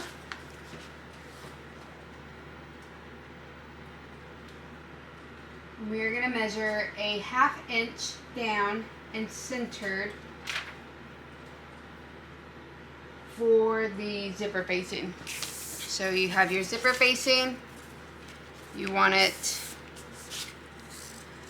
actually let's find the center of our zipper facing, 1/2 inch down from the edge here.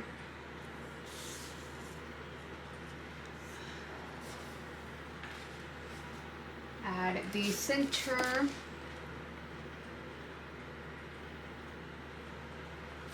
And we are going to draw a 5-inch line by 1/2 inch. So I'm going to go ahead and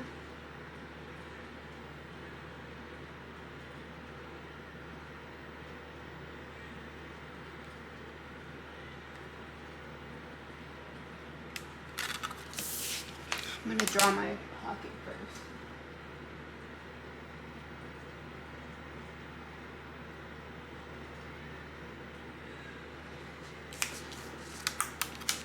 So you're going to have your zipper here. So it needs to be 1 inch up. So let's see what this is.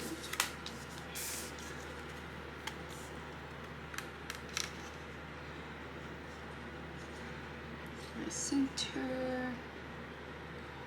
So this is 1 inch right here.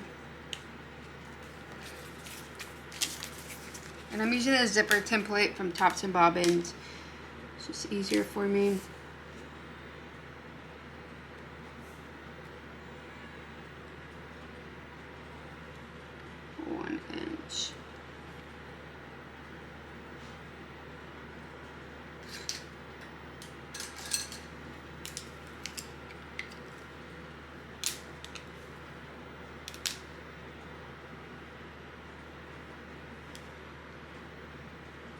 Alright, here we go. 1, 2.5, 2.5. That will be a 5-inch. And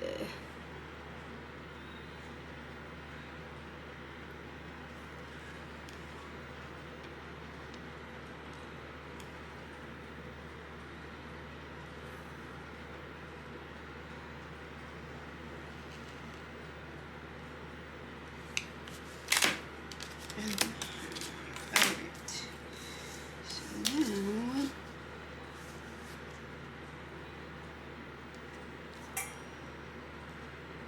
I'm just going to add my box. This will just help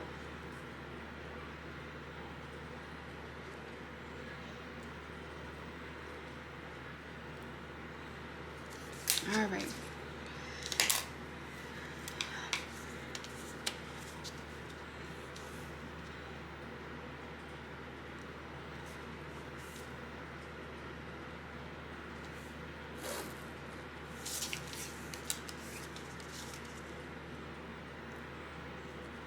Half inch and a half inch. There we go. Okay, so you should have your box drawn. It's going to be a 5-inch box. Grab your main lining piece right there.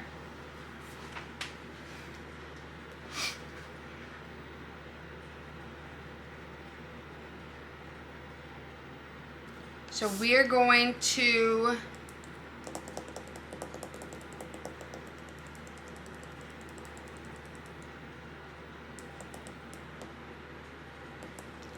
let's see.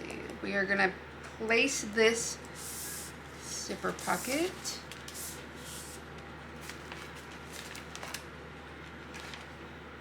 a half inch from the top. So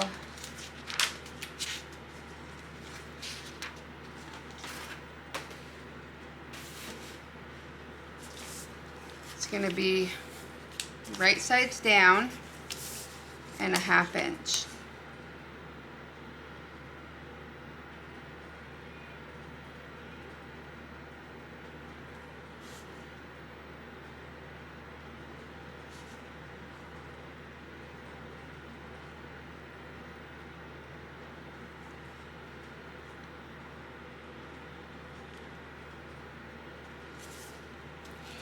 And we're going to stitch around this box.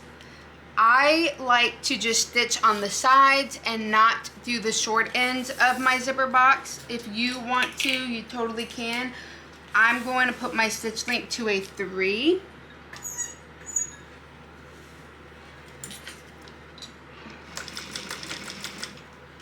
And I'm just going to follow my line.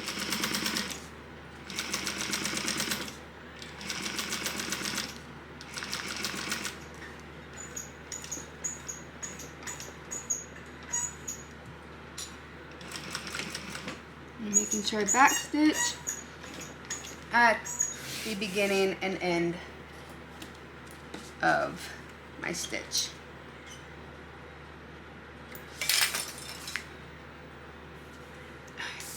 And now we're going to do the same exact thing to the other side,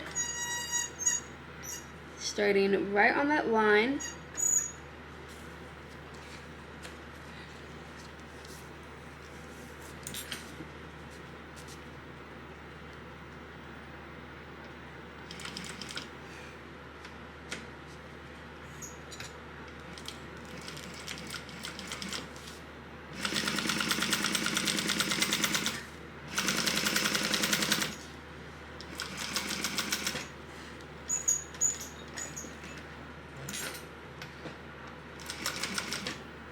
Alright.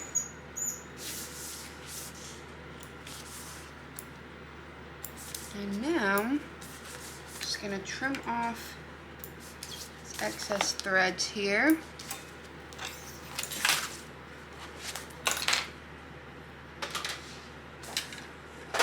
Grab my cutting board.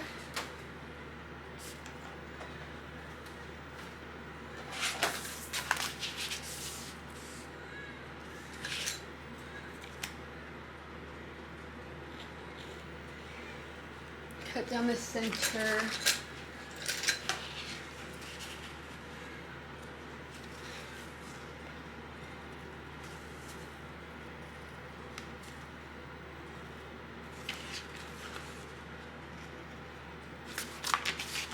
Go as close as you can without going over your stitch line.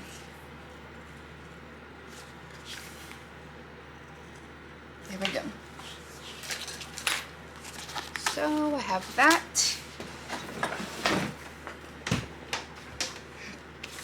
I'm going to pull this through now so that we can press the seams down and add in the zipper.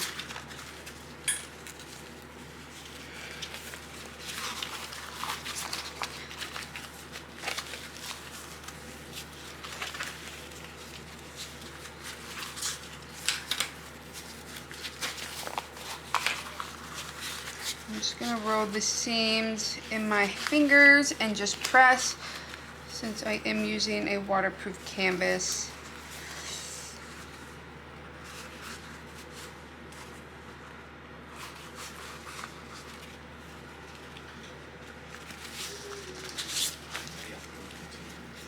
And 15.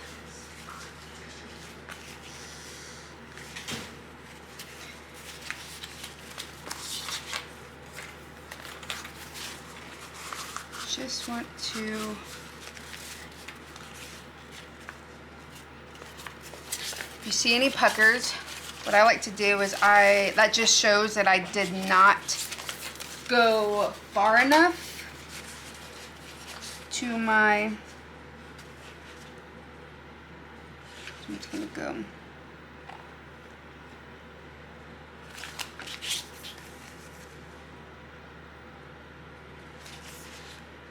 there we go.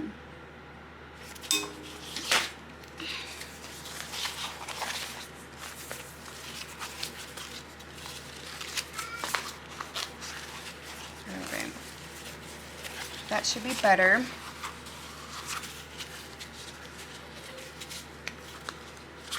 So yeah, so you can see the puckers are gone now that I cut a little bit more. So if you find that you're having these puckers right here on the corners, just go back and just cut just a tiny bit more to the line without cutting your stitches. That will help open up and release that pucker from the fabric pulling. So now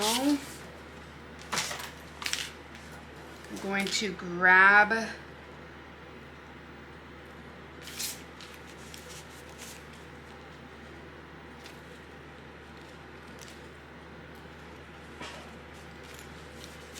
double-sided tape.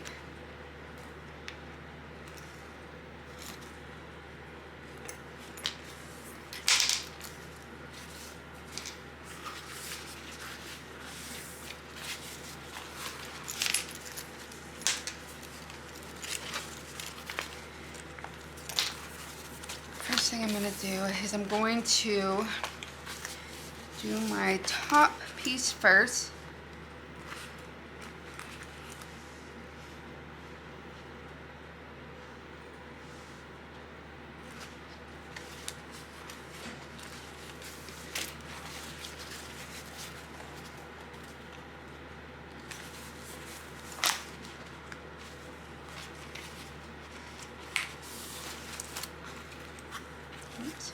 Need to go down a little bit more. I went too far up. So just fiddle with it until you get it to your liking. I like to use a 1/8 of an inch double-sided tape to hold it down.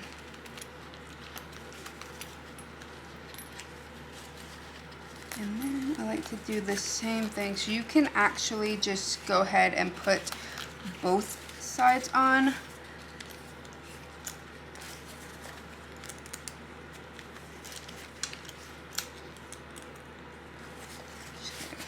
This is what happens when you use chunky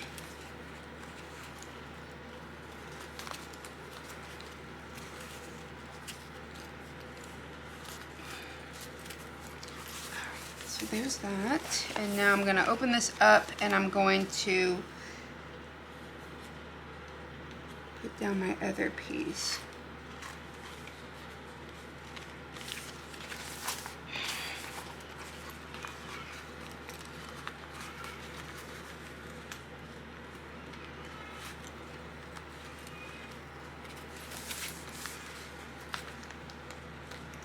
Make sure everything is nice and centered.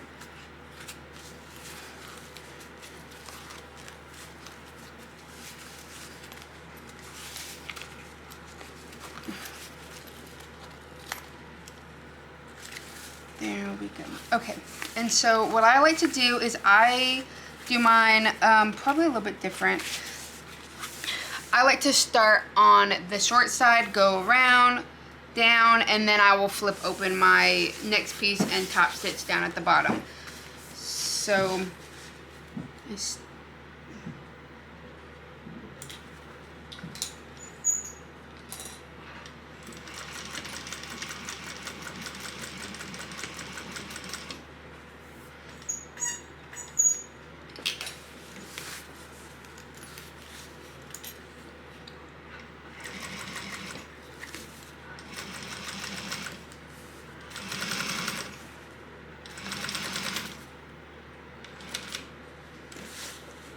just stitching 1/8 of an inch down.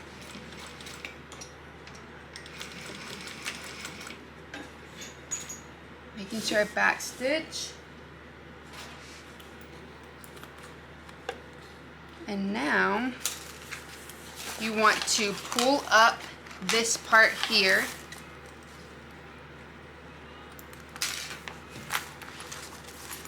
So that you can top stitch the bottom section of your zipper.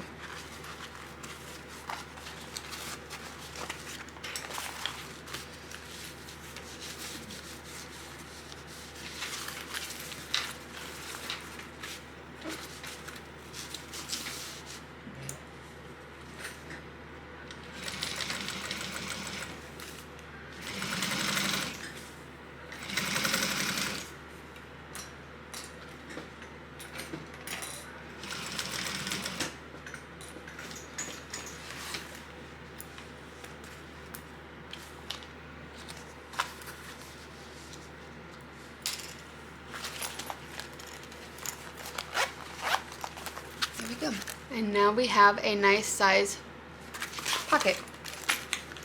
So now we can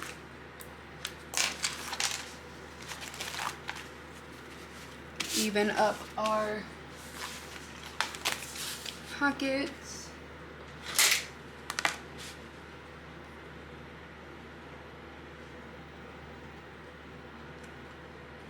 I'm going to take about 1 inch off. I don't want the pocket too deep. Yeah, so I'm gonna take off probably about an 1.25 inches from where my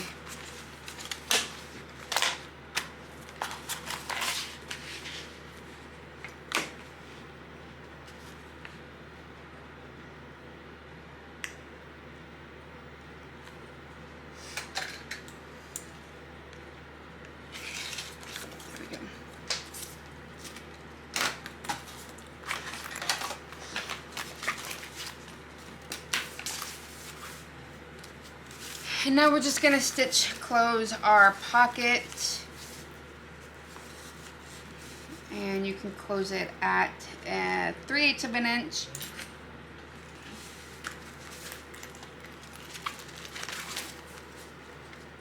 So what I like to do is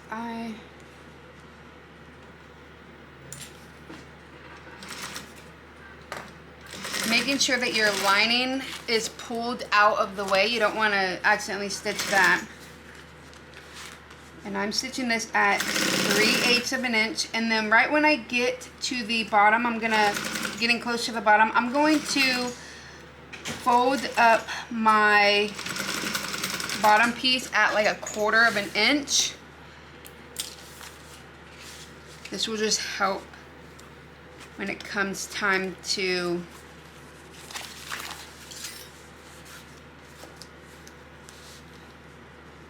top stitch my pocket close. So 3/8 of an inch. Making sure my lining is out of the way, but that my zipper facing is still pushed out so that it can catch it, and then I can trim any excess that I have.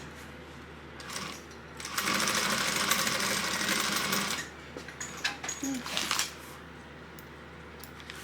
There we go.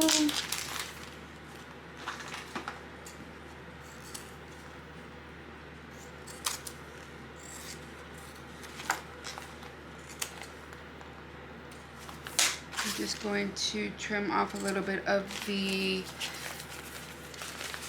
side. Trim some of that corner off so there's not a lot of bulk when I go to turn my bag and top stitch my pocket close. Okay, so there we go. We now have our zipper pocket is now completed. We can go ahead and grab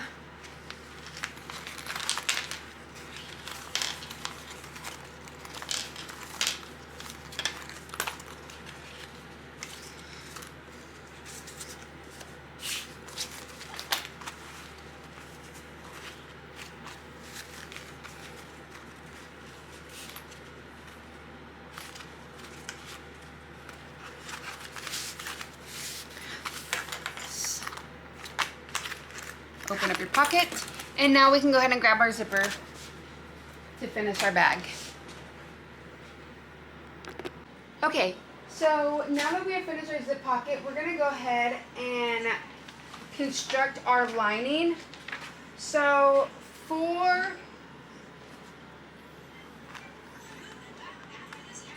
the lining, you're gonna wanna grab your main lining piece of the zipper pocket along with the main lining piece for the card slot. So you want your lining pieces, and we're just going to match them right sides together, and we're gonna go ahead and clip our sides right here. So we're gonna clip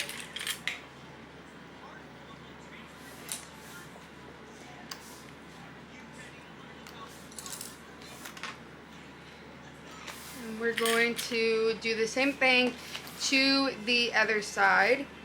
So you're just gonna add some clips.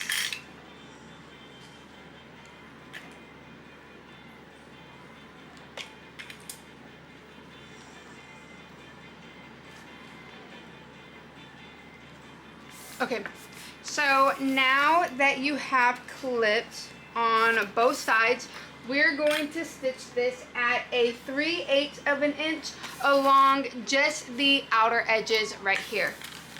So my stitch length is still set to like a little bit before my 4 on my dial. So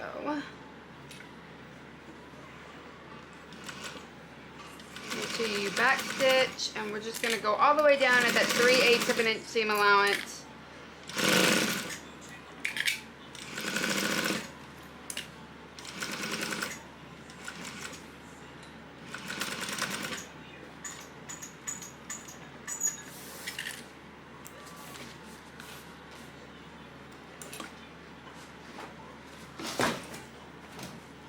I'm just going to grab, sorry. Gonna put my trash can right next to me. It was on the other side of my desk. Okay, so we're gonna do the same exact thing to the other side, 3/8 of an inch seam allowance, making sure we back stitch at the beginning and end of our stitch.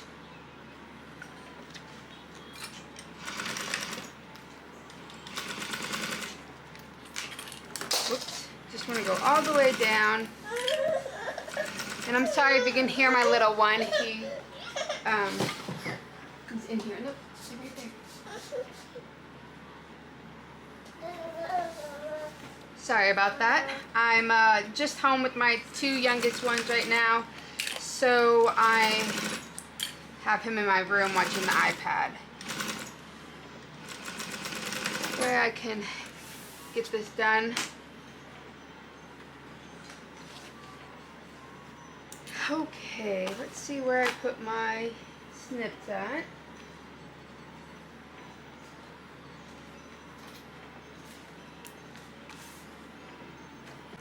Okay, so now that we have stitched these sides down, we're going to trim down our seam allowance. And I'm sorry if you can hear my little one crying.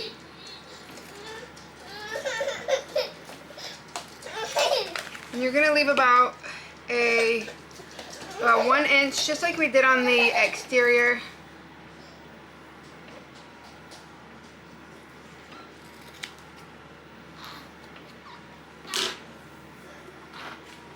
Okay, so this is what it should look like.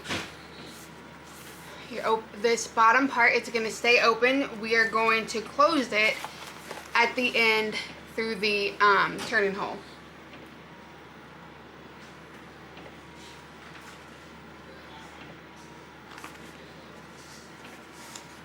So now we can go ahead and grab our exterior.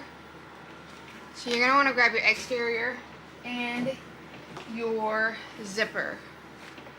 And the zipper is supposed to be 13 inches. So I do mine a little bit longer.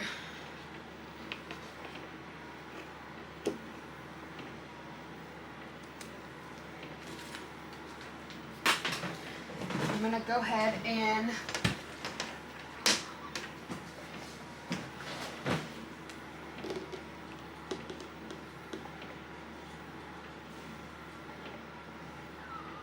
wait for my iron to heat up so that I can zip this.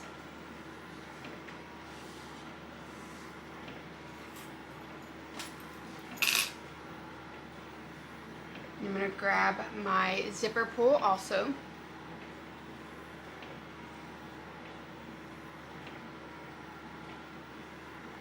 Okay, real quickly, just going to heat this up.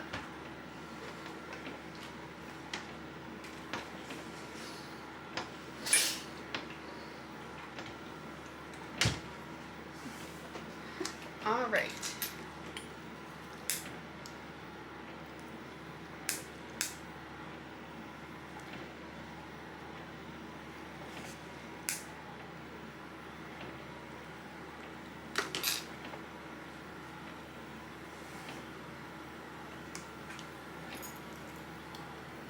Add my zipper pull to my zipper.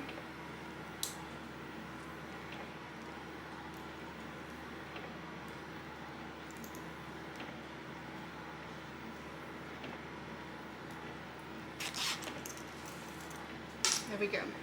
You're going to want to separate your ends, and you're just going to pinch and fold up at a 90-degree angle. And you want to make this as even as possible.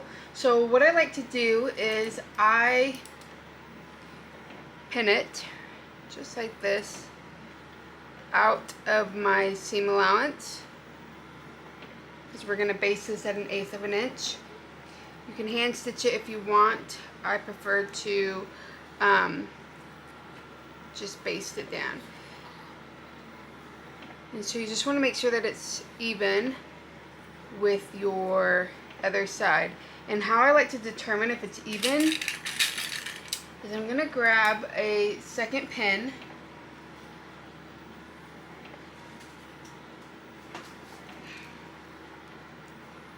I'm just going to do the same thing I did to the other side. And I'm going to go ahead and zip it. And let me zoom y'all forward. Zoom y'all in. Whoops, sorry. And so how I determine if it's even is just by gauging, putting this all the way at the top and gauging if it's flat. So you want this to be nice and even. So I'm just going to adjust a bit.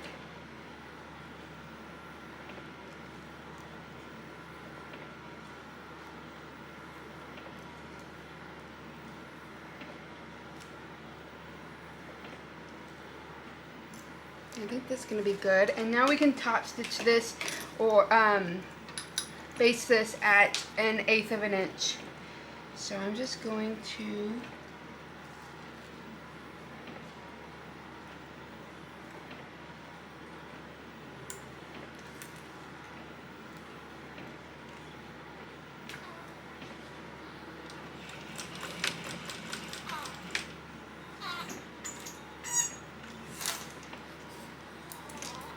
I'm going to do the same thing to my other side.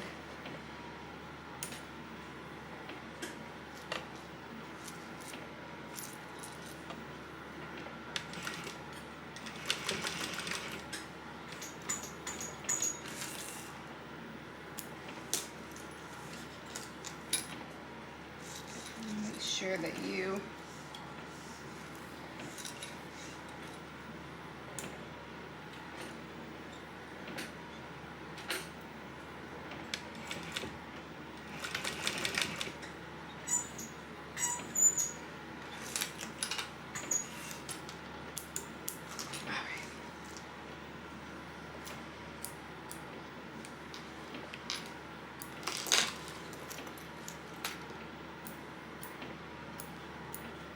you just want it within that seam allowance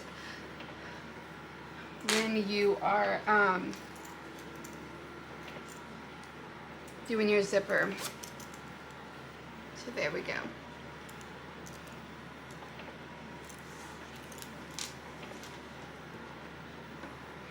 You can go ahead and stitch across here and close up your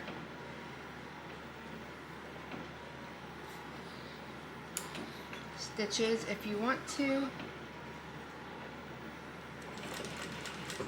I like to do that. I just do it at the very end, and this is also why I cut my zipper a little bit longer. One, I like the look of a longer tail, zipper tail, and also I cut this so that if I somehow put this on my bag and it's uneven, I can just cut the end off and not worry about my zipper being too short, and I can just attach my zipper to where it's even if you do see that it is uneven towards the end after you turn your bag. So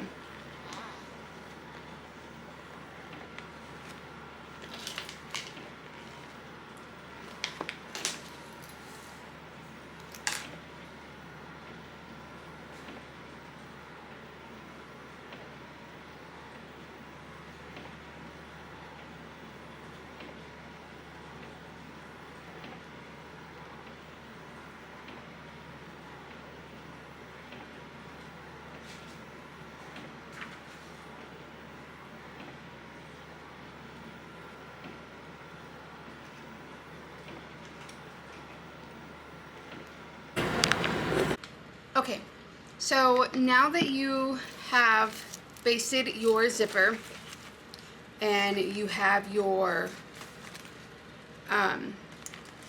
interior lining sewn down the sides with your bottom open and your exterior, what we're going to do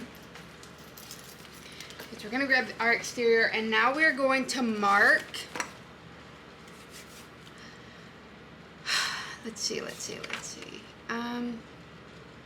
We're gonna mark 1 inch from our center.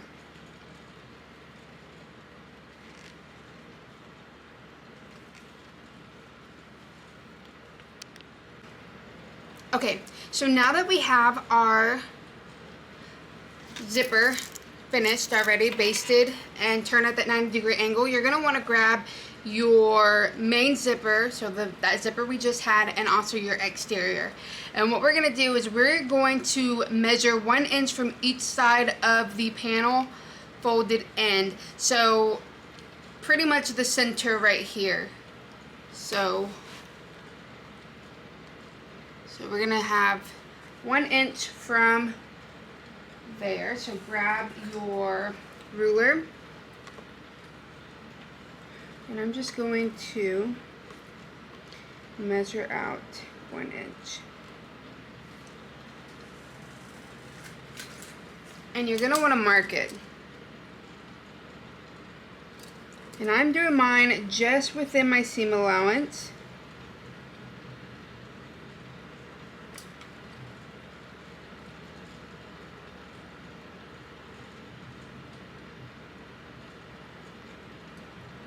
And we are going to do this on all sides of our panels. So you just want to mark, I don't know if you can see that, but I have these marks right here at the 1 inch.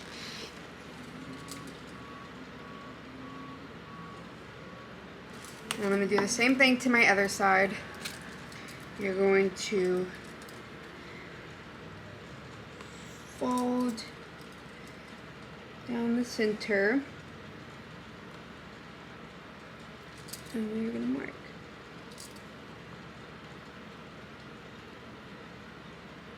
Okay.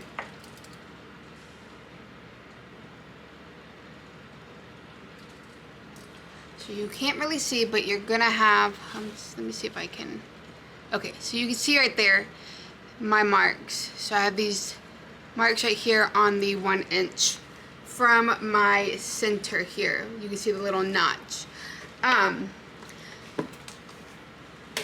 So now you're gonna want to grab your zipper, and I like to use double-sided tape. So I'm gonna grab my double-sided tape, which is somewhere.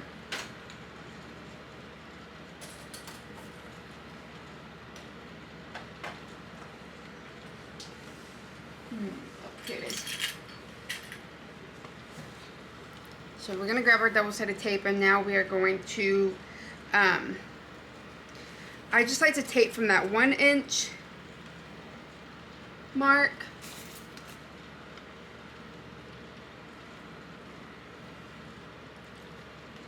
And I'm just gonna go all the way to the 2nd inch mark that is on the same side. So I'm going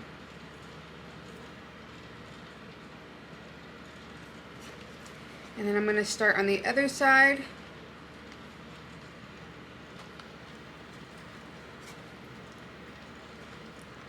And I'm just going to continue going.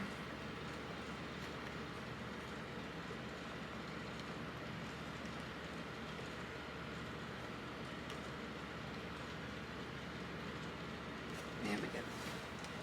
So if you look, I have double-sided tape just within that 1 inch marking that I have from the folded edge here. So I have 1 inch in, and same on the other side, 1 inch in. So now let's go ahead and baste our zipper on. So you're just going to take off your double-sided tape, and I kind of just like to choose what side is, I guess, my best side.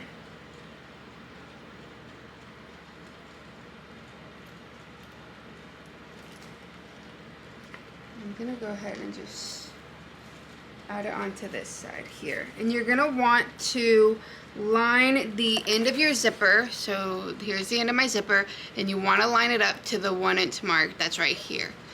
So it should be even. So that's where you can kind of see my little 1 inch mark, and then that's where you're gonna start, and you're just going to line up the raw edges of the zipper. And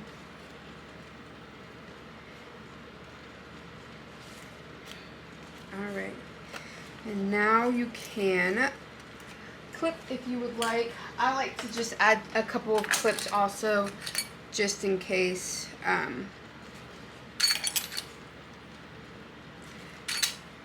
my tape doesn't hold.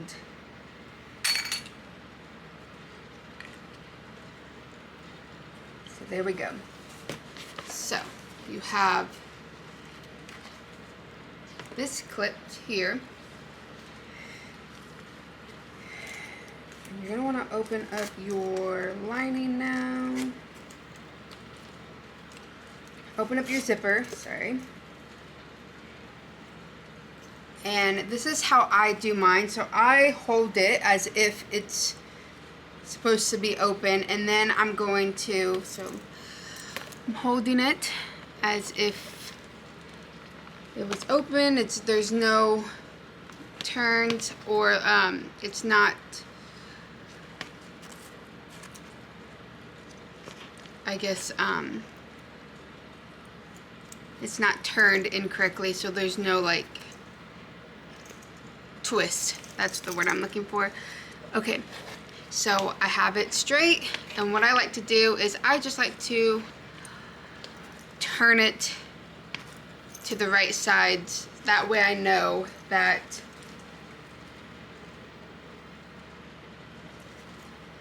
it's the correct way, and we will check it before we stitch it. So I just add it on just like I did to the other side, starting at that 1 inch mark that we made, and just make your way down the double-sided tape.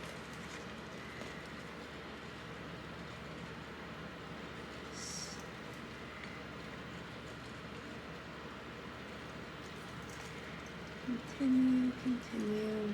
All right, there we go. So you can see where it trails off a bit, and then you can see where it starts at that 1 inch marking right here. You just kind of double check, fold it and see if it's even. My zippers are even. And then to check if there's, to check to make sure there's no twist in your zipper, I'm going to clip, and then I'm going to just kind of start to zip my zipper. And you can tell right away here, you can see how it's starting to pull it. And then you can just kind of look down and make sure there's no twist. And I don't have any twist. You can see that if I were to zip this, it's gonna go up. You want your zipper teeth to go up. So I know that my zipper is going to be the correct way. So I'm just gonna open up my zipper all the way. And now we can stitch this zipper in. We're gonna baste it at a 1/8 of an inch seam allowance. And I'm just gonna grab my thread. I forgot to grab it.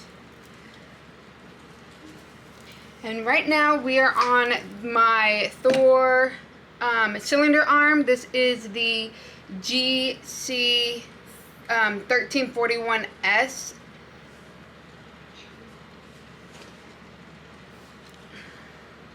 And I absolutely love it. This Thor has changed, or the cylinder machine has definitely changed my top stitching. Like, my top stitching is nice and even now. It's really helped. And I do have a edge foot in, or a top stitching foot. It is 1/8 of an inch top stitching.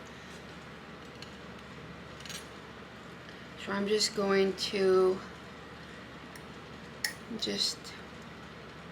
putting my bobbin in, or my threading my machine.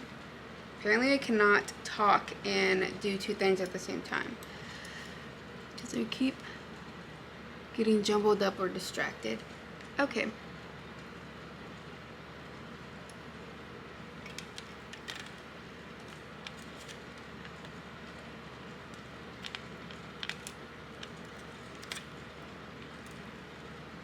Here we go.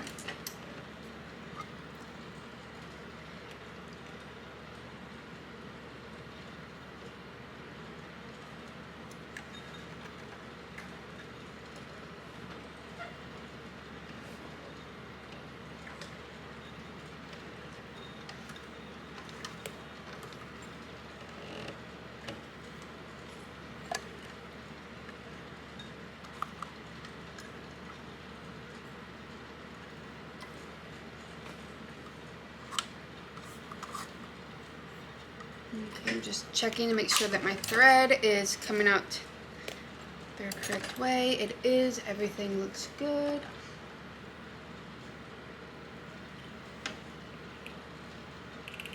So I'm going to put my stitch length to about a 4. And we're going to top stitch this.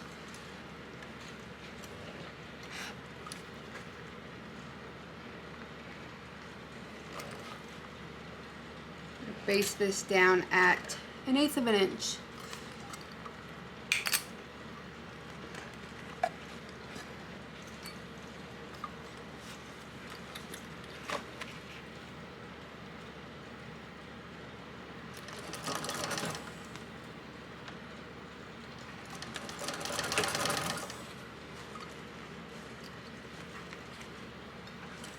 I want to make sure that my needle is down if I need to adjust.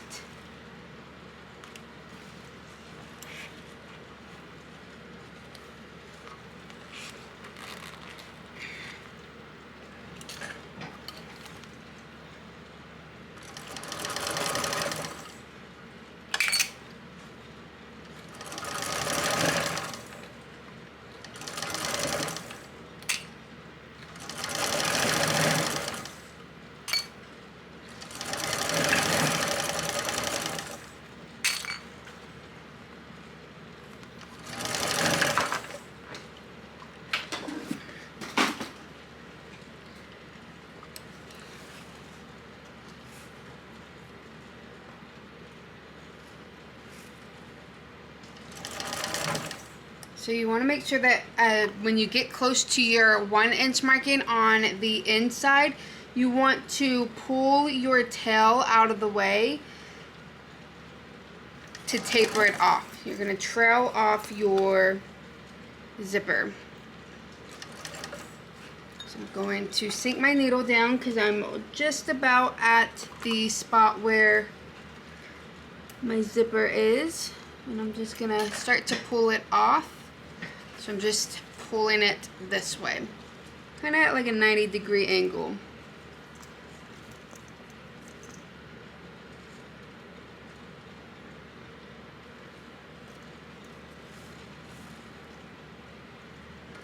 Just want to kind of trail it off and then back stitch.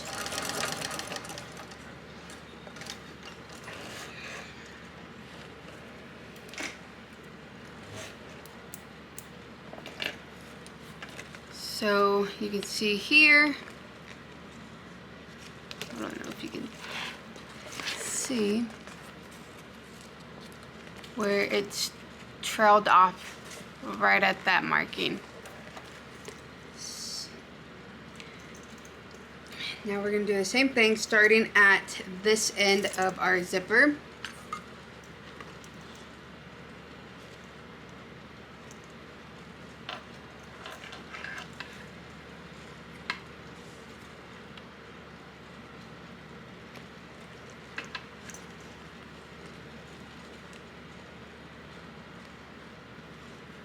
Just want to make sure everything is nice and even to my edge.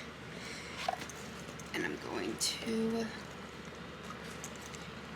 I like to start just a little bit before where the zipper is supposed to be trailed off.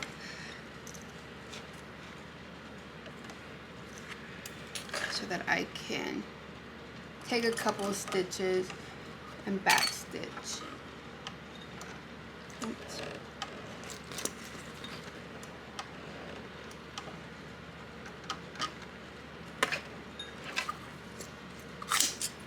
Forgot to hold my tail end, which is super important when you use the Thor.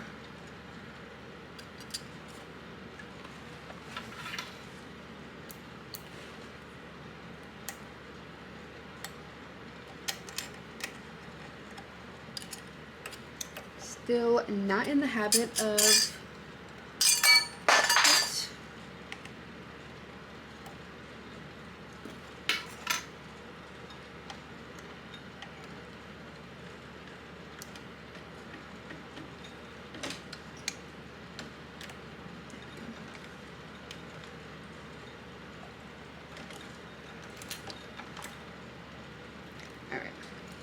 to make sure that you hold your tail end or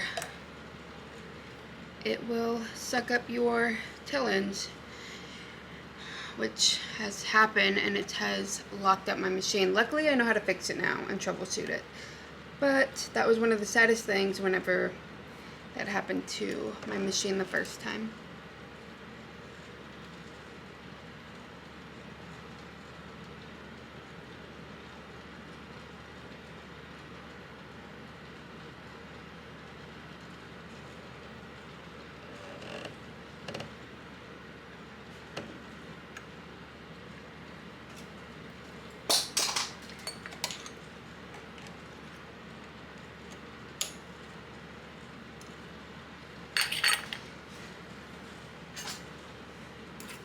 Okay,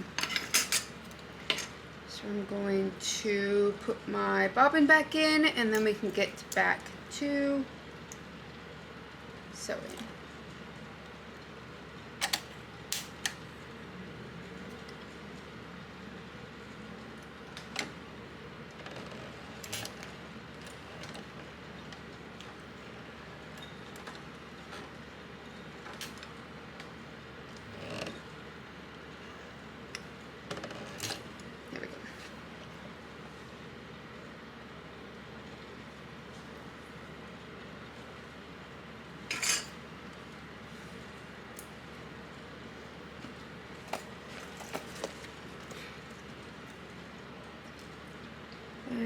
let's try that again.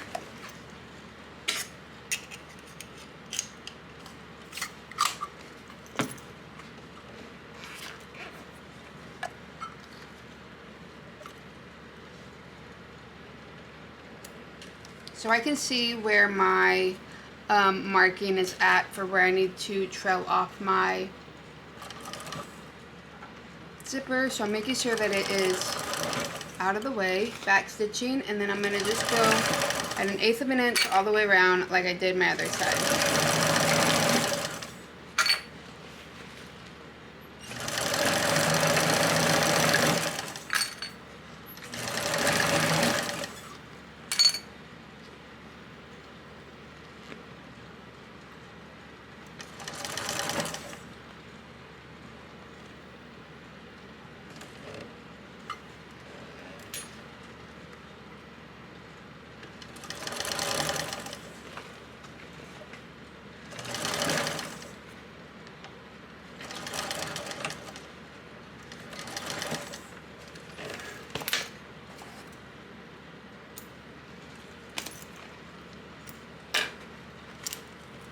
Alright, so zipper is in on the other side, and now it's time for putting in the lining. And we are just about done after this. Alright, so I have my zipper open all the way, and you're just going to want to make sure that you have your lining whichever way. I like to be able to open, when I'm looking at my bag, I like to open my bag from left to right is how I like to open it. So, and I also like my slip pocket to be right in front. So I'm going to make sure that my slip pocket is touching the front side of what I've decided my bag is going to be. I've decided that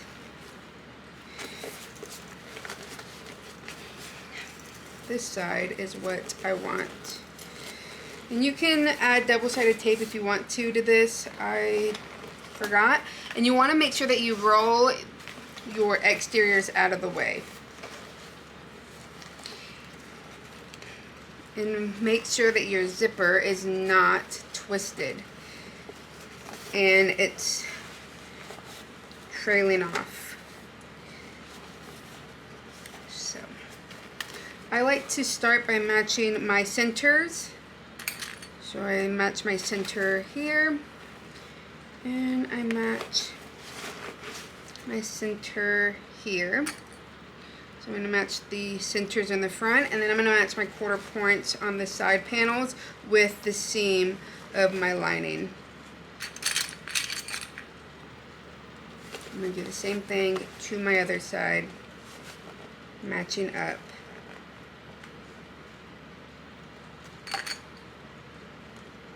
The seam. And then I'm going to just start from one side, matching up my raw edges, making sure everything eases in and fits. Making sure my zipper is nice and flat.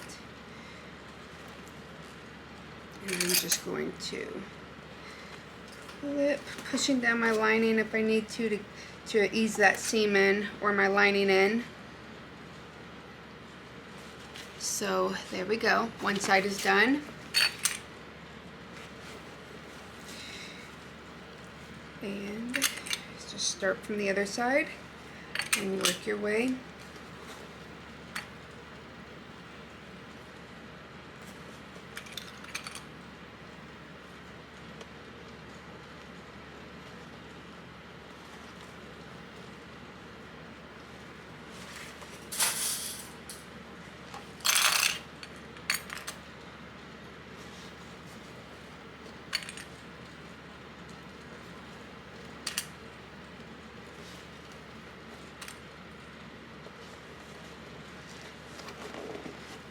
Push your seam down if you need to. That will help. Or push your lining down, I'm sorry. There we go.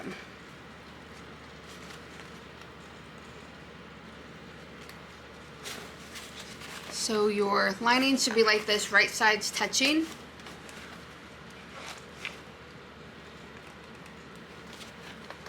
And I'm going to change to my zipper foot.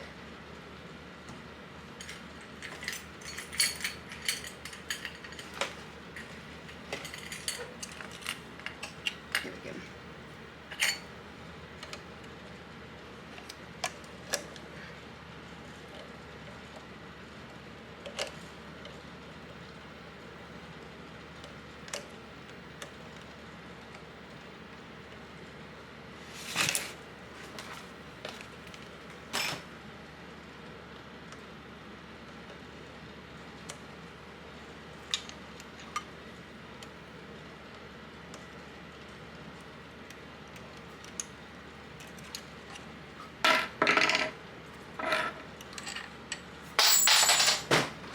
Whoops.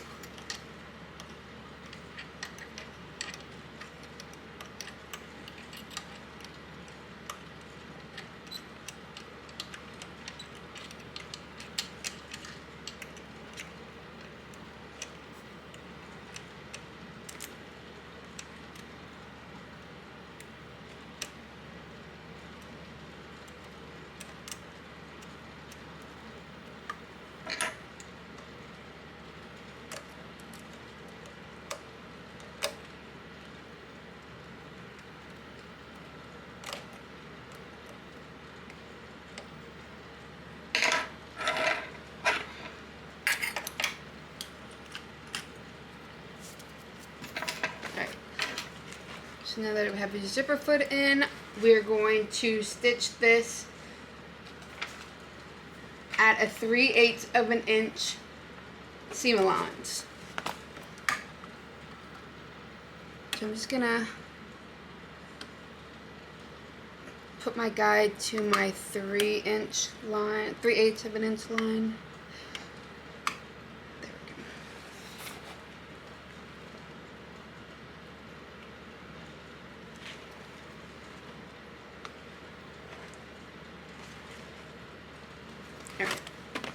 And we can go ahead and start. And I like to just start right where my zipper is kind of at. I know I'm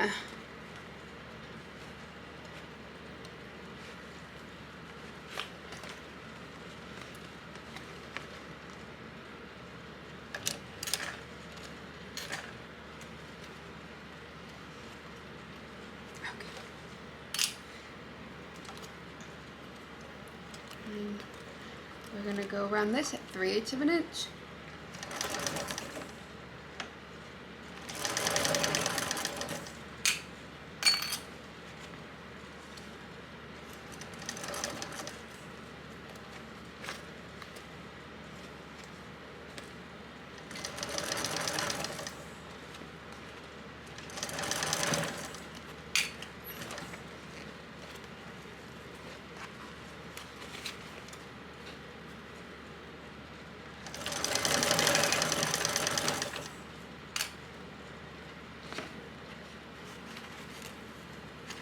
And just making sure that if I need to adjust that my needle is down.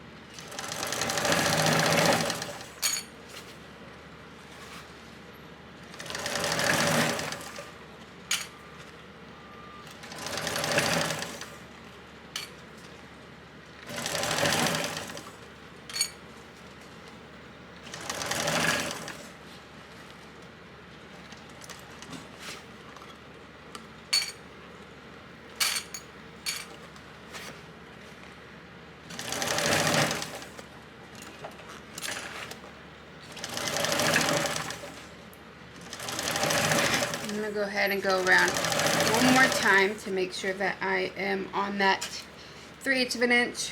Sometimes the first time around,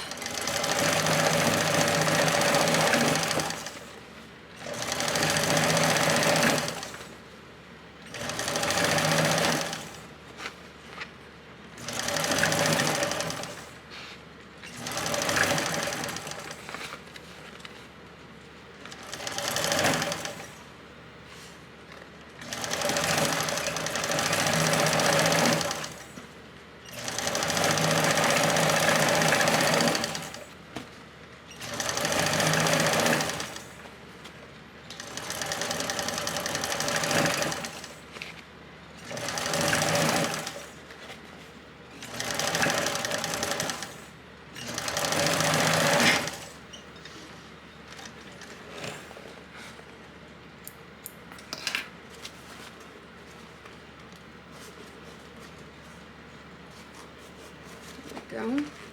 We're going to birth our bag through the bottom now.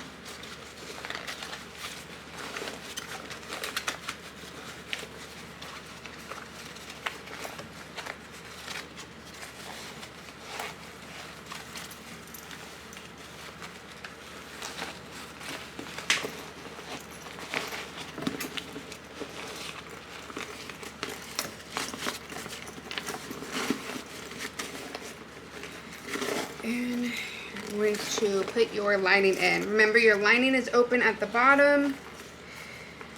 So I'm going to, whoops.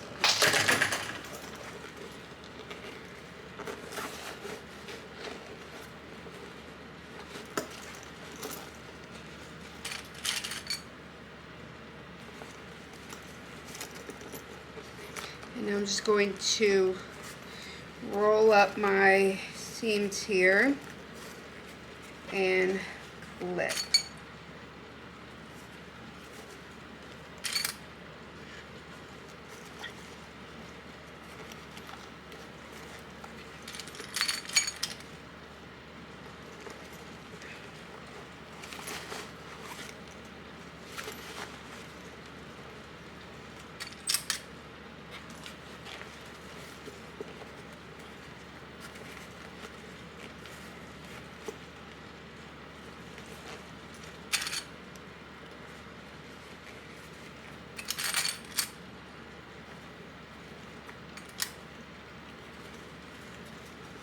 Alright, and now we can go ahead and top stitch around our zipper.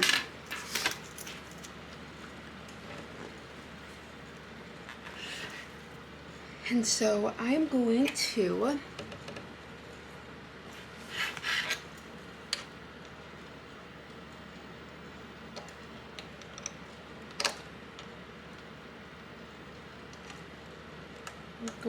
change out my foot.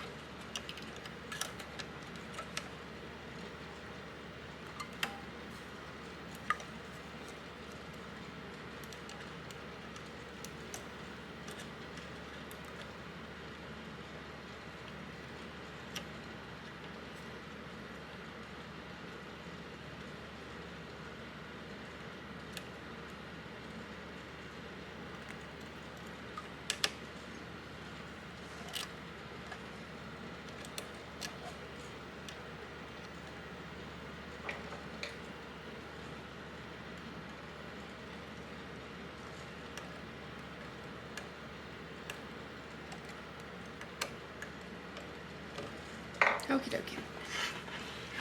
Now we can top stitch, and I like to start kind of on the back a little bit.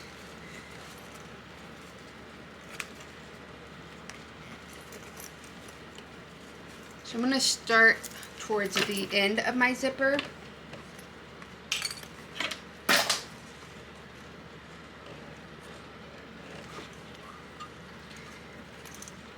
And I'm gonna change my stitch length to about a 5, a little bit past a 5.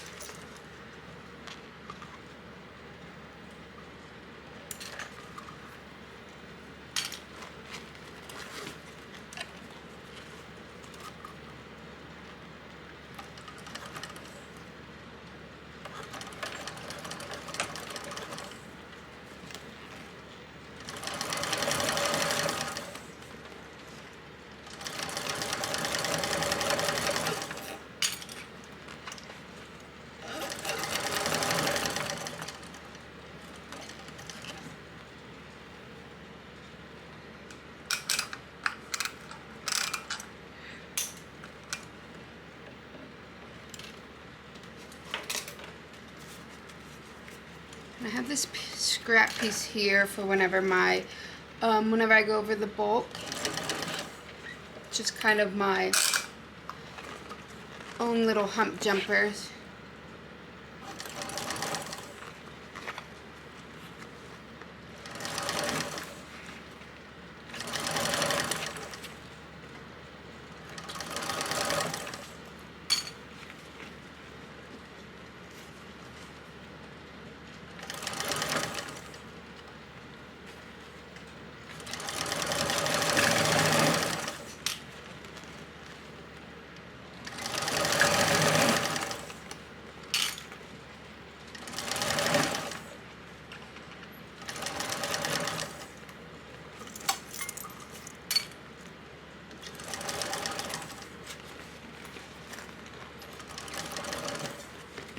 Want to make sure your zipper is out of the way so you don't accidentally stitch it.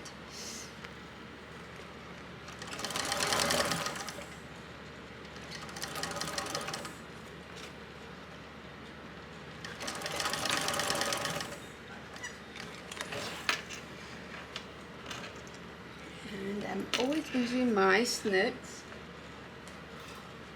Oh, they're on the floor.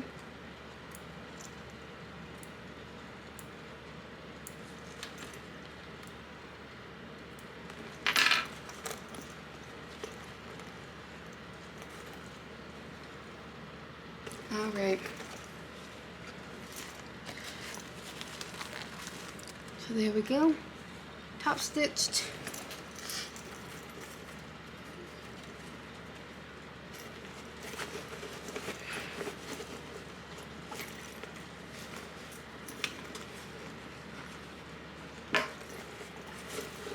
And now you want to grab your Peltex.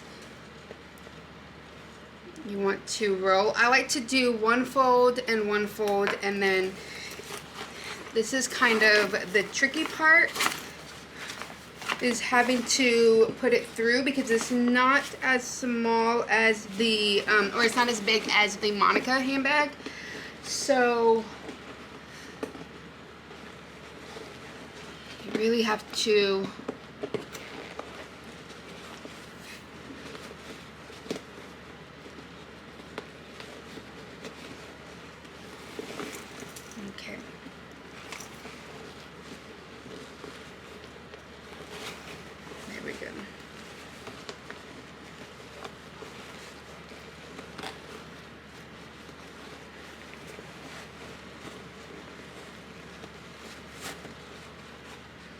Okay, now I'm going to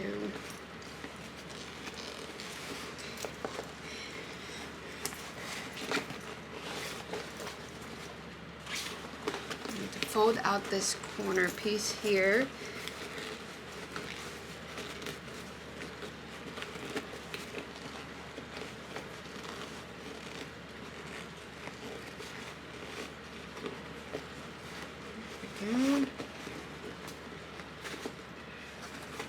Just got to continue working it until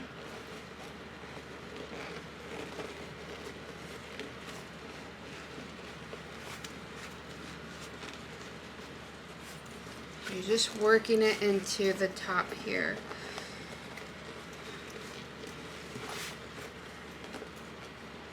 And you just fill, because you can kind of fill whenever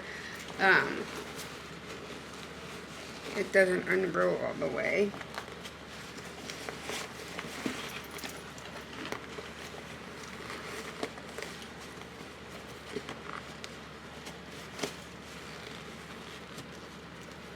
So, got my hand all the way in here, and I can feel the corner, and I'm just going to grab it with my hand here, and while I'm pulling my hand out, I'm going to kind of pull.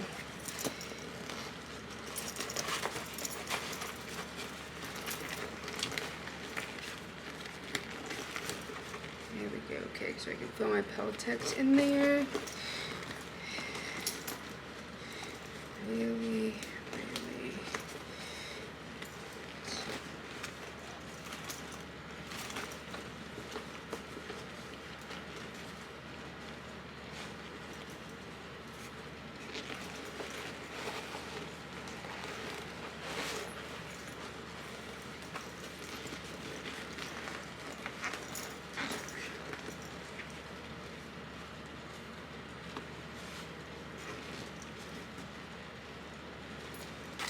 Okay, just want to check to make sure.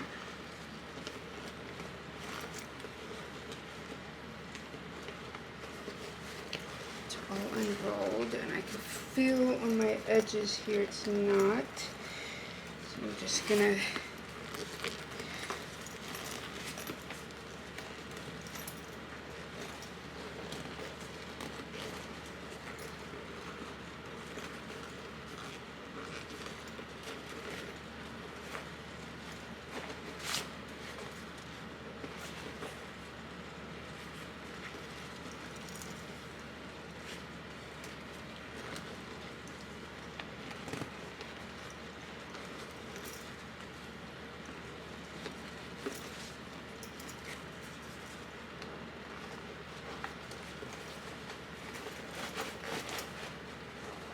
there we go. And you can feel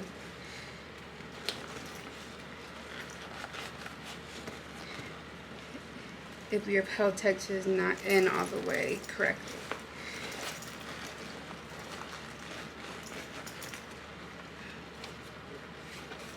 There we go. So I'm just gonna add a few clips. This is just to hold it in while I go and add my second Peltex in. You don't want this to accidentally get folded up again. So I'm just going to roll.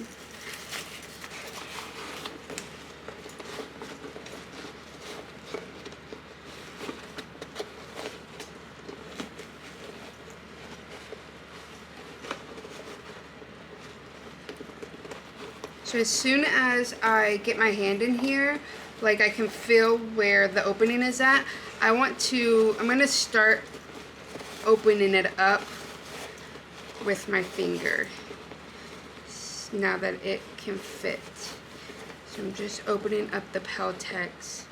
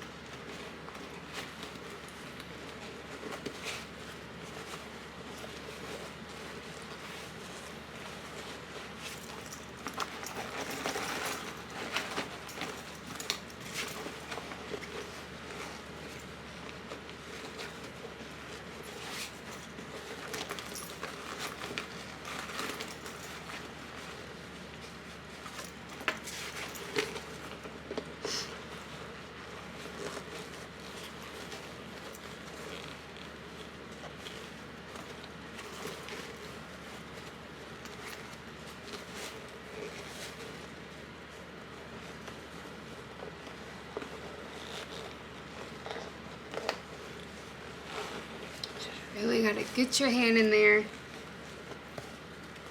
and open it up.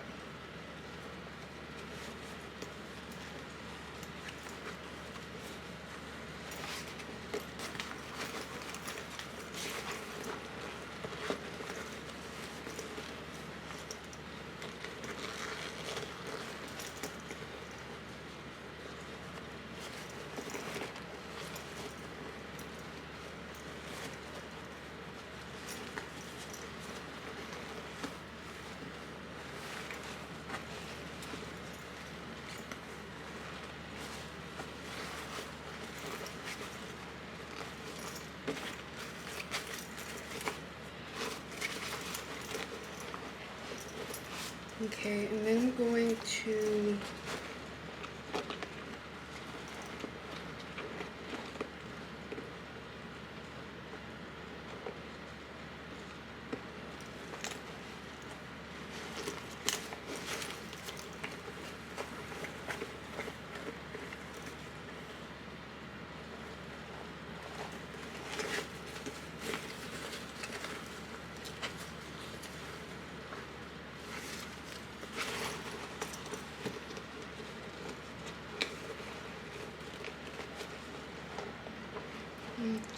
it's pretty much just playing with it until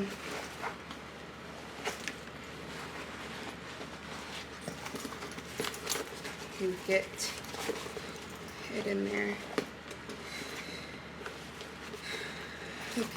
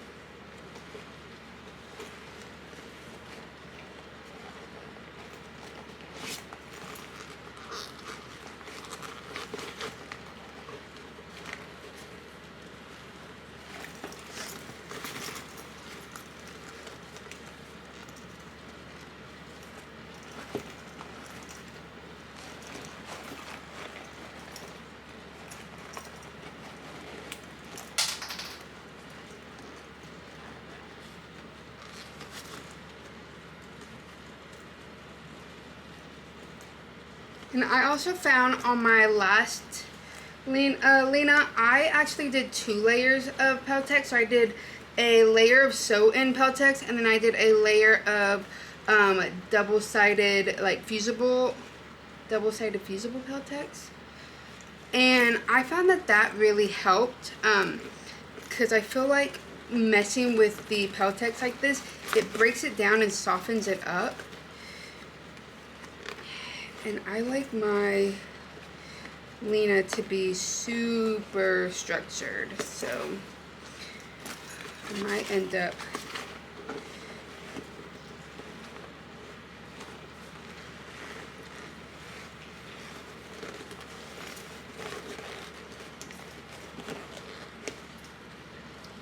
just feel that this corner is not wanting to get in. So there we go. I finally got it.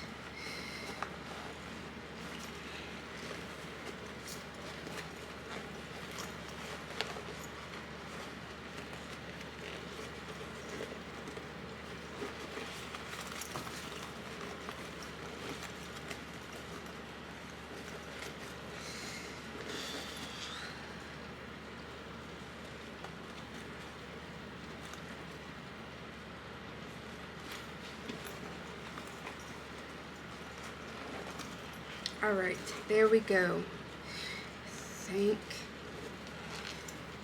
Got it through. I'm not gonna, there we go, yeah. Okay, perfect. Took a little bit, but we got it. So now,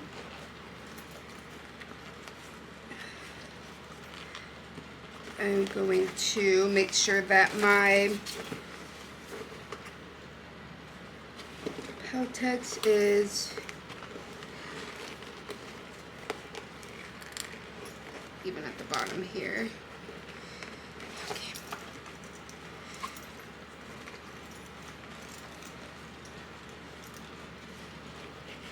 All right.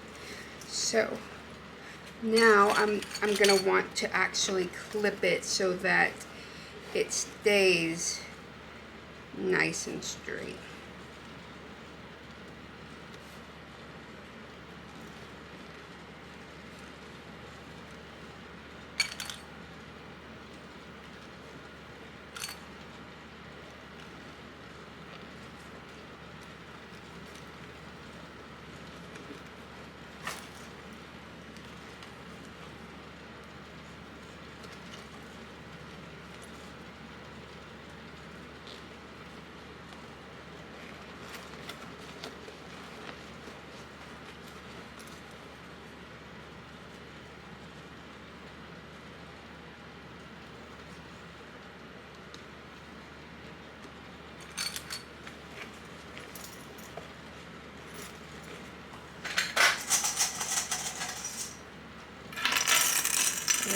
So once you're happy with your placing of your Peltex, I like to go ahead and just clip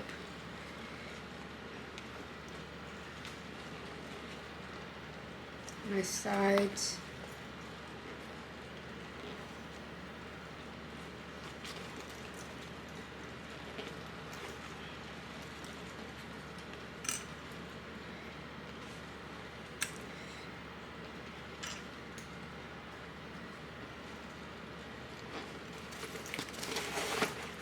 Put my lining back in, push out my corners of my bag, and make sure that everything is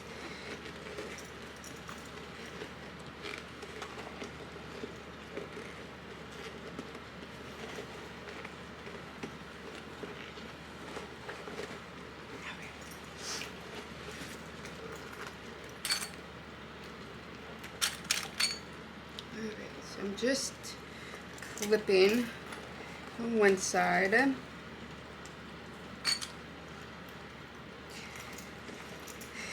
Making sure everything is nice and even.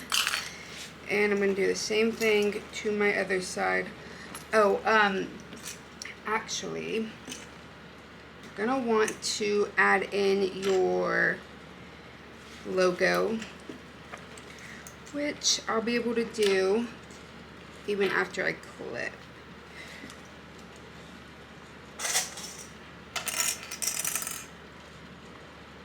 I'm just going to put it right on the bottom here.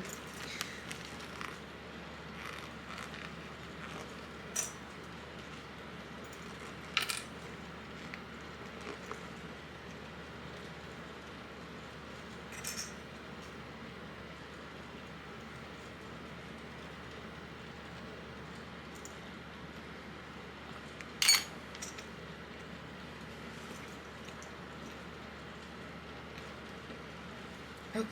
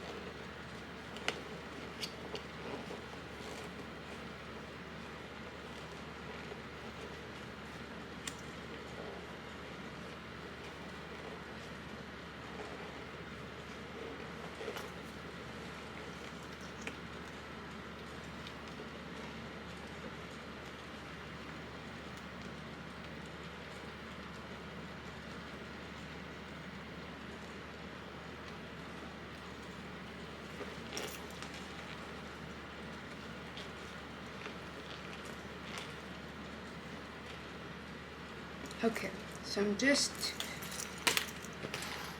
gonna continue making sure everything fits. I'm gonna move these clips at the bottom so that I can check to make sure that it sits nicely. It does. So now I want to add my nameplate in. So I'm just going to measure out the bottom of this. Let's see.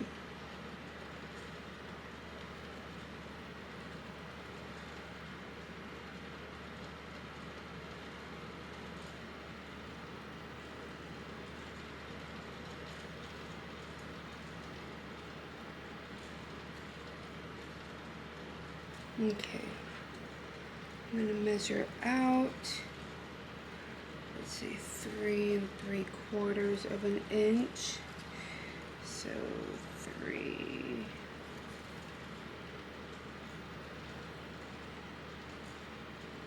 So 3 3/4 of an inch. And a light mark right there.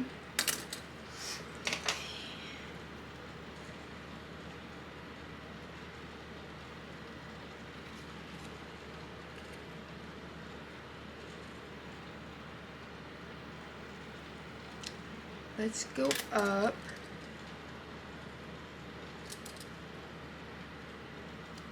One and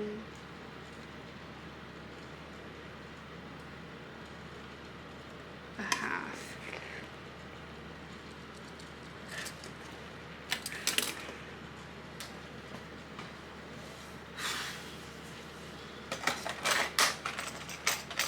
Okay, so I just marked up 1.5 inches from the top of my bag here.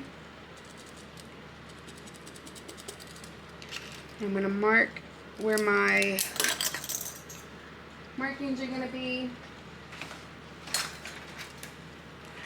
And I'm just going to make sure that I don't go through my lining piece.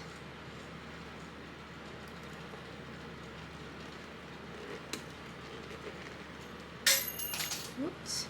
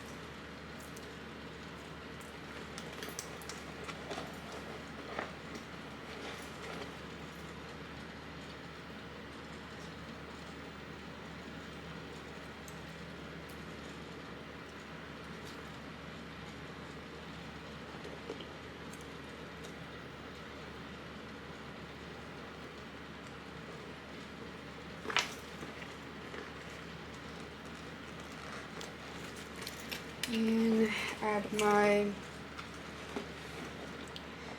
washers.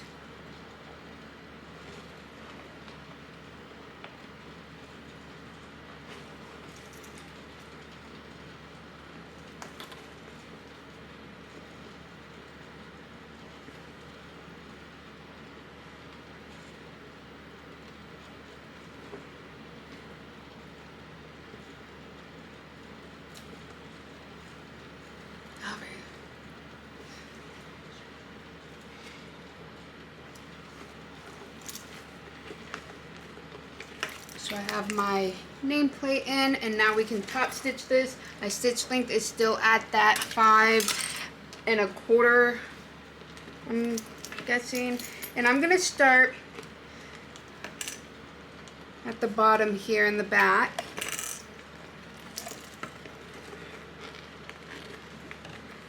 And we're just gonna top stitch this at 1/8 of an inch seam allowance. You can top stitch at 1/4 of an inch if you want to.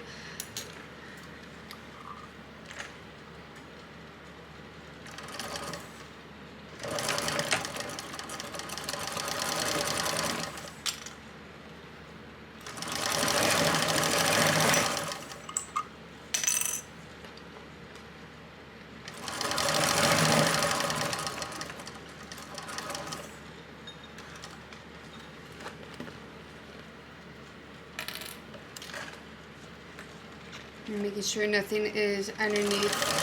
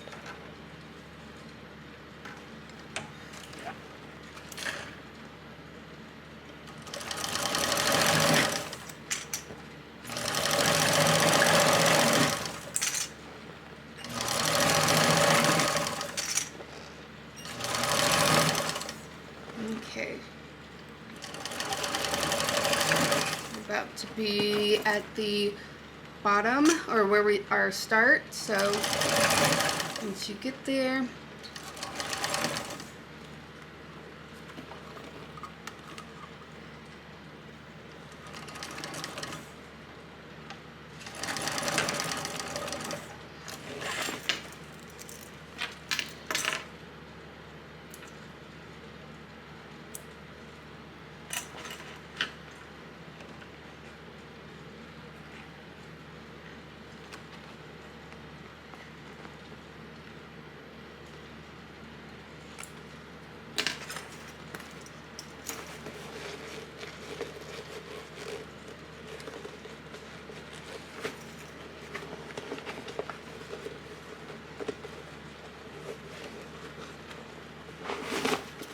alright.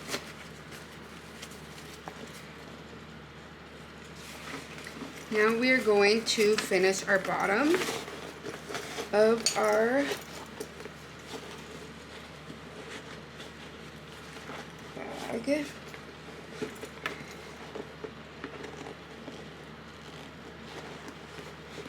So what you're going to do is you're going to want to grab your lining from the bottom of, through your zipper. So you're going to grab your lining bottom, and you're going to pull it through your zipper. So I'm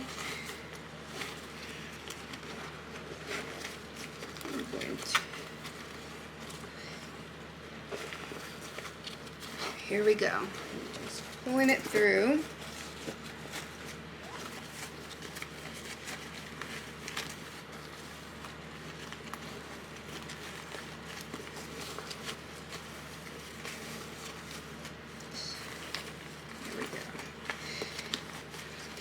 You're going to want to just match up the bottom side first.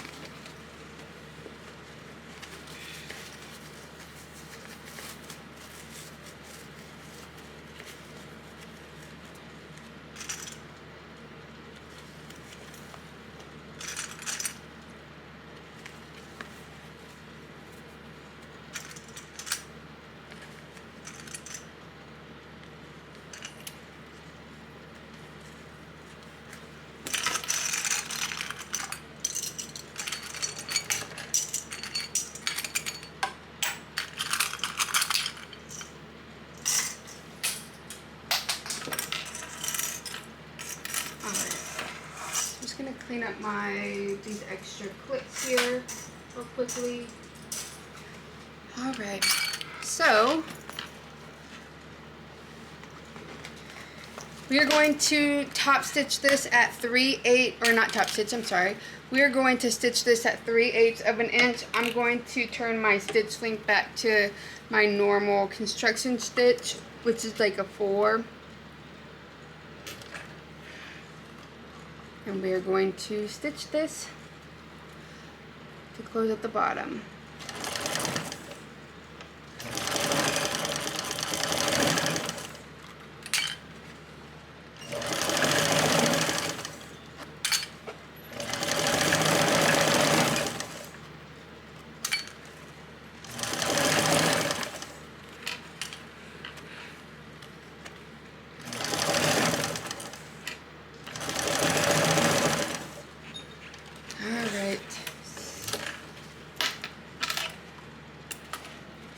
There we go.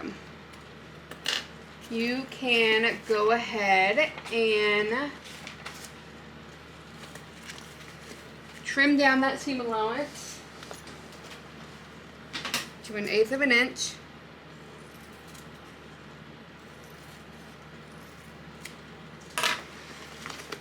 And now we're just going to box our corners. So just start with one side,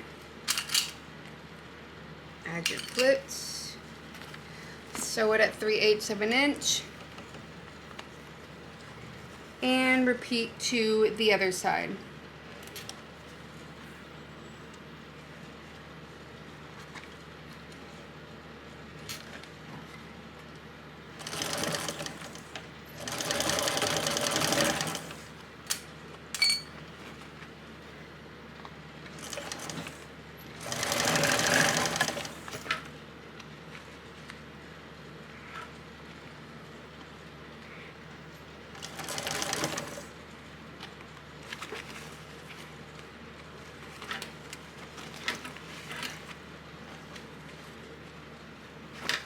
sure everything is nice and even.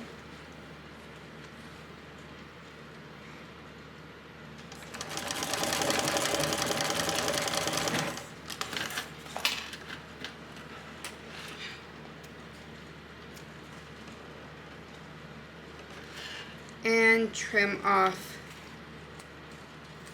the seam allowance on that side. And just do the same exact thing to your other side.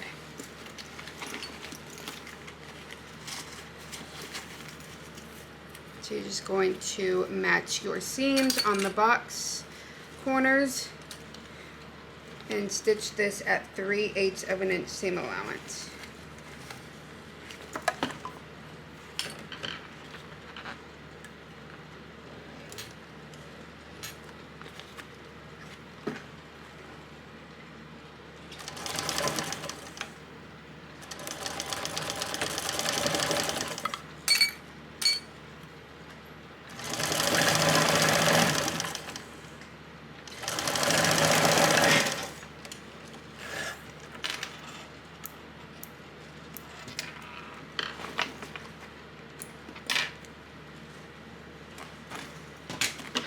And trim your seam allowance down.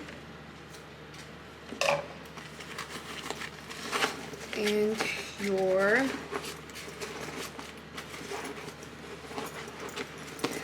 lining is done. Just push it down. Just if you need to. And now we can close up our zipper. And you're just going to close this up at a top stitch length of 1/8 of an inch from the edge. And I like to, when I do this, I just use a regular stitch length. I don't use a big stitch because I don't want it to pop open. So I'm just going to use my regular construction stitch of a 4.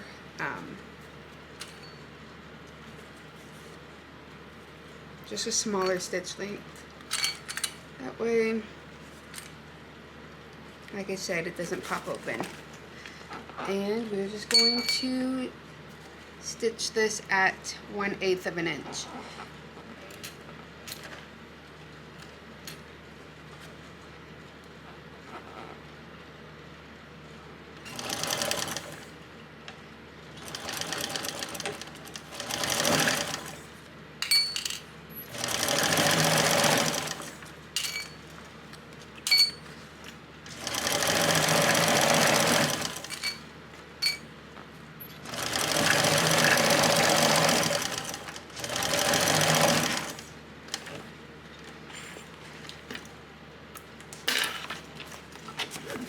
There we go.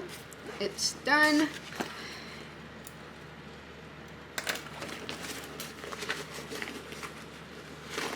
Put your pocket back in. I'm just gonna, okay. The finished bag.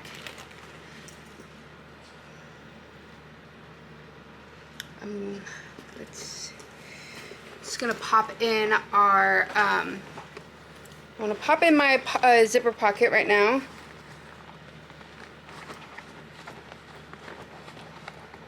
So, zipper pocket is in.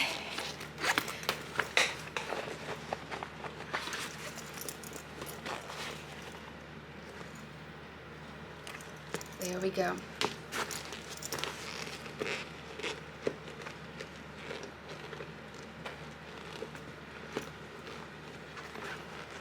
I'm just going to pop out my side panels where the vinyl is at. So there we go. Just roll it out with my fingers.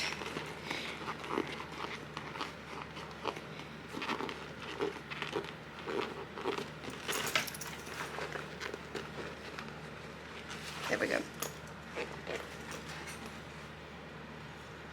let me adjust my lighting.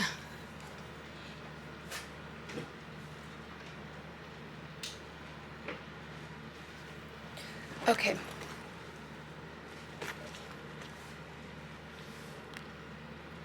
So here we go.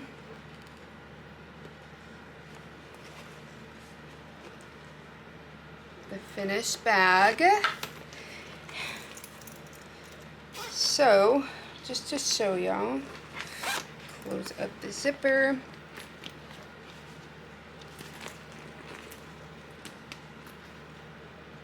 And now we are going to rivet our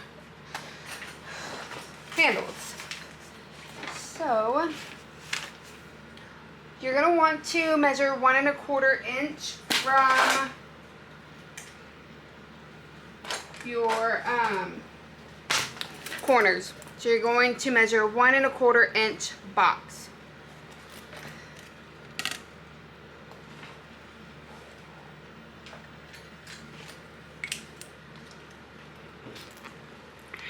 So we got my side edge. We have 1 1/4 by 1 1/4.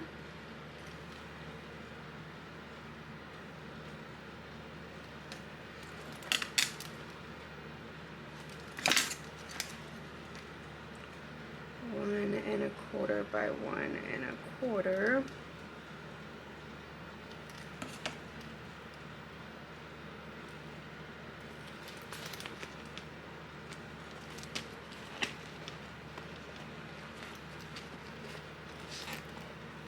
I don't know if you can see my markings, probably not.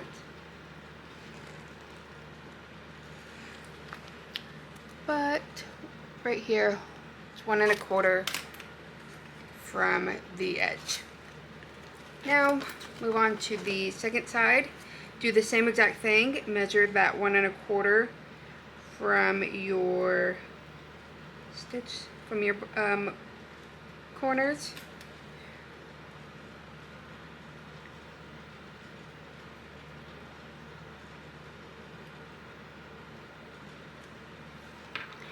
And do the same thing to the other side. 1 1/4 by 1 1/4.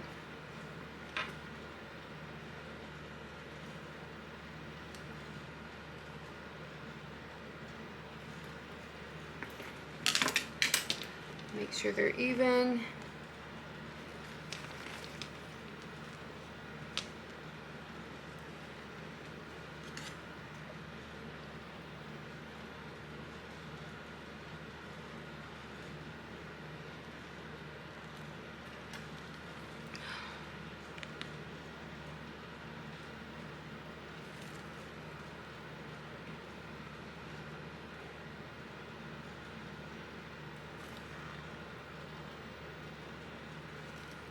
Okay.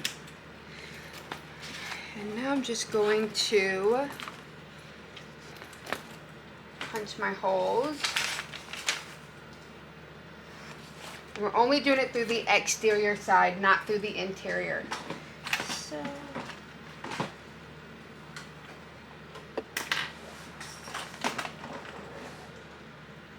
okay, see if I can find my handles.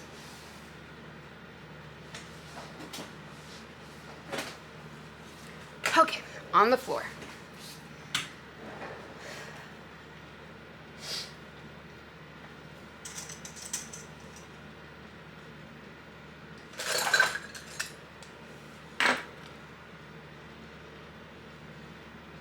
So I have my rivet. Here we go. So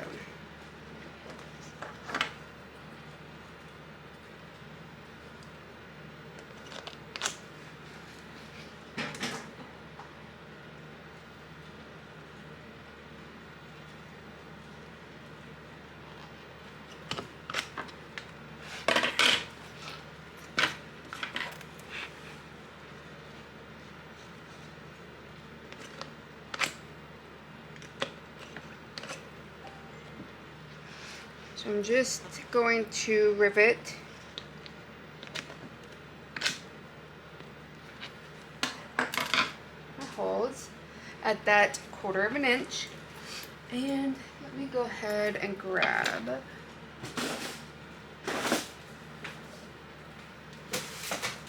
I'm going to use large size rivets.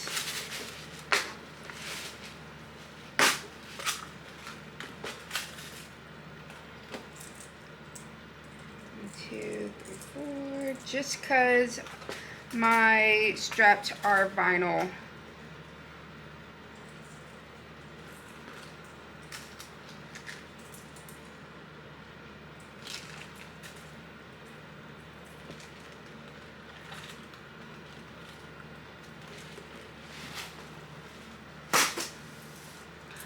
Alrighty.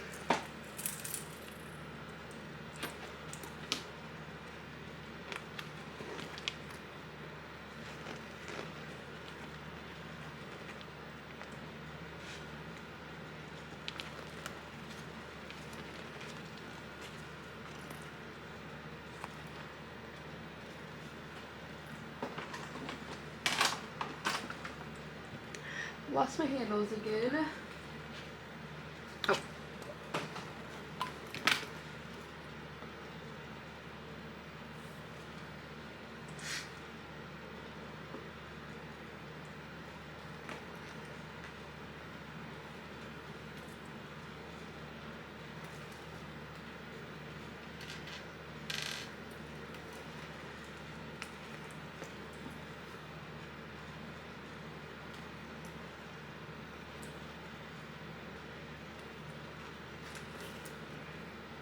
One strap and add my second strap.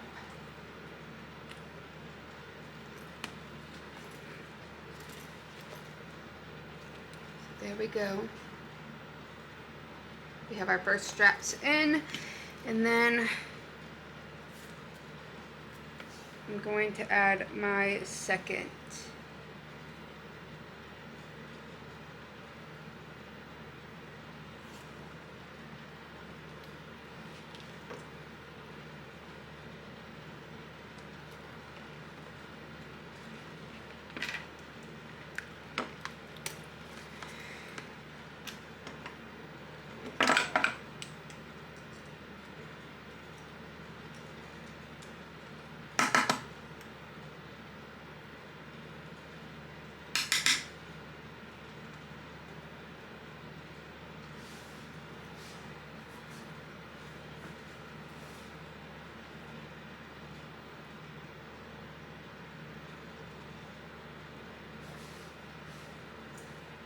All right, just clearing out my punch. I got this punch in the Sew Your Bag subscription. Seriously, I love this. I was so happy when I opened up the box and this was in there.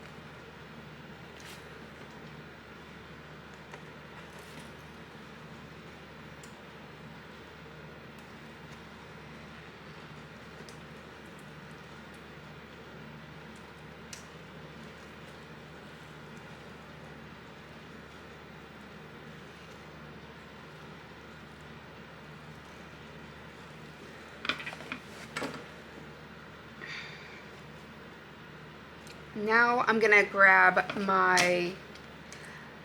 go and grab my rivet press and we can press this. Okay, so I have my rivet press now. Let's go ahead and set the rivets in.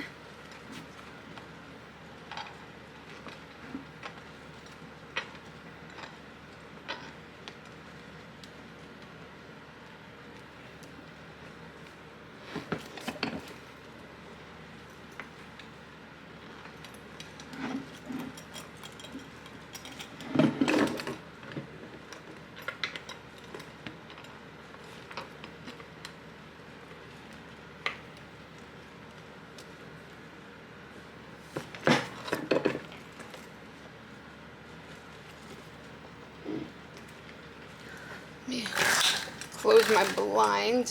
It's super bright in here for some reason. Okay. Oops.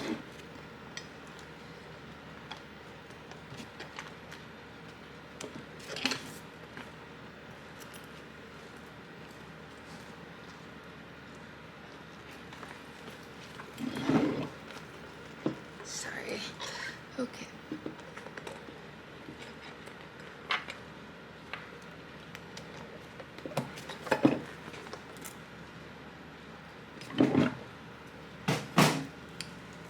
There we go. We have our straps on. So now all we need to do is I'm going to just kind of move y'all down so y'all can see what I'm doing. We're going to add our strap ends, and then we're going to add the zipper pull. So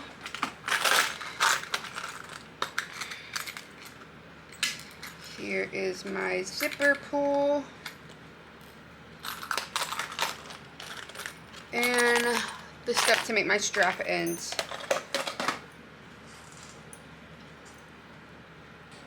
Also, I need to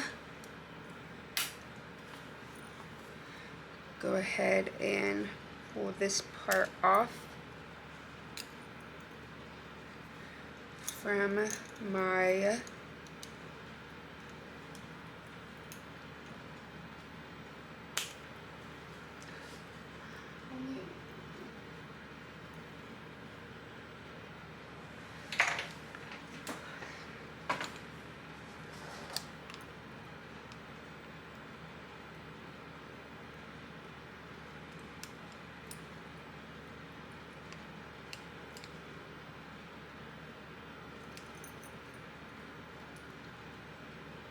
So the first thing I'm going to do is I'm just going to real quickly pull off my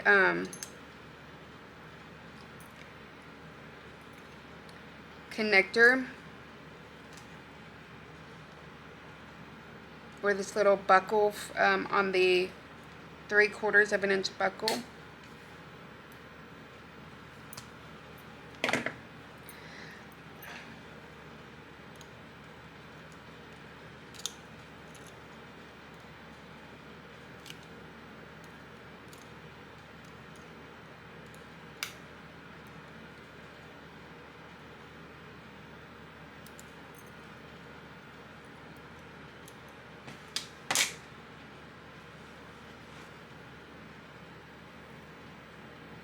So there we go. Buckle's off. Now we can just add our zipper. And for me, I like to do my zipper like this. So I'm going to just get some double-sided tape.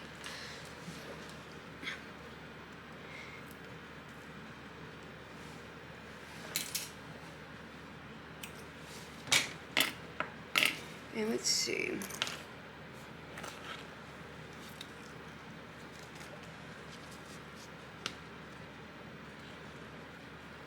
Trying to decide how long I want my zipper tail.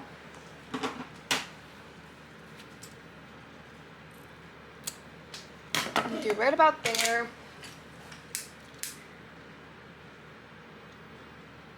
Set these sides. And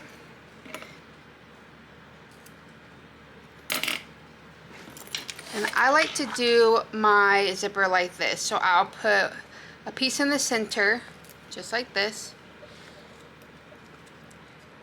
And turn it over, add a second piece, and fold it in again.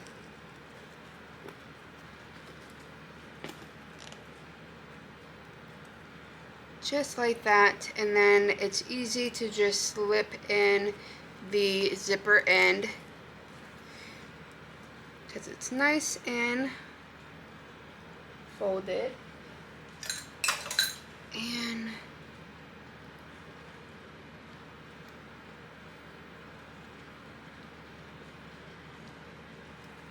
there we go.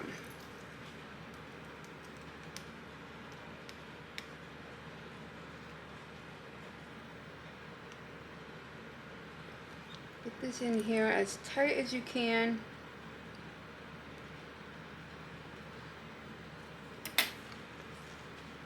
And there we go. Zipper is done. Just going to tuck that.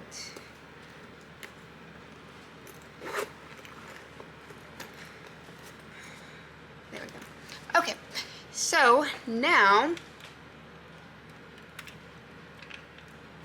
we can add our strap ends to the handles. So the first thing I'm gonna do is pour out.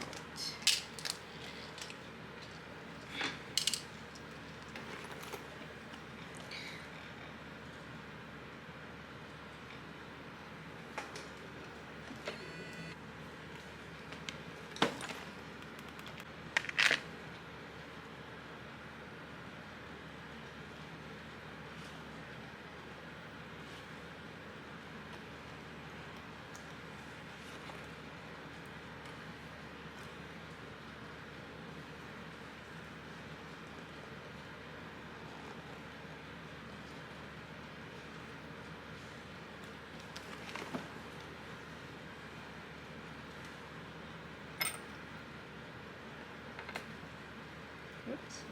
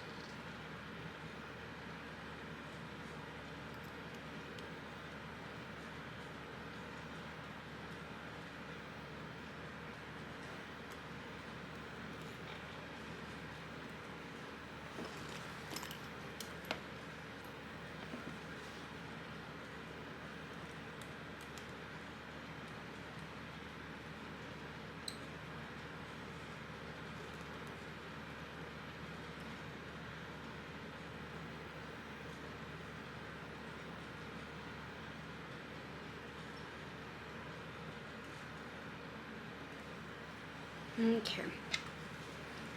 Add the second strap on.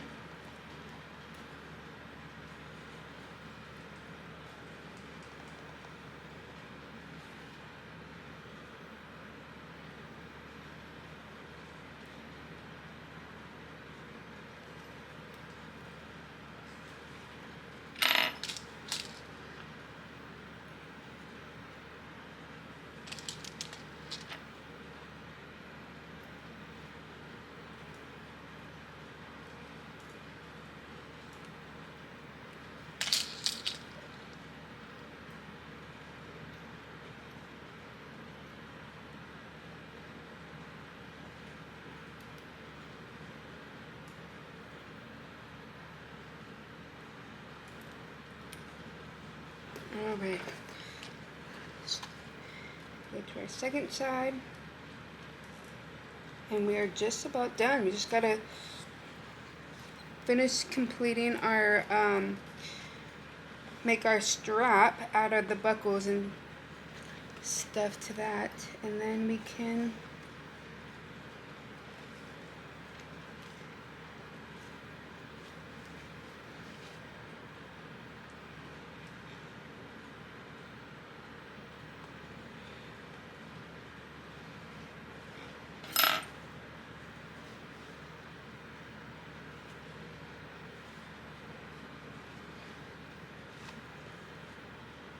all right.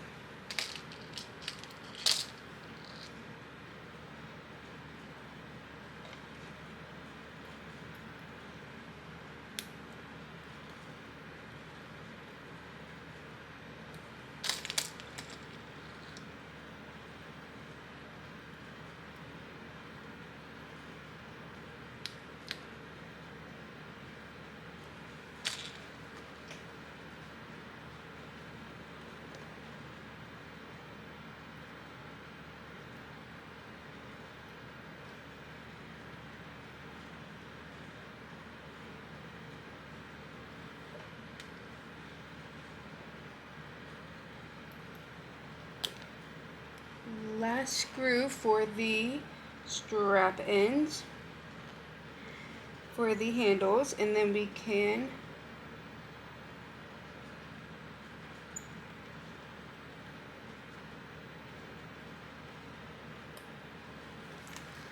so strap ends are added to the bag. Now we can make our strap.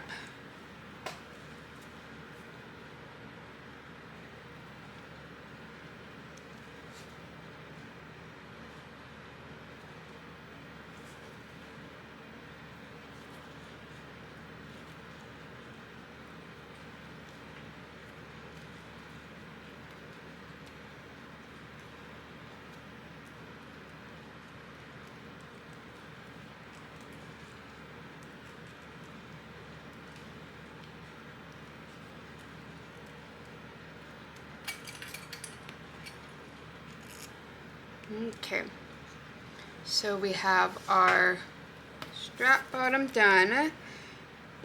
Go ahead and add your zipper, or sorry, your zipper, your swivel clasp. You want to make sure it's the correct way. And you'll go through, up and over, and through the bottom. And then just make sure your clasp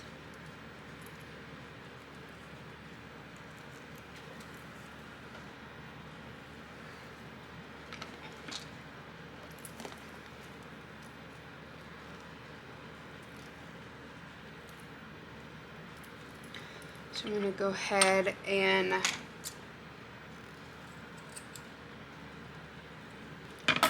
add my strap ends.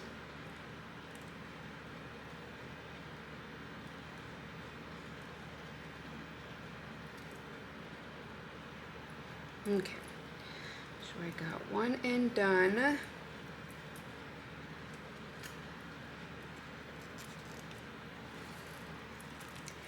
And let's add my second end.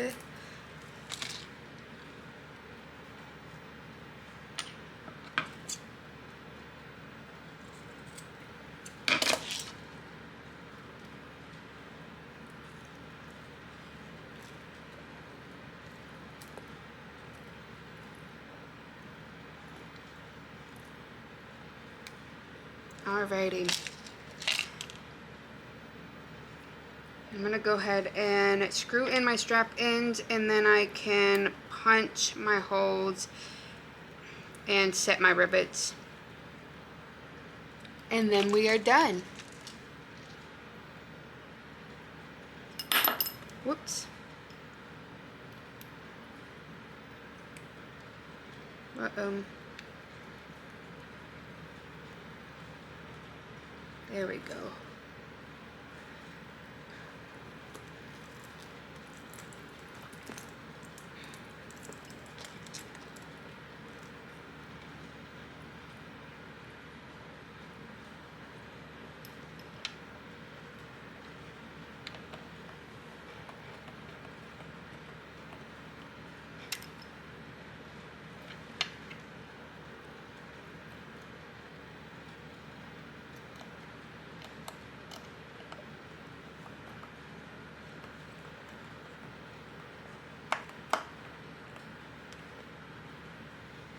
Okie dokie.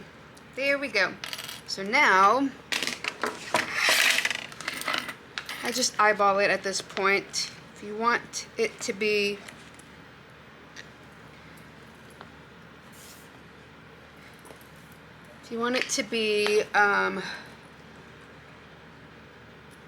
perfect, you can measure out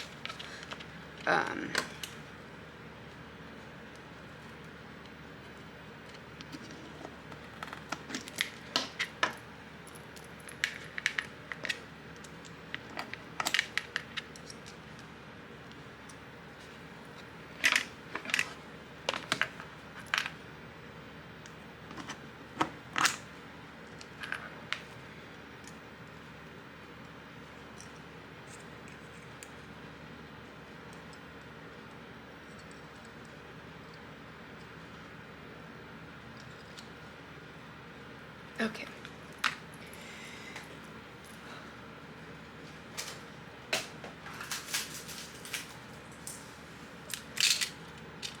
Grab a couple of rivets.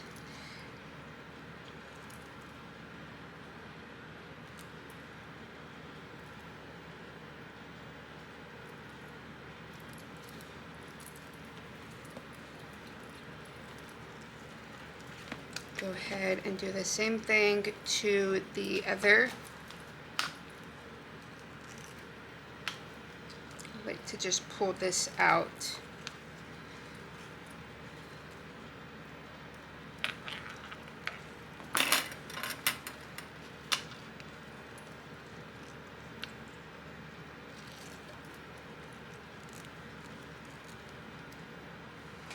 I'm going to use my hand punch one on this one because it's a little bit easier than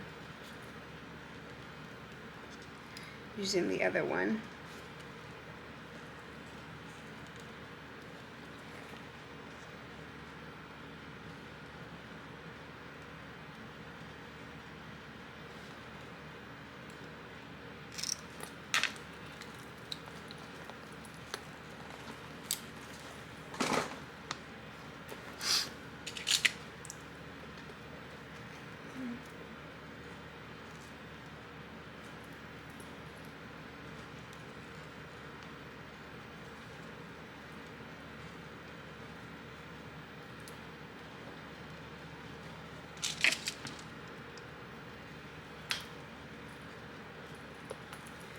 All right, let's grab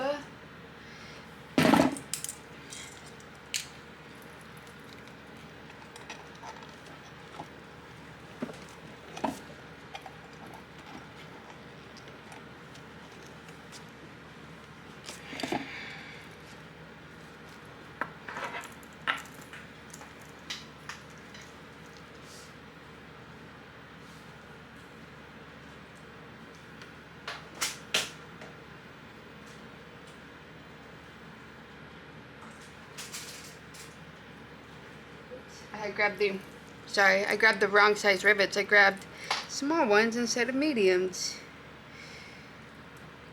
So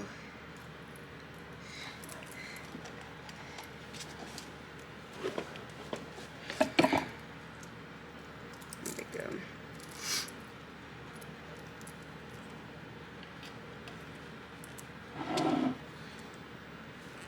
So here is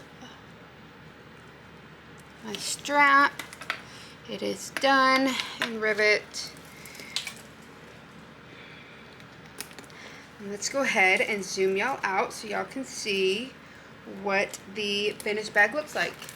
And that is the Lina Crossbody bag by Oro Rosa. Thank you, everybody. If you have any questions, please comment and I'll try to get back as soon as I can. And if you don't have this pattern, I seriously recommend you get it because I love this. This is my second one and I already went and bought fabric to make more. So this is a very good pattern to have in your stash. So thank you, everybody, for joining me. The links for everything, the pattern, the other tutorials that some of the Oro Rosa testers did. So go check them out.